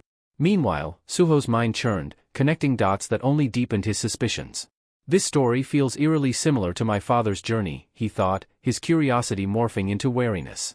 Oblivious to Suho's inner turmoil, Jinho smirked and shut his eyes dramatically. If this was a ploy to prank your uncle, I've got some bad news for you, kid, you failed. You're too green to outwit me. At that precise moment, Baru made his entrance, his voice echoing with authority. Failed? Not even close. Jinho's eyes snapped open, his playful demeanor vanishing as a chill ran down his spine. His gaze darted around in search of the voice's source, only to land on a towering, ant-like figure that seemed to appear out of thin air. What is that thing? Jinho yelped, nearly toppling out of his chair as his face drained of color. Baru remained unfazed, turning calmly to Suho. Young monarch, perhaps I should take it from here. Then, facing Jinho, Baru spoke in a commanding yet composed tone. Your lost memories, they stem from your time with the Shadow Monarch. You weren't just anyone. You were one of his closest allies, a steadfast companion who fought countless battles by his side. Your game's storyline is no coincidence, it's a faint echo of those forgotten experiences. Jinho's face was a mixture of confusion and disbelief. Sensing this, Baru extended a hand and conjured a glowing key seemingly out of nowhere, holding it aloft like a sacred relic. It will be easier to show you, Baru said, his voice firm as he inserted the key into Jinho's chest. This is a gift from the Shadow Monarch. In an instant, Jinho found himself in a void, an endless expanse of darkness devoid of sound or light. Disoriented, he spun around, trying to make sense of his surroundings. Then, out of the shadowy abyss, a figure began to emerge. As it drew closer, Jinho's breath hitched. It was a younger version of himself, full of vitality and drive. Memories surged back like a dam breaking. He saw himself meeting Jinwoo for the first time, standing shoulder to shoulder through grueling raids, and growing stronger as both a hunter and a person. One memory stood out, the two of them sharing a quiet drink after a grueling day. In the memory, Jinho had confessed with a bittersweet smile, "You've been more of a brother to me than my real brothers ever were." Jinwoo had smiled warmly in return, raising his glass. Then, from this day forward, we're brothers. In an instant, Jinho found himself back in his office, tears streaming uncontrollably as the flood of restored memories overwhelmed him. The vivid images of the past, once buried deep, surfaced with a force he hadn't anticipated. His hands trembled as he covered his face, struggling to process the profound emotions coursing through him. Suho, completely at a loss, turned to Baru, his voice tinged with concern and bewilderment. "What did you do to him?" he asked, his expression a mixture of confusion and worry. Baru, ever composed, responded calmly, "There's no need to be alarmed. All I did was return the memories he had lost from the previous world, nothing more." Jinho sat there, his face buried in his hands, unable to stem the tears. As the afternoon sun dipped lower, casting a golden glow into the office, he slowly regained his composure. He wiped his eyes with trembling fingers and, after a moment of silence, looked at Suho. "So, you can level up, just like your father could," Jinho said softly, his voice carrying the weight of realization. "No limits, right?" Suho nodded but quickly added, "It's a bit different for me, though." Jinho leaned back in his chair, his gaze distant as memories of Jinwoo filled his thoughts. He's still out there, protecting Earth from the invaders, he thought, his chest tightening. Always putting others before himself, never changing. Breaking the silence, Jinho sighed heavily. "So, it's really that urgent, huh? And you came to me with a business proposal, just like your father would have done?" A small, bittersweet smile crossed his face as he shook his head. Suho scratched the back of his neck, his laugh nervous. "Well, you know how it is," he said with an embarrassed chuckle. Jinho, now fully grasping the seriousness of the situation, reached out and placed a firm hand on Suho's shoulder. "I understand now. I shouldn't treat you like a kid anymore. You've inherited your father's strength, and you're capable of standing on your own." With a resigned sigh, Jinho added, "All right. You have my support. I'll help you." Suho's face lit up, his excitement bursting forth as he leaped from his chair. "Really?" he exclaimed, his voice filled with joy. The realization that his plan to enter the dungeon was finally taking shape filled him with exhilaration. As Suho celebrated, Jinho leaned back in his chair, a shadow of sadness darkening his expression. Jinwoo is still out there, facing unimaginable trials alone, he thought, his heart aching. But maybe this is my chance to finally do something to help him, just as he always helped me. Clenching his fists, Jinho silently vowed to give his all for both Suho and Jinwoo. The scene shifts to the entrance of a dungeon, where Suho stood clad in a shadowy mask to obscure his identity. Around him, a group of individuals idled, people Jinho had hired to meet the minimum headcount required for dungeon entry. Suho glanced at them briefly, a wave of gratitude toward his uncle filling his chest. As he approached the gate, a frail man seated on a nearby bench called out, his tone skeptical. "Hey, kid. You're really gonna pay me 400,000 won just to sit here and not step inside?" Suho smiled warmly, nodding. "That's right. Just sit tight and relax." The man raised a doubtful eyebrow. "And you're going in there alone? Listen, I don't know how confident you are, but these gates hold terrors you can't even imagine. Be careful." Suho offered a polite nod, his voice steady. "Thanks for the advice. If things get dicey, I'll be sure to ask for help." With that, he turned and strode toward the shimmering gate, his determination unwavering. Stepping into the dungeon, Suho's thoughts turned to his father. Dad carried so much on his shoulders, facing everything alone, he reflected. But I'm not alone. That's why I have my team. Summoning Essel and Gray, who materialized beside him fully prepared for battle, Suho tightened the straps on his Vulcan gauntlets, ready for the challenge ahead. Before them stretched a massive horde of monsters, their grotesque forms waiting menacingly. Without hesitation, Suho raised his voice, issuing a single, commanding order: "Let's level up. My father won't carry the weight of the world alone anymore." The story transitions to a car gliding along a quiet road under the soft hues of twilight. Eventually, the vehicle halts in front of an imposing structure, its ominous aura casting long shadows. Lee Min-sung steps out, his face obscured by a sleek, minimalist mask, an obvious attempt to keep his identity under wraps. Without glancing back, he speaks to his driver in a measured tone, "Stay close. I won't be long." The atmosphere was heavy, thick with a tension that matched the darkening sky. As Lee strode toward the foreboding building, his mind churned with thoughts. 3 months, he murmured to himself, his voice low and bitter. It's been 3 months since my last encounter with the Apostle of Iterim, and I've despised every moment since. Pushing open the doors, he entered a dimly lit lobby where a lone guard busied himself tending to a potted plant. Lee kept his head down, his steps careful, aiming to slip past unnoticed. Yet the guard's keen gaze locked onto him. "Hey, aren't you that guy from the news?" the guard asked, his voice slicing through the silence. "Vice CEO of the Grim Reaper Guild, right?" Lee Min-sung. Irritation flickered across Lee's hidden face. Noticed. So much for anonymity. Quickly adapting, he removed his mask, offering the guard a charismatic smile that felt more rehearsed than genuine. "Play the role. Maintain the image." "Impressive observation," Lee replied smoothly, his tone calm and disarming. "You've got sharp eyes. Have a great evening." The guard straightened, beaming with pride at the recognition. "Good luck, hero of the hunters," he called out enthusiastically, his admiration evident. As Lee walked deeper into the building, his mind drifted to his past, pulling him into memories of his youth. Born into privilege as the son of the vice CEO of Eugene Construction, he had been destined for greatness. His life had been a parade of accolades, wealth, influence, and the unwavering adoration of millions. He had been hailed as the Prince of Asia, a man for whom success came effortlessly. But then, the great cataclysm shattered that golden existence. His thoughts turned to a pivotal moment with his driver, Lim Taeyu. Once an unassuming man who simply opened car doors and navigated traffic, Lim had awakened as an S-rank hunter. "You awakened too?" Lee had asked, struggling to keep the disbelief from his voice.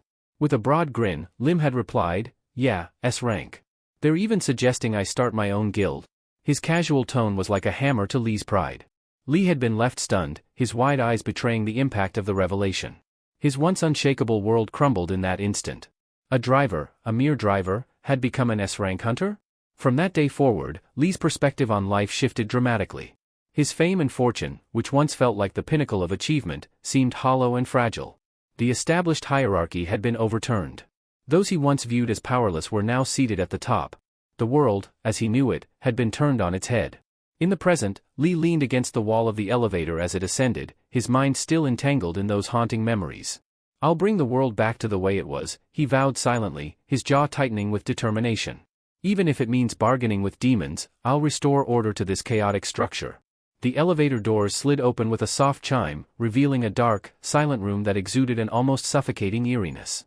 Standing before Lee were several men, their faces twisted into grotesque smiles that made his stomach churn. Their eyes gleamed with malice, a sinister light that only deepened his disgust. His lip curled in contempt as he growled, "Wipe those revolting grins off your faces before I rip your mouths open." His voice was sharp, cutting through the oppressive silence as he strode past them without breaking stride. His icy gaze swept across the room. "Where's your boss?" he demanded, his tone biting and unyielding. "It's been a while since I last saw him. Aren't you even going to welcome me?" The men remained silent, their unsettling grins fixed in place. The oppressive stillness of the room seemed to grow heavier with each passing moment until a chilling voice sliced through the darkness. Lee Minsung. Lee's eyes widened, the shock momentarily freezing him in place. He turned slowly, his gaze landing on a childlike figure standing in the shadows. The figure's hair and eyes glowed with an eerie yellow hue, radiating an otherworldly energy that sent a shiver down Lee's spine. "You're the Outerworlder," Lee said, his voice barely audible, almost a whisper. The figure stepped forward, and the room seemed to darken further. It was the Apostle of Iterum, the embodiment of an incomprehensible, otherworldly power. The Apostle's gaze remained unwavering, as though piercing through Lee's very soul. "Yes," the Apostle replied, his voice calm and detached, carrying a weight that made it seem as if it came from a place beyond mortal understanding. Lee, masking his unease with a nonchalant air, approached the Apostle. He lightly tapped the childlike figure on the head, a casual smirk playing on his lips. "Last time I saw you, you were just a kid," he said, his tone deliberately light-hearted. "And now look at you, fully grown. Not only that, but your mana, it's grown significantly stronger." A sly grin spread across Lee's face. "Seems like everything's going according to plan." The Apostle's expression didn't waver. His cold, distant voice cut through the tension. "I told you before," he said evenly, "I am not growing. I am recovering." His words carried an otherworldly weight as he continued. "When beings like me, those with immense mana reserves, cross dimensions, our bodies must fragment to withstand the journey." The Apostle's glowing eyes never left Lee as he explained. "The first fragment to arrive is always the weakest. But now, I have fused with a second fragment." The Apostle's voice was calm, almost indifferent, as he returned his focus to the book he held in his hands, flipping through its pages as if the conversation was of little importance. Lee sank into a worn-out sofa nearby, trying to exude an air of casual indifference. Yet, the Apostle's faint, detached voice echoed through the dim room, making the space feel heavier, as if the very air had been imbued with the weight of another realm. "My memories may remain intact," the Apostle began, his tone devoid of warmth, "but my personality has changed. I am not the individual you once knew. Don't expect the familiarity of the past, let's dispense with that illusion now." Lee raised an eyebrow, a crooked grin creeping onto his face. "Complex stuff, huh?" he said, his voice light-hearted, though his piercing gaze betrayed a deeper intent.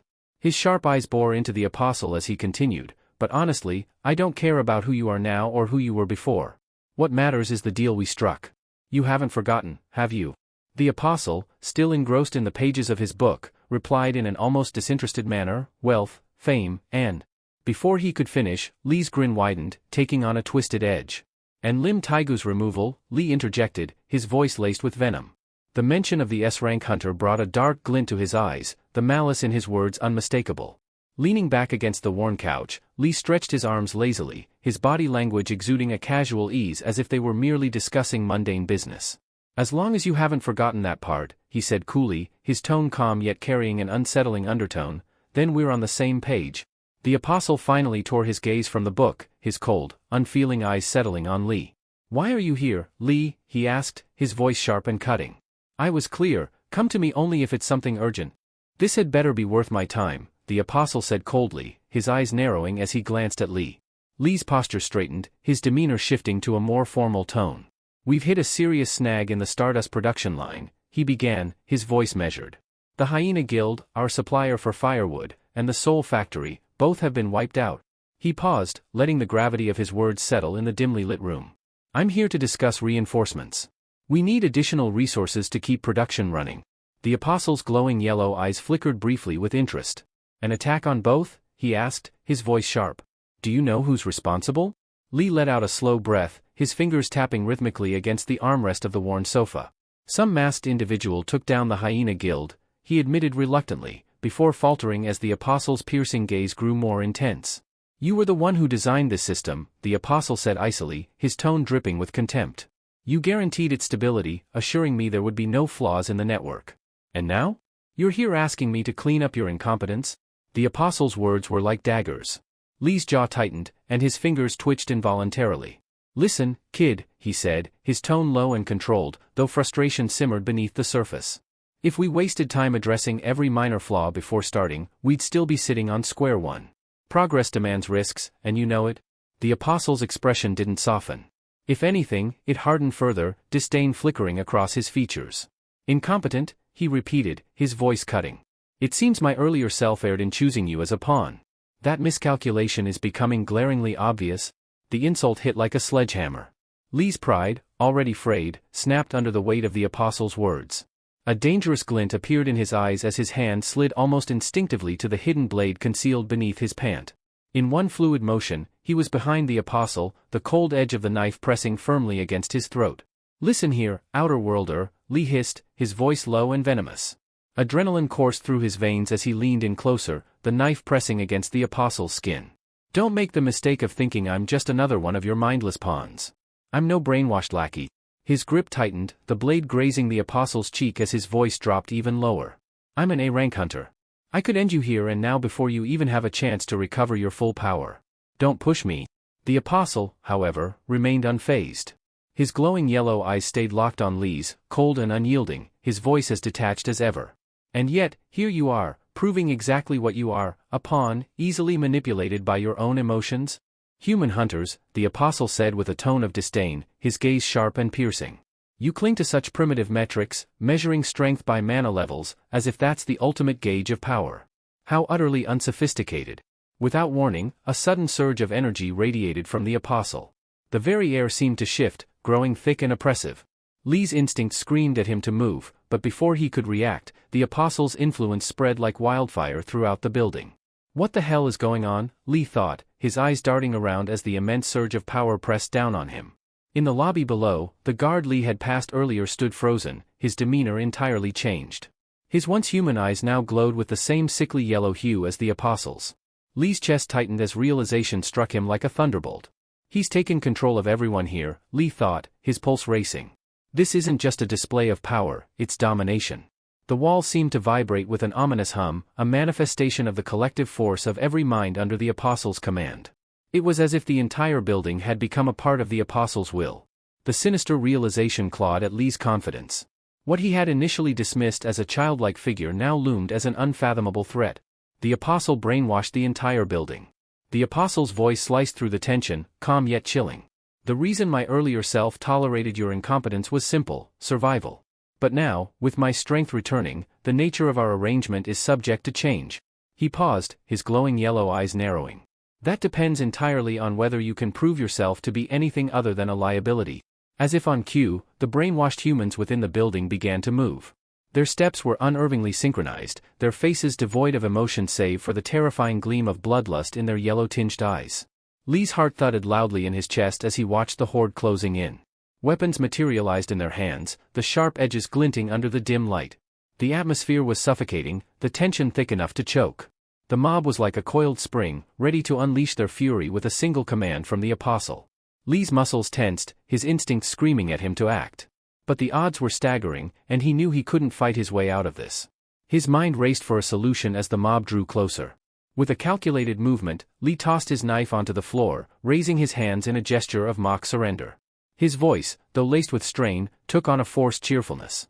Whoa, take it easy," he exclaimed, his tone light but strained as he struggled to mask his rising panic.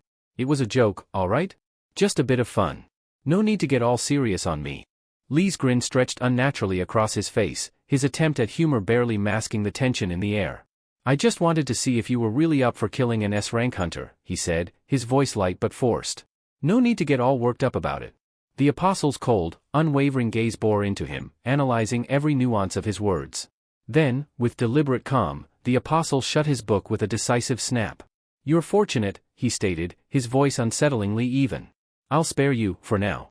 There's still some utility left in you." With a flick of his hand, the oppressive energy in the room dissipated, and the mind-controlled crowd began to stir. Slowly, they returned to their normal selves, oblivious to the bloodlust that had consumed them moments ago. Almost on cue, one of the apostle's subordinates entered, a heavy suitcase in hand. She approached silently, placing the case in front of Lee. With a soft click, she opened it, revealing rows of shimmering vials glowing faintly with a captivating brilliance. "These," the apostle said, his lips curling into a faint, unsettling smile, "are stimulants refined from stardust, condensed 100 times over. Dilute them, and you'll have enough to fuel your entire operation." Lee's eyes narrowed, suspicion flickering in his gaze as he examined the vials. Where did he get something like this, he wondered. As if reading his thoughts, the apostle added with an air of superiority, This isn't the low-grade stardust you've been peddling to weak hunters. These are far more potent, strong enough to elevate even an A-rank hunter like yourself. His smile deepened, though it carried a mocking undertone. Why don't you test it out? See for yourself. Lee hesitated, picking up a vial and scrutinizing its contents. He forced a chuckle, setting it back in the case quickly. I think I'll pass, he muttered, his tone evasive. I'm not about to use something I don't fully understand. Turning toward the exit, he called over his shoulder, don't forget our deal. I'll be expecting you to hold up your end? But as he walked away, his mind churned. I might have just let an unimaginable monster loose on Earth, he thought grimly, but that's not my problem anymore. His footsteps echoed in the corridor as the weight of the situation bore down on him. Meanwhile, back in the room, the apostle dropped the book he had been reading. His gaze drifted to the window, his hand rising. It's coming, he murmured, his voice barely above a whisper. Another fragment is near. The scene shifted to a cavernous dungeon where Suho and his party battled for their lives. Before them stood a massive serpent, its scaled body shimmering ominously under the dim light. With every movement, it lashed out with immense force, sending tremors through the ground. Essel and Gray struggled to hold their ground, their movements sluggish under the relentless assault of the beast. We've got to hold it back. Essel shouted, his voice strained with exhaustion. The serpent struck again, its tail smashing into the wall, narrowly missing Gray. Without hesitation, Suho leaped high into the air, his body a blur of motion as he latched onto the serpent's massive frame. His hands gripped its scales with unyielding determination as the beast roared, thrashing wildly in a desperate bid to throw him off. Suho, get down from there. Essel's voice was filled with panic as the serpent slammed its body into the dungeon walls, each impact reverberating through the cavern. But Suho was resolute. Gritting his teeth, he wrapped his arms tightly around the serpent's thick neck. With every ounce of strength, he began to squeeze. The serpent writhed violently, its roars turning into agonized screams. Blood seeped from its mouth and nostrils as its movements grew weaker. With a final, thunderous crash, the serpent collapsed, its massive body slamming onto the dungeon floor. The ground shook with the impact, dust rising in thick clouds. Suho landed gracefully, his chest heaving as he wiped the blood from his hands. His expression remained stoic, his resolve unshaken. Back at the room, a sinister smile stretched across the apostle's lips as his aura darkened, his presence growing more oppressive. Once I've merged with it, there'll be no need for this facade anymore. His tone turned ominous, dripping with malice. That's when the real invasion begins. The focus shifts to a young woman whose face is a canvas of unease, her lips pressing into a thin line. She glances nervously at the others, her voice tinged with skepticism. This isn't risky, is it? She asks, her gaze darting toward the shimmering gate in the distance. We're being paid 5 million won each just to sit here and wait for that hunter to come out. All we have to do is keep quiet about whatever we see or hear. Doesn't that sound too easy? Her fingers fidget with the brim of her cap as she shakes her head, clearly struggling to make sense of the situation. Why would Suho throw around this kind of money for something so simple? Sitting nearby on a weathered bench, a man with a crippled leg observes her with weary eyes. His voice is steady, almost detached, as he replies, "This is the 4th time they've hired us. They've always paid, no exceptions. For a hunter, clearing gates is routine, practically second nature. To them, it's like doing a bit of community service." Though his tone remains calm, a flicker of intrigue dances in his expression, betraying his curiosity. The girl nods hesitantly, though her unease lingers. "I guess that makes sense," she murmurs, her voice quieter now. "But still, something about this doesn't sit right with me." She rubs the back of her neck, her doubt evident despite her attempt to brush it off. "I mean, as long as they keep paying us, I suppose it's none of our business. Overthinking it won't change anything." The man's gaze shifts toward the gate, narrowing as his thoughts begin to race. None of this adds up, he muses silently. Why would Suho come to a gate like this without an excavation crew or a collection team? It gnawed at him. The setup was all wrong. What's he planning to gain here? He mutters under his breath, his eyes locked on the glowing gate. He recalled Suho's earlier exploits, starting with D-rank gates, then moving to C-rank ones with apparent ease. Why's he rushing headfirst into these dungeons? What's he really after in there? Within the gate, the air buzzes with a different kind of tension. The cavern, once eerily silent, now reverberates with the sharp clang of tools striking crystal-coated walls. Suho's shadow goblins, clad in their spectral armor, worked tirelessly under the flickering dungeon light. Their movements were precise, almost mechanical, as they chipped away at the luminous crystals embedded in the rock. Standing at the center of the organized chaos was Beru, his imposing figure radiating authority. His booming voice cut through the din, barking commands that the goblins obeyed without hesitation. Every strike of their tools, every scrape of the crystal shards, was synchronized like a perfectly oiled machine. The dungeon floor shimmered with fragments of the mine treasures, and the goblins moved efficiently to gather and transport them, their glowing eyes betraying no emotion. Faster! Put your backs into it. Do you think this is a leisurely stroll? Beru's commanding voice reverberated through the cavern, his sharp eyes scanning the scene as the shadow goblins scrambled to meet his demands. The relentless pace had them working tirelessly, mining crystals and gathering resources with mechanical efficiency. Nearby, Essel and Gray worked on salvaging valuable materials from the fallen monsters. Kneeling beside a grotesque spider carcass, Gray tore at its tough leg joints with unwavering focus. Essel paused her own task, glancing at him with a faint smirk.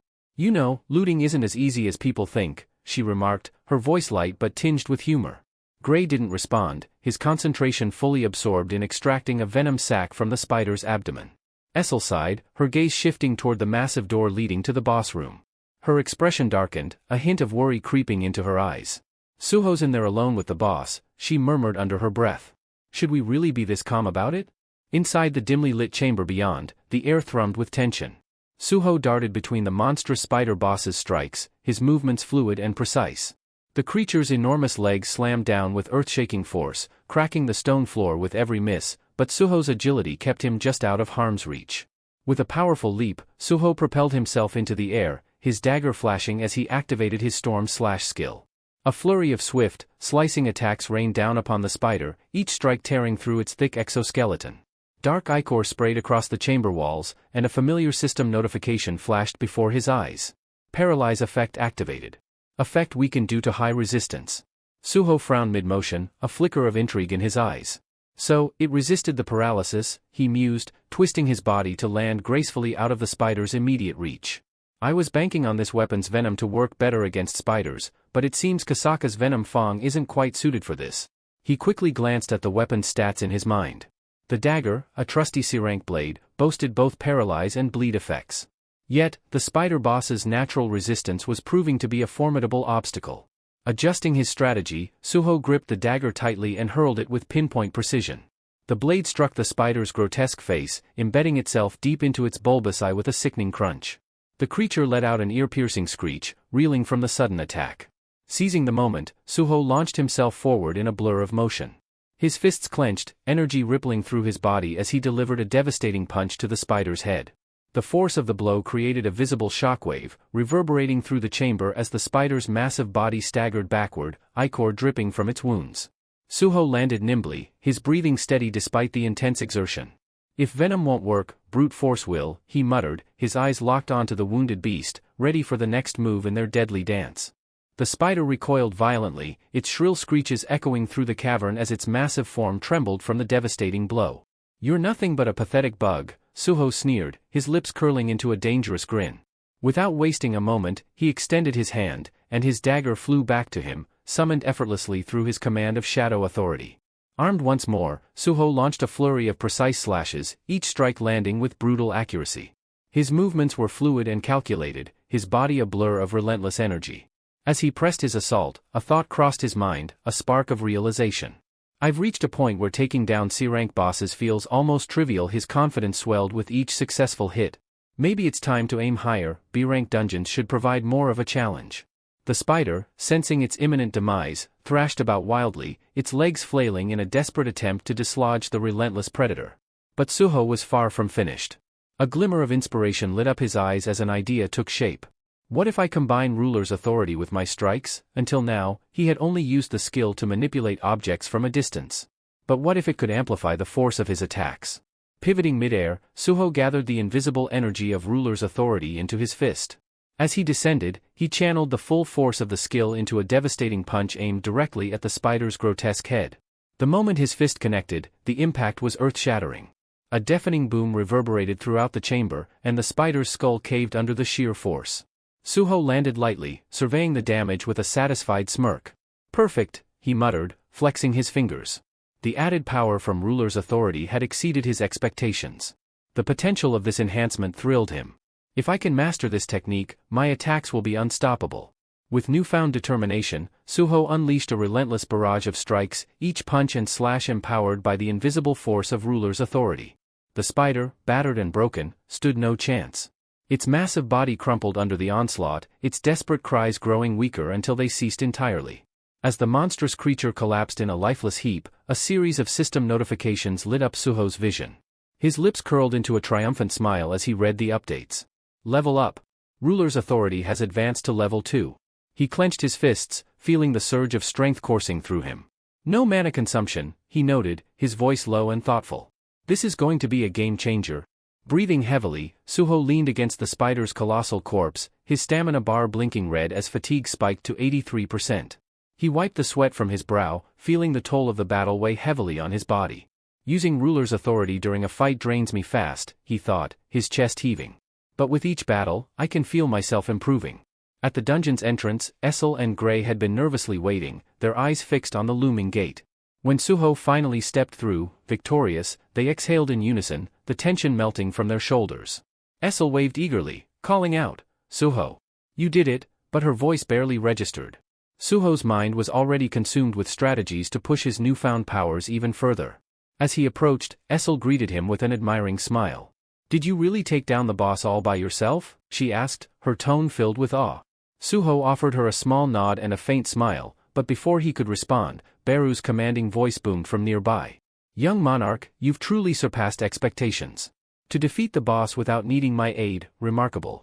The pride in Beru's voice was unmistakable. Suho chuckled softly, shaking his head. "Beru, save your strength for now. You need to recover fully. Those magic essence crystals should help with that," he said, gesturing toward the pile of monster remains scattered nearby. Beru gave a respectful nod. "As you command, young monarch. We've also gathered every usable resource from the monsters," he reported, his tone professional yet tinged with satisfaction. Suho's gaze swept over his team, a proud smile tugging at the corners of his lips. "You've all done well," he said, his voice warm with gratitude. He summoned his system interface, the glowing screen appearing before him, and began the process of selling the materials they had collected. As he navigated the shop menu, Suho couldn't help but marvel at the system's efficiency. Being able to sell everything on the spot is a lifesaver, he thought, watching the materials convert into currency. And with the funds, I can stock up on gear and items I'll actually need.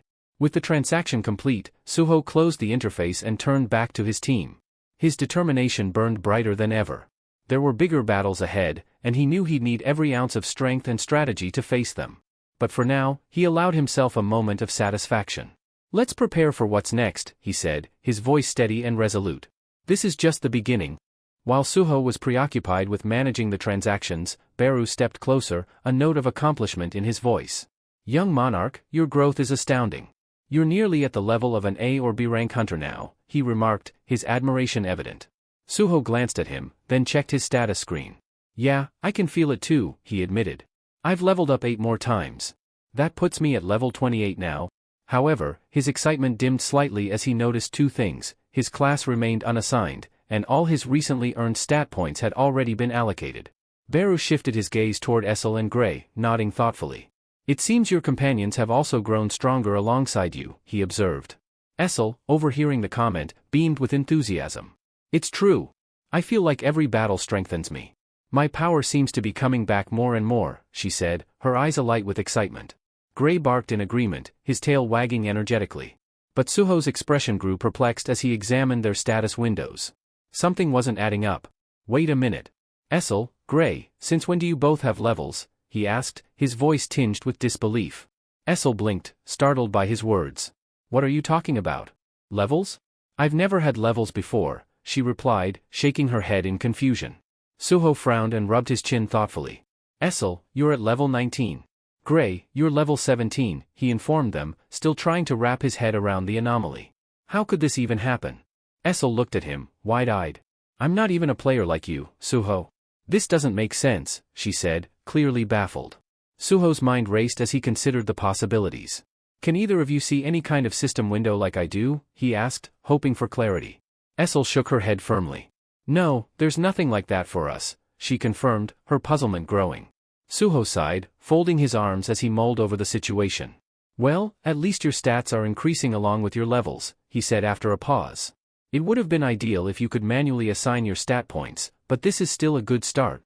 Despite the mystery, Suho felt a sense of reassurance. They're getting stronger, and that means we're more prepared for the challenges ahead. Still, the unexplained leveling of his companions and the emerging intricacies of the system left him with many unanswered questions. There's so much more I need to figure out, he thought, his determination to uncover the truth strengthening with every passing moment. Suho turned back to his group, a mischievous grin lighting up his face.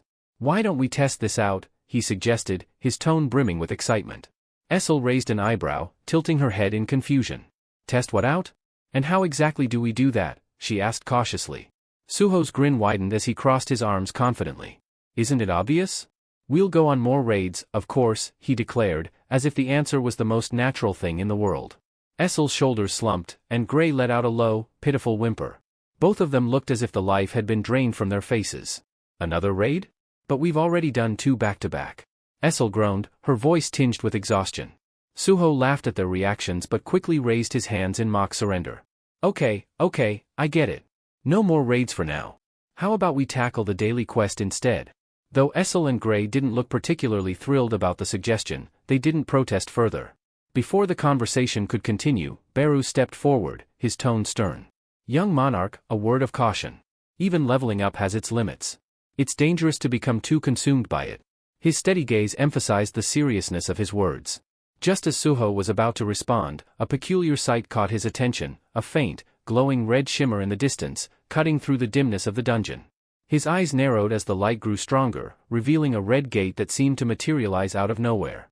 It pulsed ominously, radiating an unsettling energy. What the? Suho muttered, momentarily frozen in surprise. Essel's alarmed voice broke through his thoughts. A gate? Inside the shadow dungeon? How is that even possible? Suho frowned, his gaze locked onto the gate. The oppressive heat radiating from it was unmistakable. The heat, it's coming from inside, he murmured, his curiosity quickly shifting into a sense of urgency. He turned to Beru. Have you ever seen anything like this? Gates forming within dungeons. Beru shook his head gravely. I cannot say for sure, young monarch. This is beyond anything I've encountered. It's highly unusual, even for us. Before Suho could fully process the situation, a bright system notification appeared in front of him. Urgent quest, dimensional crack. Objective, eliminate the cause of the dimensional crack. Suho's initial confusion gave way to a spark of exhilaration. A wide grin stretched across his face. Perfect timing, he said, his voice laced with anticipation. Without wasting a moment, he rummaged through his inventory and pulled out heat-resistant robes, handing them to Essel and Gray. Put these on, Suho instructed, his tone firm. We're heading inside. Essel hesitated, staring at the ominous gate, but Suho's unwavering confidence seemed contagious. With a deep breath, she nodded, pulling the robe over her shoulders. Gray barked softly, already prepared to follow his leader's command. As the group approached the red gate, Suho couldn't suppress the excitement bubbling within him. Whatever's inside, I'm ready for it, he thought, determination gleaming in his eyes. Suho could barely contain his anticipation as they readied themselves to step through the ominous red gate. This is exactly what I needed, he thought, his grin spreading wider. Another chance to level up, and the system delivered right on time. Meanwhile, the scene shifted to a completely different landscape, a sprawling desert under the unrelenting blaze of the Egyptian sun. Towering sand dunes surrounded an imposing ancient pyramid, its jagged silhouette casting long shadows over the barren expanse. Standing at the forefront of the scene was Lu Xing, a seasoned B-rank hunter from the Azura Guild. Frustration etched deep lines into his face as he gripped his sword, his knuckles whitening under the strain. This is outrageous, he spat, his voice laced with anger as he glared at the man facing him. How dare you demand we leave? We were here first. Unmoved by Lu Xing's fury, the opposing figure stood calm and confident, his piercing green eyes gleaming with cold menace. Who arrived first doesn't matter, he replied evenly, his voice devoid of empathy. This is your last chance.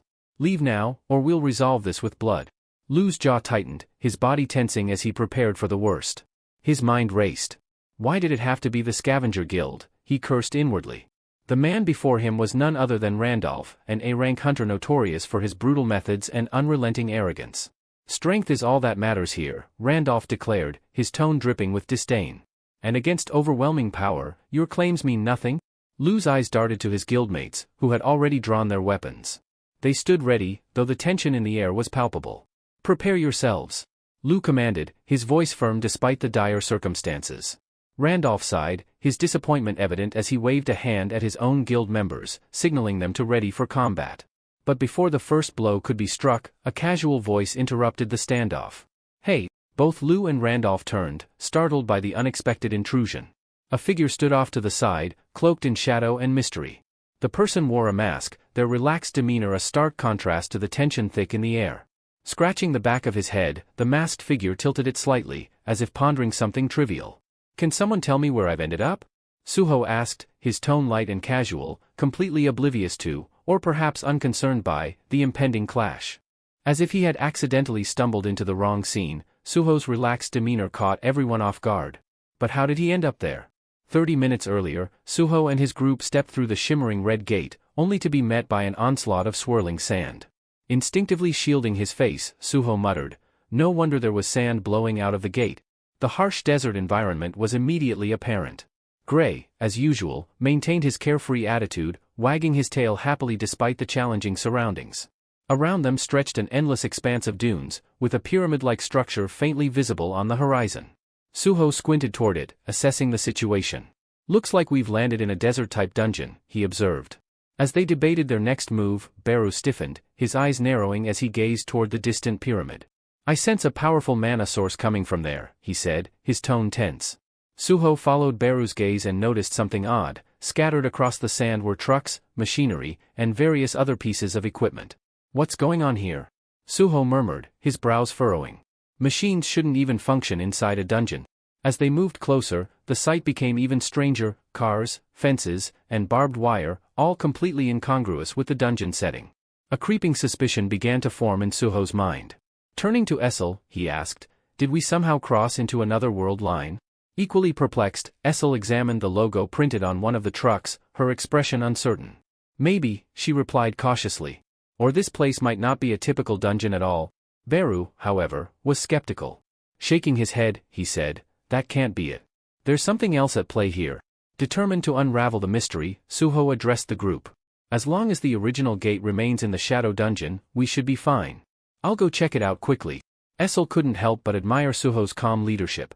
"You're amazing, Suho," she said with a smile, while Gray, true to form, simply wagged his tail in agreement. Suho disappeared briefly into the shadow dungeon to confirm his suspicions. When he returned, his expression was grave, his usual confidence replaced by a tense unease. The shift in his demeanor immediately alarmed the group. Essel stepped forward, her voice cautious. "Is everything okay, young monarch?" Suho's voice was heavy as he delivered the unsettling news. "The gate, it's gone." Meanwhile, the perspective shifted to the outside world, where several individuals stood waiting for Suho's return. Their bored expressions quickly turned to shock as they watched the red gate vanish into thin air, leaving nothing behind. "The gate is vanishing," one of the onlookers exclaimed, his voice tinged with panic. "Does that mean the boss has been defeated?" another inquired, his gaze fixed on the fading portal. But a crippled man seated further back shook his head grimly. "No," he said, his voice heavy with worry. "Suho hasn't come out yet. We need to alert emergency services immediately." Inside the pyramid, Suho stepped cautiously into the ancient structure, his eyes adjusting to the dim light. To his surprise, he wasn't alone, there were people already there. The sight of them brought a fleeting sense of relief. So, they must have been the ones driving those trucks outside, he reasoned. As he drew closer, he heard them speaking in English. Suho's brow furrowed as the realization struck him. Could we have crossed into another country? Deciding to test the waters, Suho put on his most approachable expression and addressed two of the individuals nearby. In clear English, he asked, "Excuse me, but could you tell me where I am and what this place is?"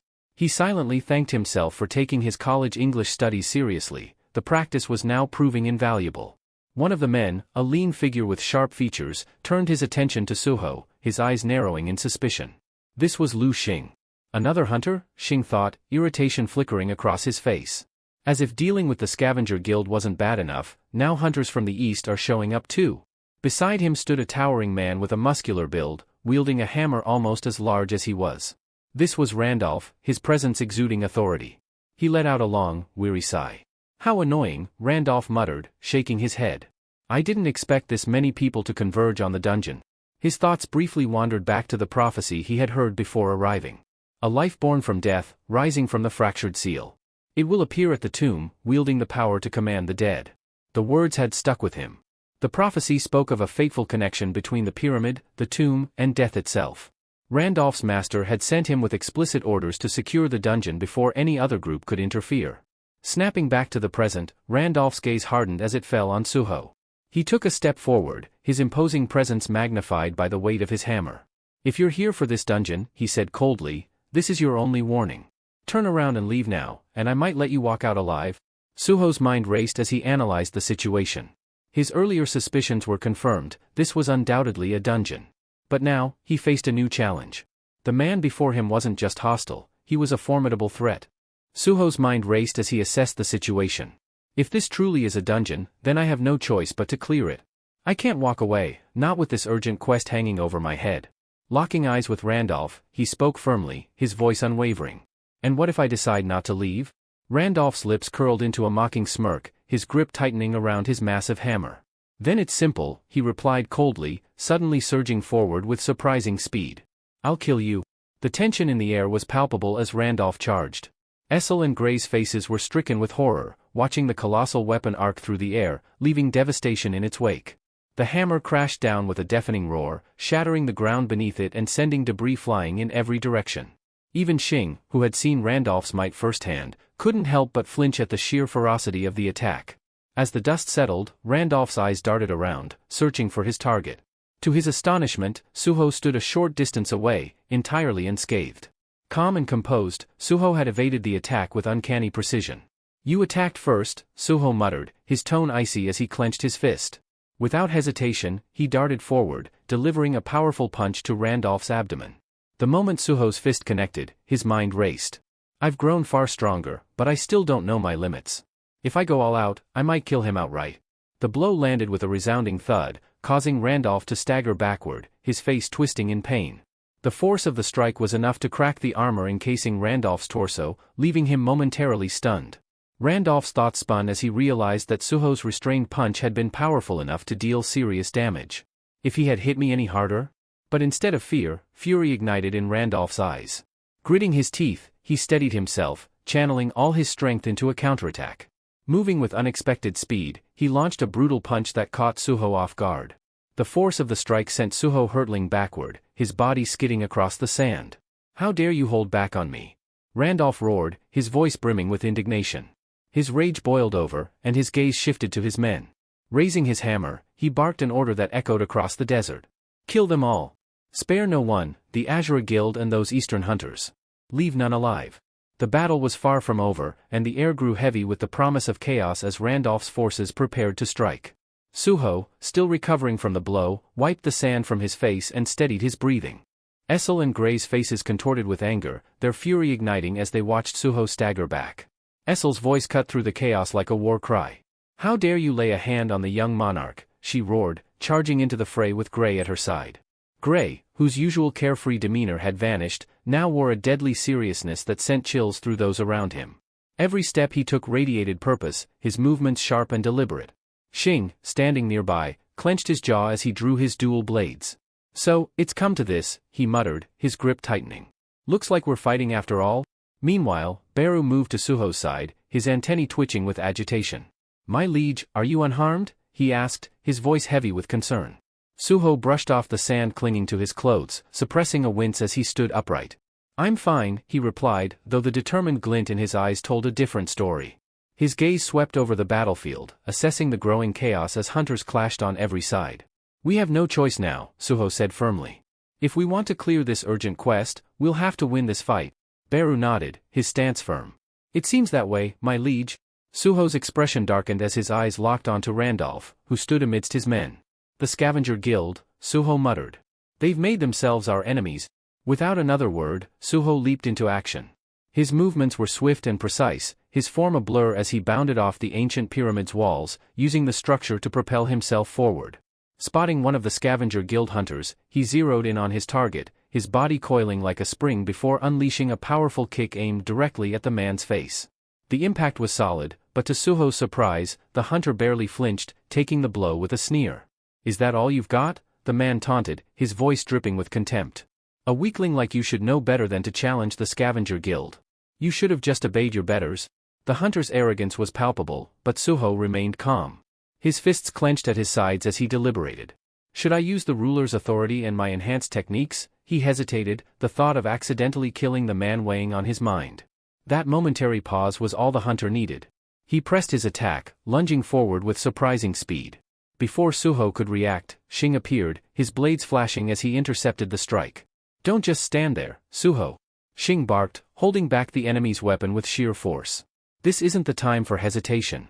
Suho snapped out of his thoughts, his resolve hardening. With a swift arc of his blade, Shing lunged at the Scavenger Guild hunter. In one seamless motion, his weapon found its mark, severing the man's neck with precision. The hunter's lifeless eyes widened in disbelief as his body crumpled to the ground, collapsing into the sands below. Suho stood frozen, his mind grappling with the brutal finality of the scene.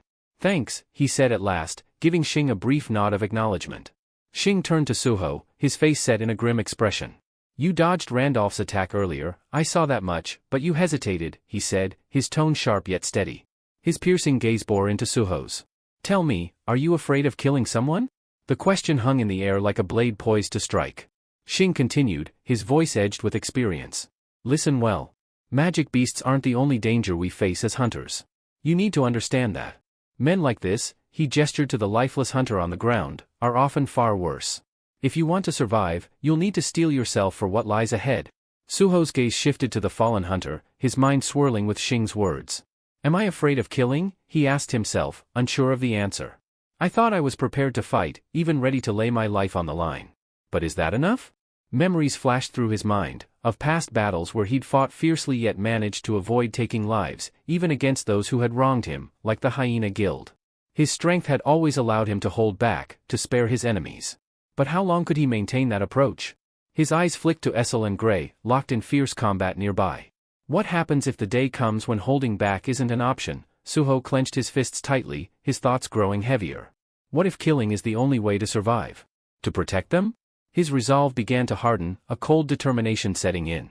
"I can't afford to hesitate anymore. This isn't just about leveling up or gaining strength. If I'm going to face someone like Lee Minsung, I need to cast aside all weakness."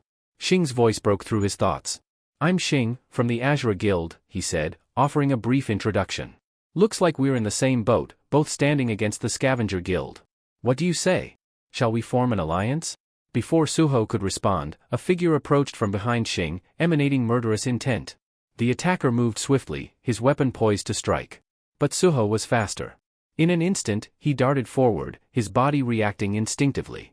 Shing barely had time to register the blur of motion before the sickening sound of Suho's fist colliding with bone echoed through the air. The assailant was sent sprawling, the force of Suho's punch leaving no room for retaliation. Shing turned to Suho, his expression a mix of surprise and newfound respect. Suho lowered his fist, his eyes cold and resolute. "An alliance sounds good," he said firmly, his voice steady. "But if we're going to survive this, there's no room for hesitation." The hunter who had been sneaking up on Shing was hurled through the air with a single, devastating punch from Suho. The sheer force of the strike sent the attacker tumbling several meters away, crashing into the ground like a ragdoll. Suho's movements radiated a newfound confidence, his hesitation completely gone. Shing, momentarily taken aback, could only watch as Suho strode past him, the intensity in his eyes unmistakable. Suho's determination was now etched into every step he took. No more holding back, he vowed silently, his resolve as unyielding as steel. The fallen hunter's battered body landed near Randolph's feet with a sickening crunch. Blood smeared the sand as Randolph looked down at the crumpled figure, his expression shifting from mild surprise to a sinister grin. His gaze rose to meet Suho's, the amusement in his eyes growing darker. "Well, now," Randolph drawled, his tone laced with mockery. "You just sent a B-rank tank flying with one punch. Seems like this fight might actually get interesting." Suho ignored the taunt and turned his attention to Shing. "I'm Suho," he said simply, his voice steady. "From Korea. Let's go with that alliance." The battlefield erupted into chaos once more as the Azure Guild and the Scavenger Guild clashed, the air thick with the sounds of metal clashing and war cries echoing. The arrival of Suho seemed to ignite a spark within the Azure Guild fighters.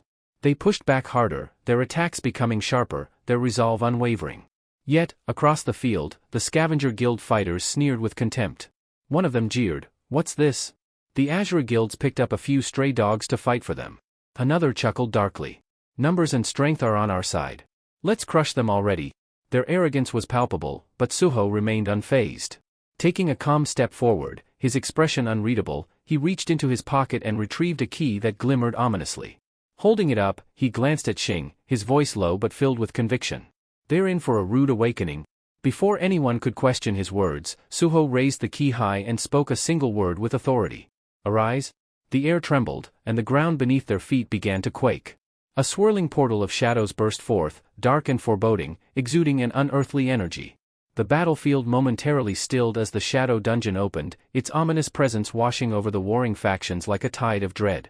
The Scavenger Guild fighters stared in shock, their earlier bravado faltering. Xing's jaw dropped, though his eyes betrayed a flicker of unease. "What the hell did you just unleash?" he muttered under his breath, gripping his weapon tighter. Suho didn't answer, his focus fixed on the unfolding battle. The darkness of the shadow dungeon seemed to echo his own resolve, unyielding, unstoppable, and ready to consume all who stood in his way. From the swirling portal emerged Suho's army, a terrifying horde of enormous spiders with gleaming, predatory eyes, followed by a legion of shadow creatures, each more grotesque and menacing than the last. The Scavenger Guild's mocking jeers died in their throats, replaced by stunned silence and widening eyes. Xing could only stare, his mouth agape as the tide of shadows spilled forth. "This can't be real," he murmured, his disbelief palpable. "Suho's not just a fighter? He's a summoner? And not just any summoner, he commands an army like this." Suho's voice cut through the stunned murmurs, commanding and resolute. "Attack." The shadow army surged forward like an unstoppable wave, their roars mingling with the clash of steel and the cries of the Scavenger Guild. Chaos erupted on the battlefield as the creatures tore into the ranks of their enemies with savage ferocity. Randolph, the towering leader of the Scavenger Guild, stood firm amidst the mayhem, his lips curling into an ominous grin. His sharp eyes followed the advancing shadows before locking onto Suho. "So, you've been hiding your true power all this time, kid," he sneered, his voice dripping with disdain. "Guess I've been playing nice for no reason." With that, Randolph hefted his colossal hammer and swung it in a devastating arc, cleaving through one of the massive shadow spiders in a single blow. The creature's remains disintegrated into wisps of darkness, but Randolph didn't stop. He surged forward, his hammer smashing through the ranks of Suho's shadow army like a force of nature, leaving shattered remains in his wake. Beru, observing the carnage, approached Suho with an urgent tone. "Young monarch," he said gravely. "This man is no ordinary foe. He's tearing through your army like it's nothing. He's undeniably the strongest human here." Suho's jaw clenched as his mind raced. Turning to Gray, his voice took on a commanding edge. "It's time. We'll use the bonding skill." Before they could proceed, Essel stepped forward, her eyes blazing with determination. "No," she interrupted firmly.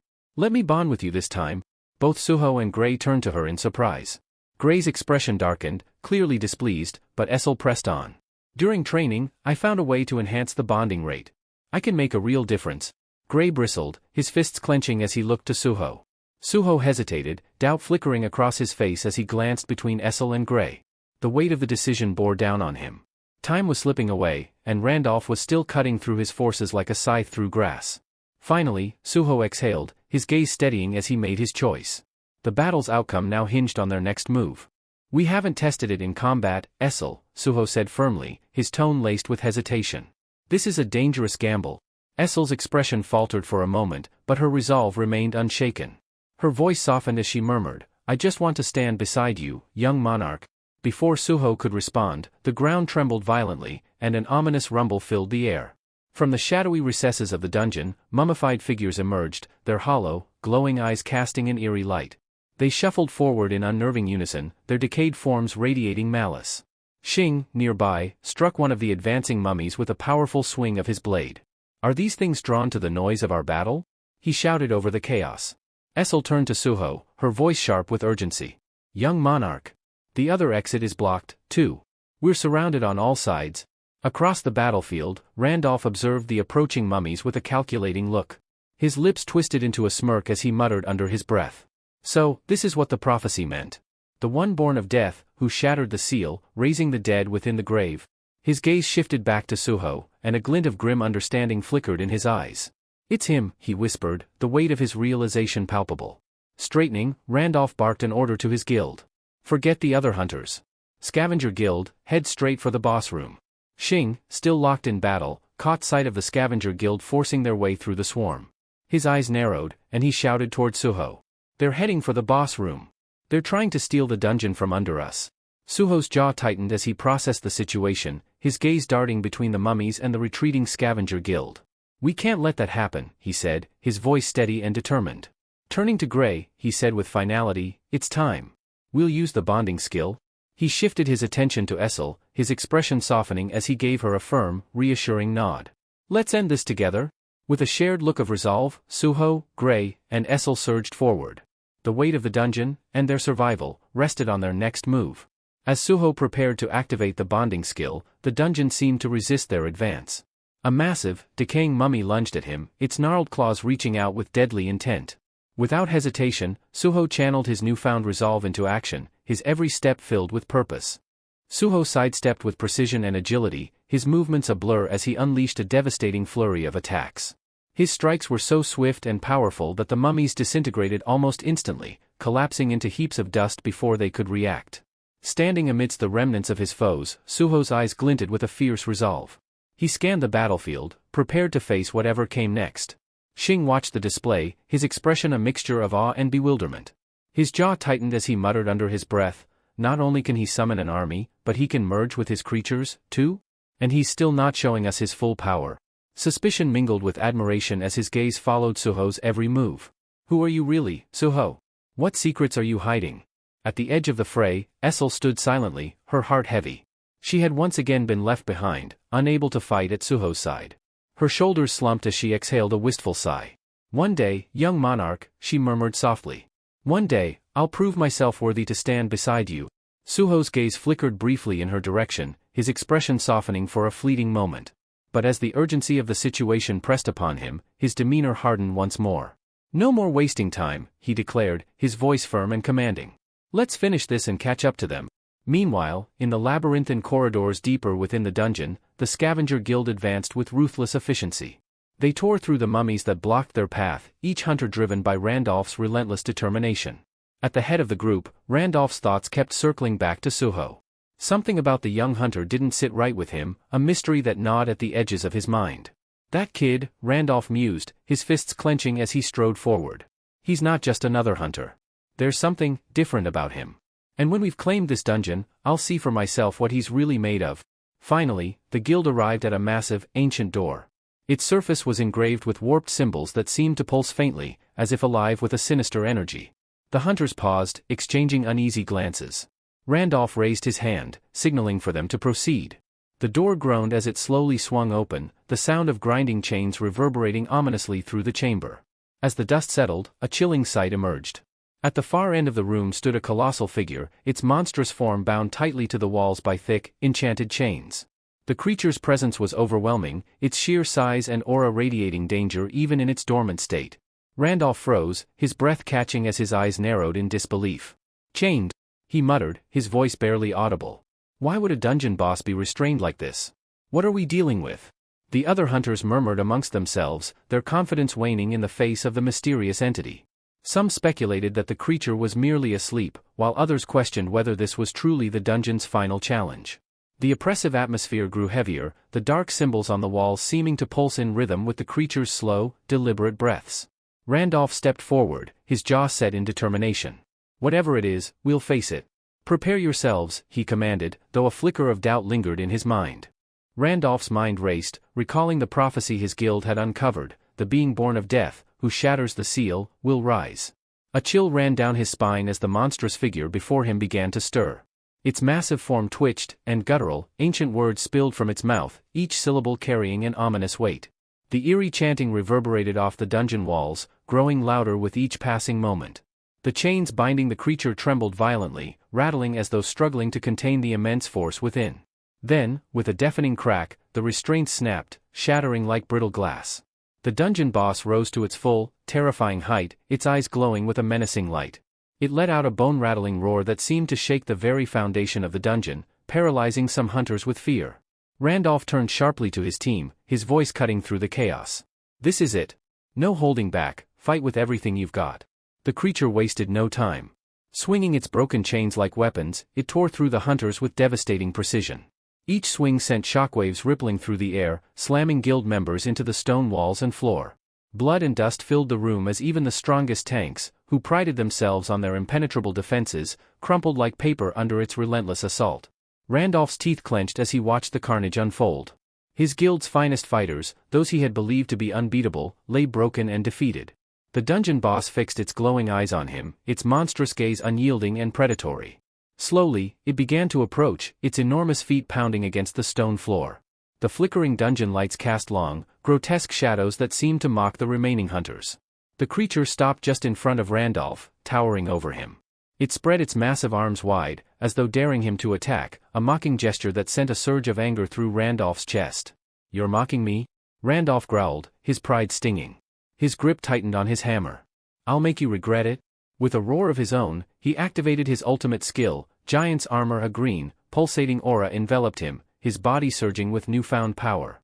Muscles bulged, and his size increased, radiating strength and confidence. Randolph charged forward, his hammer raised high, each step echoing with determination. Channeling every ounce of his energy, he swung the hammer with all his might, aiming for the creature's chest. The impact shook the dungeon, the shockwave reverberating through the chamber. But the monster didn't move. It stood like a mountain, unmoved and unyielding.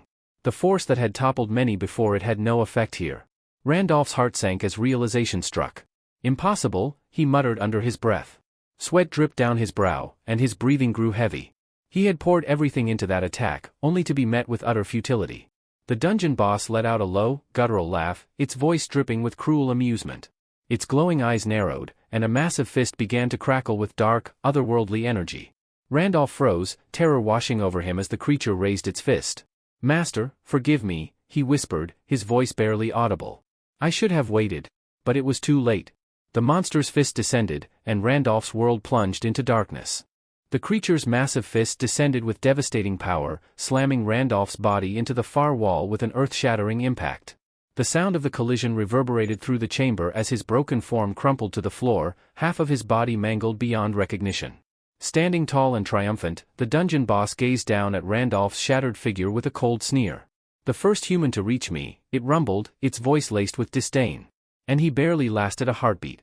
How pitiful." With a malicious grin, the creature turned its attention to the chamber entrance. Its glowing eyes gleamed with anticipation as it muttered, "But there are more intruders in these depths, aren't there? Let's see if they provide better entertainment." Meanwhile, elsewhere in the dungeon, Suho was locked in a relentless battle. His fists and feet struck with incredible speed and precision, each blow shattering mummy monsters into heaps of dust. The battlefield was chaos, but Suho moved through it like a storm, a blur of calculated fury. Yet no matter how many he defeated, more kept rising from the darkness. "They just won't stop," Suho muttered, frustration bubbling under his calm exterior.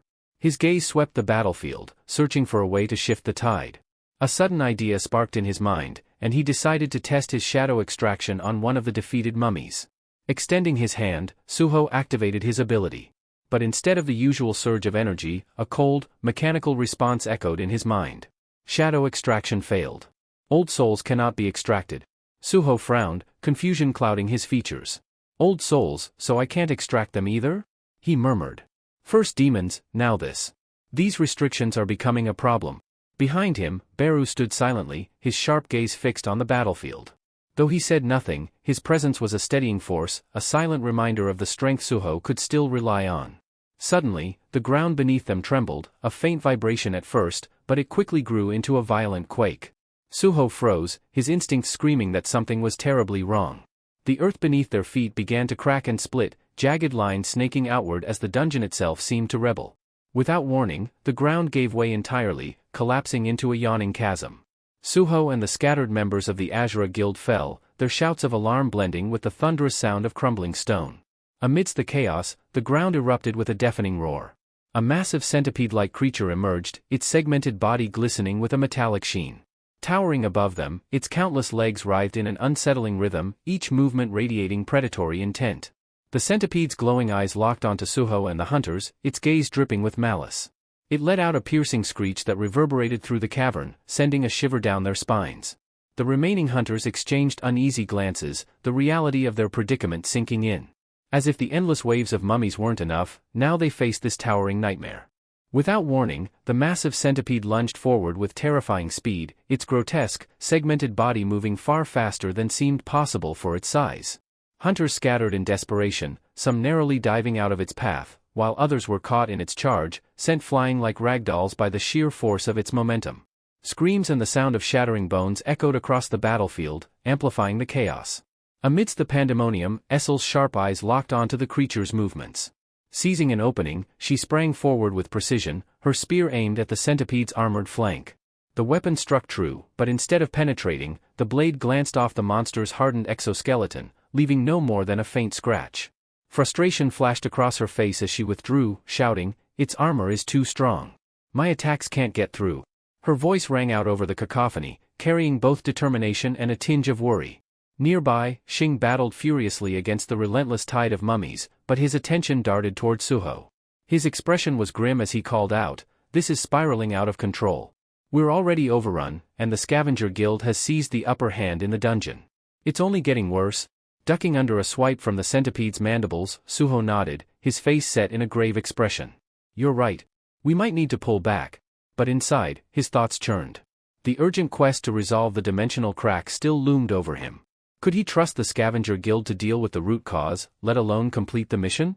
A knot of doubt tightened in his chest. Is retreating really the answer? Before he could decide, a suffocating aura swept across the battlefield, halting him mid-thought. The air grew heavy, and the scattered dust seemed to thicken, heralding something far more ominous. From the direction of the scavenger guild's path, a towering figure emerged through the haze, its presence commanding instant, dreadful attention. The creature radiated an oppressive energy so dark and malevolent that every hunter froze in place, their instincts screaming at them to flee. Xing's face turned pale as he stared in horror at the advancing figure. He swallowed hard, his voice trembling. "The boss, it's coming from where the scavenger guild went." Suho's gaze locked onto the approaching monster, his mind racing even as his body instinctively tensed. The creature's glowing eyes scanned the battlefield with cold calculation, its disdainful gaze reducing the hunters to insignificant obstacles. A quiet but unyielding resolve began to rise within Suho. Every fiber of his being told him to retreat, that this foe was beyond anything he had faced before. Yet the looming presence of the boss monster stirred something deeper, an unrelenting will to stand his ground. The battlefield, already nightmarish, had transformed into something far worse. Suho's inner voice whispered of the monster's overwhelming danger, but he pushed the fear aside, clenching his fists. Retreat was no longer an option. The oppressive dread that weighed on Suho grew heavier, an unrelenting pressure that seemed to intensify with every heartbeat. Is this because of my heightened sense stat? He wondered, his gaze fixed on the entity before him. Above the monster, glowing in a sinister red that pulsed with an aura of calamity, was a name that sent chills through his core, Amit, the prisoner of the tomb. This wasn't just a boss, it was a harbinger of destruction, a creature born of pure malice. The darkness surrounding Amit wasn't merely an aura, it seemed alive, a shadow given form. It shifted and writhed, a palpable manifestation of the monster's immense power. With an air of unchallenged authority, Amit's glowing eyes swept across the battlefield, focusing briefly on the mummies that had been relentless moments before. His voice, deep and resonant, carried a command that sent ripples of unease through the air. "Disappear." The single word echoed like a decree, and the mummies immediately faltered. Their previously unyielding aggression melted into terror as they scurried away, their retreat a testament to their overwhelming fear of Amit. Essel, standing amid the chaos, felt her breath hitch. Her fingers tightened around her spear as she whispered, Did that thing just speak? And the mummies obeyed it?" Before anyone could respond, Amit's massive form descended, landing near Essel with an impact that cracked the earth beneath his feet. His shadow engulfed her, and despite her battle-hardened composure, a cold sweat formed on her brow. Suho, noticing the sudden proximity, shouted for her to fall back, his voice edged with urgency. But Amit's glowing eyes bore into Essel, and for a moment, she couldn't move. Then, to her astonishment, the monster spoke, not in a tongue meant for humans but in the guttural, ancient language of monsters. "You understand my words?" His tone carried more curiosity than hostility, which only deepened her unease. Gripping her spear tightly, Essel forced herself to answer, her voice steady despite the tension in her body. "Yes. I am of the demon race." A low, chilling laugh rumbled from Amit, a sound that resonated with a mix of amusement and menace. "How long it has been," he mused, "since I've encountered a creature capable of understanding me. Day after day, I've been surrounded by mindless dead things and insignificant insects crawling through the desert." For a fleeting moment, Essel's fear gave way to cautious hope. Maybe he isn't as hostile as he seems, she thought. But her optimism was short-lived. From behind her, a massive centipede lunged, its fangs bared and ready to strike. Essel barely had time to react before Amit's arm lashed out with blinding speed. The force of his swing unleashed a violent shockwave that obliterated the centipede instantly, scattering its remains like shattered glass across the battlefield. Essel stood frozen, her mind struggling to process what she had just witnessed. The sheer power of that single motion left her shaken. What, is this creature, she wondered, her fear returning tenfold. Amit turned his gaze back to her briefly, his disdain evident. Before we continue this conversation, he said coldly, it seems I must deal with these vermin who fail to heed my warnings. With that, he surged forward, moving like a bolt of darkness unleashed. In an instant, he reached another giant centipede and struck with devastating precision. The monster was cleaved cleanly in two, its massive body collapsing lifelessly to the ground. The battlefield fell silent. The Azura Guild members could only watch in stunned disbelief, their faces etched with a mixture of awe and terror. Amit stood amidst the carnage he had wrought, a dark force that none dared challenge. Suho stood frozen, his thoughts a chaotic whirl. A monster, fighting other monsters? What kind of nightmare is this? His gaze remained fixed on Amit, the enigmatic figure who had just effortlessly dismantled a centipede. Who is this creature, really? Before he could ponder further, another centipede launched itself from above, its massive jaws snapping shut around Amit with a sickening crunch. Gasps rippled through the battlefield as the beast closed its fangs over him, enveloping the monster in its gruesome maw. For a moment, an eerie silence blanketed the scene, tension mounting as every hunter held their breath. Then, a horrifying transformation began. The centipede's body writhed unnaturally, its insides twisting in grotesque shapes. A wet, tearing sound echoed as Amit violently tore his way out, his body emerging from the shredded remains, drenched in the creature's blood. The crimson liquid dripped down his form, but Amit's expression remained unchanged. With a casual motion, he wiped his face, muttering with disdain, I despise insects. The battlefield stilled, an oppressive silence descending as the guild members stared at Amit in a mix of awe and dread. He stood amidst the carnage, a walking embodiment of death, his presence suffocating. Xing's face was pale, his voice trembling as he spoke, almost to himself. A monster, capable of slaughtering other monsters so effortlessly? What kind of being is this Amit? And why is he here? His gaze darted to the shattered remnants of the centipedes, his hands trembling. This dungeon was supposed to be a standard investigation. But this is something far beyond our understanding. Amit turned his gaze toward Xing, his eyes narrowing as he observed the human's incomprehension. A faint spark of malice lit his features, and he growled in a deep, guttural tone, another who cannot understand me. How tiresome. Without warning, Amit surged forward, his movements faster than the eye could follow. His voice carried a cold decree, then you must die. Xing barely had time to react, crossing his blades in a desperate attempt to block the incoming attack. The sheer force of Amit's charge made the air vibrate. Essel's voice rang out in desperation, a sharp plea cutting through the tension. Amit, stop. Don't attack him. But Amit's strike was relentless, his fist descending with lethal precision. Just as the blow was about to connect, a blur of motion interrupted him. Suho threw himself into the fray, his fist landing squarely against Amit's side in a defiant punch. Attacking us because we can't communicate? Suho shouted, his voice filled with frustration and intensity. What kind of twisted values do you hold? Amit paused, the force of Suho's attack barely registering on his imposing frame. His expression shifted, a flicker of intrigue crossing his features. He tilted his head, scrutinizing Suho with newfound interest. A human who speaks of values, he mused, his voice dripping with disdain. Without warning, Amit retaliated, his punch delivered with brutal force. The room shook as the impact sent shockwaves rippling through the ground, the sheer power of his strike a testament to the nightmare that he was. A violent burst of debris erupted from the site of impact, scattering shards of stone and dust across the dungeon. Guild members scrambled to shield themselves from the chaotic onslaught, their footing precarious in the shaking terrain. Suho, however, bore the brunt of the blow, his body hurtling through the air before slamming into the dungeon wall with a resounding crack. The force of the collision sent ripples through the chamber, silencing the clamor of battle for a fleeting moment. Essel's heart clenched as she saw Suho's crumpled form against the wall. Her expression twisted in a mixture of fury and desperation as she cried out, "Young monarch." Her voice rang clear and defiant, cutting through the thick air as her sharp gaze snapped to Amit. With venom in her tone, she spat, "You fiend. How dare you strike down the young monarch?" Amit responded with a low, mocking laugh, a sound that sent chills down the spines of all who heard it. His laughter resonated like a sinister melody, his expression one of bemused disdain. "That human?" he said, tilting his head as though pondering a trivial matter. "He's your ally, then?" The edges of his tone softened slightly, though the menace in his words remained palpable. "Consider this mercy," Amit said, a sinister smirk creeping across his face. "I'll spare you for now. If you truly hail from the demon race, you may hold knowledge that intrigues me." Amit's gaze bore down on Essel with an intensity that seemed to pin her in place.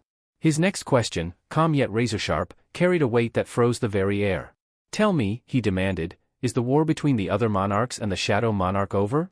And if so, who emerged victorious?" Essel's face remained firm, though beads of sweat began to trickle down her temple. Her mind raced, grappling with the implications of Amit's words. How does this creature know about the war between the monarchs? Who, or what, is he? Around them, the battlefield was strewn with the fallen. Suho and Gray lay crumpled near the dungeon wall, their forms battered and broken. The strain of their battle had pushed their bonding skill to its limit, leaving Gray unconscious and Suho barely clinging to life. Beru knelt beside them, his usually composed face tinged with uncharacteristic concern. He placed a steadying hand on Suho's shoulder, his voice a low murmur as he urged him to wake. The dungeon seemed to hold its breath as tension stretched across the space. Hunters and monsters alike had ceased their movements, caught in the heavy stillness that Amit's presence commanded. Amit's gaze returned to Essel, his expression hardening, his voice as cold and unyielding as steel. "So, you refuse to answer," he said, his tone dripping with disdain. "It seems that whether it's a mindless beast incapable of thought or a demon who chooses silence, you're all the same to me." With that, he lifted his foot high into the air, his actions a terrifying promise of devastation. The oppressive weight of his curiosity and wrath loomed over the battlefield, threatening to shatter the fragile standstill at any moment. "You all must die." Amit's voice thundered through the dungeon, drenched in merciless intent as he prepared to unleash his wrath. His looming figure radiated a dark energy that promised annihilation. Amidst the chaos, Suho lay sprawled on the ground, his body battered and broken. Blood trickled from the corner of his mouth, painting a grim picture of his state. Every breath felt like fire, his ribs aching under the strain, yet his resolve remained unbroken. With immense effort, he whispered hoarsely, "Claim reward. Status recovery?" A soft green light flared into existence behind Amit. The gentle glow enveloped Suho, mending his wounds and washing away the pain that had racked his body moments ago. Renewed strength coursed through him as he slowly pushed himself to his feet, one hand gripping his shoulder for balance. He exhaled, a faint smirk playing on his lips. "Good thing I saved my daily quest rewards," he muttered under his breath, a flicker of relief in his voice. His eyes locked onto Amit, and his expression hardened, his renewed vitality giving him courage. "If you're asking about the Great War of the Monarchs," Suho began, his voice steady and resolute, "then let me tell you, every last one of them fell at the hands of the Shadow Monarch." Essel's voice broke through the tension, a sharp cry of alarm. "Young Monarch!" she shouted, her tone laced with worry.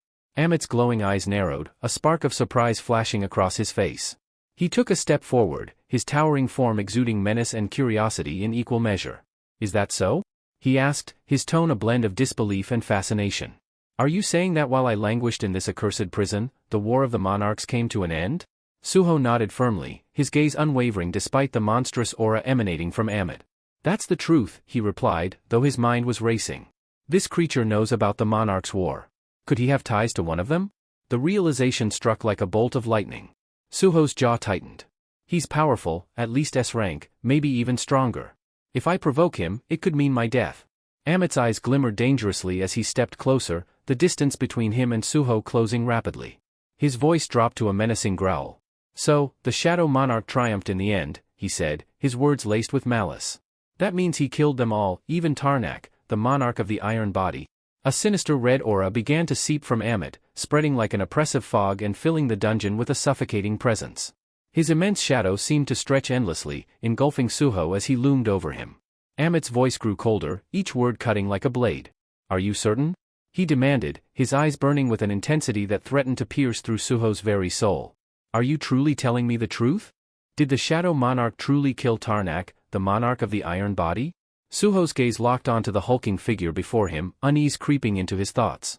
"The monarch of the Iron Body," he mused, his fists tightening as if bracing for what was to come. Could this creature have some connection to him? Another being of iron flesh? The notion sent chills down his spine, but a far graver concern loomed in his mind. If Amit finds out who my father really was. Suho clenched his jaw. The devastation he might unleash would be catastrophic. Amit, however, seemed to have no patience for Suho's internal struggle. Before Suho could piece his thoughts together, the monstrous entity moved. Without warning, Amit's massive foot came crashing down, descending with the force of a meteor. "Young Monarch, look out!" Essel's voice rang out, shrill with panic. The impact was earth-shattering, sending tremors across the dungeon. The ground beneath Amit splintered like glass, and cracks raced up the dungeon walls. Dust and debris filled the air as Suho narrowly evaded the attack, flipping backward just in time. His heart pounded furiously in his chest as he landed, steadying himself with a sharp exhale. "What the hell, man?" Suho shouted, his voice laced with frustration. "I thought we were talking." Amit's glowing eyes narrowed in irritation, his voice a deep rumble like stones grinding together. "You're taking too long," he snapped, his tone cutting. "Only liars hesitate." His towering form loomed closer, and the threat in his voice was unmistakable. "Speak the truth now, or I'll crush you where you stand." Suho swallowed hard, the weight of the moment pressing down on him. He's not bluffing, he thought grimly. One wrong move, one word too slow, and I'll be dead. Amit's voice boomed again, colder than before. "Answer me. Did Tarnak, the monarch of the iron body, fall to the shadow monarch or not?" This time, Suho didn't falter. "Yes," he said firmly, his voice steady despite the tension. "The shadow monarch killed every one of the monarchs." Suho's fists tightened as he braced himself for Amit's reaction. Would he explode in rage at the confirmation of Tarnak's demise? The thought made Suho's pulse quicken, but what followed caught him entirely off guard. Amit's face twisted into something unexpected, a grin. His lips curled upward, and then, with a sudden, booming laugh, he threw his head back. The sound of his mirth reverberated off the dungeon walls, deep and thunderous.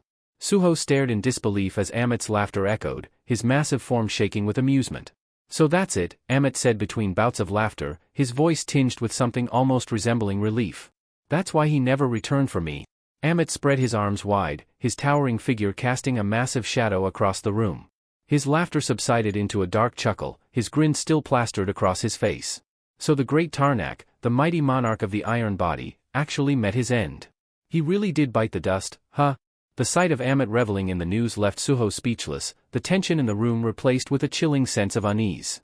"I suppose I owe the shadow monarch a toast," Amit mused, his booming voice laced with unexpected amusement. "Perhaps even a banquet in his honor." Suho's mind reeled at the bizarre reaction, his thoughts racing to comprehend what he had just heard. Finally, mustering the courage to voice his confusion, he asked, "Wait, weren't you a kin of the Iron Monarch?" The laughter that had echoed moments before disappeared as if sliced away by an invisible blade. Amit's expression darkened instantly, his eyes narrowing with venomous intensity. "Kin," he hissed, his tone dripping with contempt. "Don't you dare accuse me of such filth." His massive hands clenched, crackling energy sparking violently around them, growing denser with every breath. "His kin," he repeated, his voice rising to a thunderous growl. "How dare you insult me with that blasphemy?" The power coalescing around him surged in intensity, the very air trembling under its weight. "You've gone too far," he snarled, the malevolent glow of his energy reflecting in his eyes. "And now, you will die for it?" Before Suho could react, Amit lunged forward, his massive fist aimed directly at him. The strike carried an overwhelming force that left no room for escape. Suho crossed his arms in a desperate defensive stance, fully aware that it might not be enough. But just as the attack was about to connect, something extraordinary occurred. From the shadows and cracks of the dungeon, chains, thick, radiant, and pulsating with an otherworldly light, shot forth in every direction.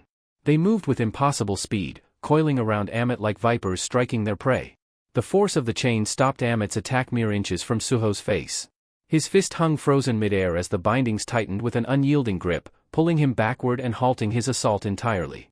Suho stumbled back, his breath caught in his throat as he watched in disbelief.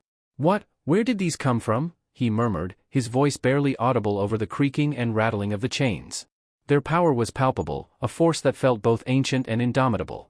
Amit, too, froze for a moment, his expression shifting from rage to grim realization. His struggles against the chains only seemed to strengthen their grip, each link constricting tighter as if responding to his resistance. "These damn chains!" Amit growled under his breath, his mind racing. "Again, they come to haunt me. Have I overstepped my bounds once more?"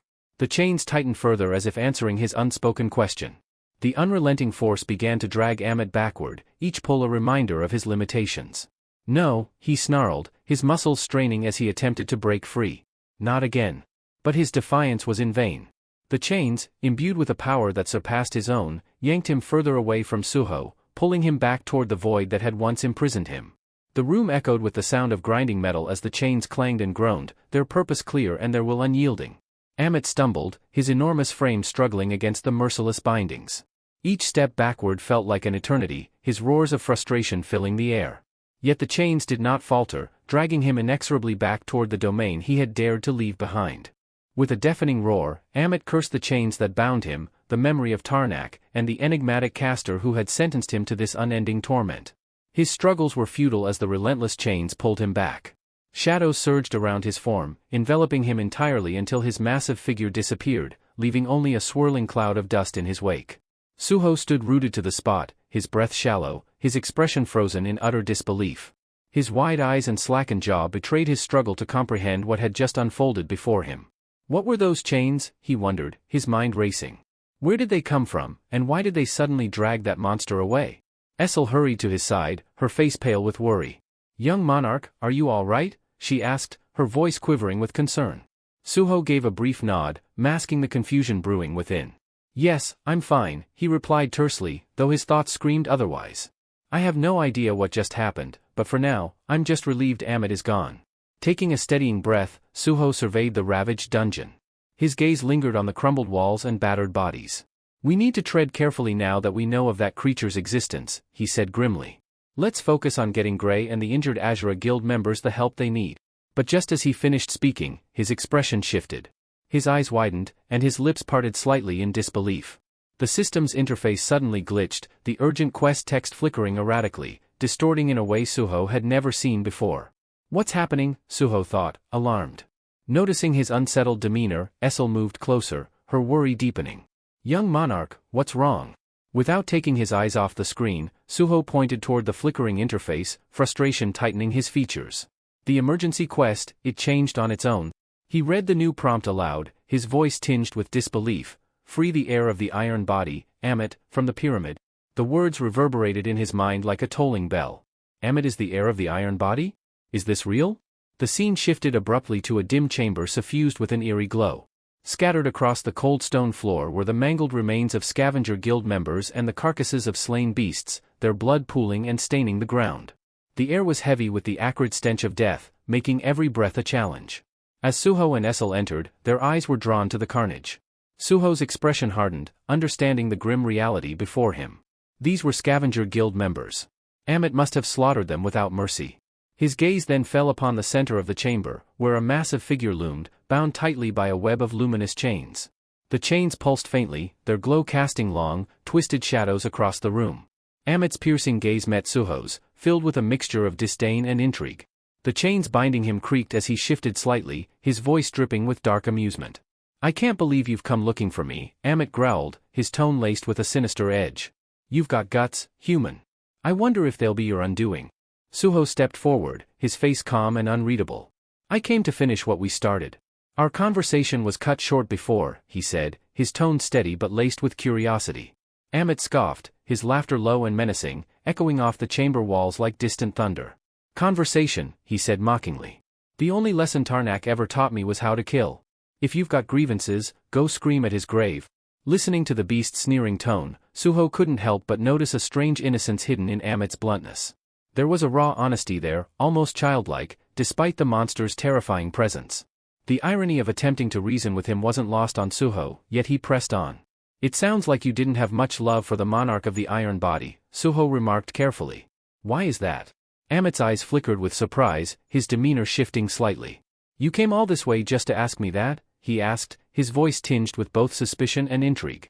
After a brief pause, he sighed, the chains rattling as he adjusted his posture. "Well, I suppose talking is the only pastime I've got. I'll indulge you." His voice darkened, carrying an undercurrent of bitterness. "I am Amit," he began. "I was created by Tarnak, the monarch of the iron body, and a spellcaster whose name I'll never forget. They forged me into what I am, only to abandon me here, discarded like a broken tool, entombed in this cursed prison." The weight of his words hung heavy in the air, and Suho felt the raw pain and fury behind them. Amit's voice grew colder, his rage palpable. "Those two turned a man into a monster. They locked me away, leaving me bound by these damned chains amidst a tomb of rotting corpses." Suho frowned, his mind racing as he tried to grasp the depth of Amit's suffering. "Why haven't you broken the chains?" he asked, hoping for a straightforward solution. Amit's glare sharpened, and he leaned forward, the chains pulling taut. "These aren't ordinary chains," he growled. "They're woven with powerful magic. No matter how many times I destroy them, they reform if I stray too far from this spot. I've spent centuries trying to break free, but they always return." His voice cracked with frustration, a tremor of helpless rage echoing in his words. I've been trapped here for longer than you can imagine, unable even to explore this accursed tomb. Tarnak and that wretched spellcaster condemned me to a life worse than death. I will never forgive them. Suho studied the chains carefully, noting their peculiar glow and the unnatural way they coiled around Amit. Something about them didn't add up. If they truly were unbreakable, why were they designed to reform only when Amit moved beyond a certain distance? There had to be a reason behind this enchantment. Turning to Amit, Suho asked, "Were these monsters already in the tomb when you were imprisoned?" Amit's expression darkened further as he nodded. "Yes. They've always been here," he confirmed, his voice dripping with bitterness. Suho glanced around the chamber, piecing together the puzzle. Essel, standing beside him, looked increasingly confused. "So, you're not the dungeon's master?" Suho pressed. Amit's confirmation sent a wave of realization through Suho. The spellcaster must have ensured the chains would hold Amit here for a purpose, he thought. There's more to this than just imprisonment. After a moment of contemplation, Suho took a bold step forward. "If I manage to break these chains," he said, his voice steady, "would you be willing to hear me out?" Amit's eyes widened slightly, his surprise quickly replaced by suspicion and a flicker of hope. "You're serious?" he rumbled, his tone heavy with disbelief. "Are you actually considering freeing me?" The room seemed to grow quieter as Amit's voice dropped to a menacing pitch. "If you can undo the spellcaster's work and release me, I swear on my rage, I'll grant whatever request you make." His piercing gaze locked onto Suho, searching for any hint of deceit. "But tell me," Amit continued, his tone dark and foreboding. "Do you truly have a way to break the magic that binds me?" That's it for today. Thank you so much for watching. If you enjoyed the video, don't forget to hit that like button and subscribe for more. We'll see you in the next one.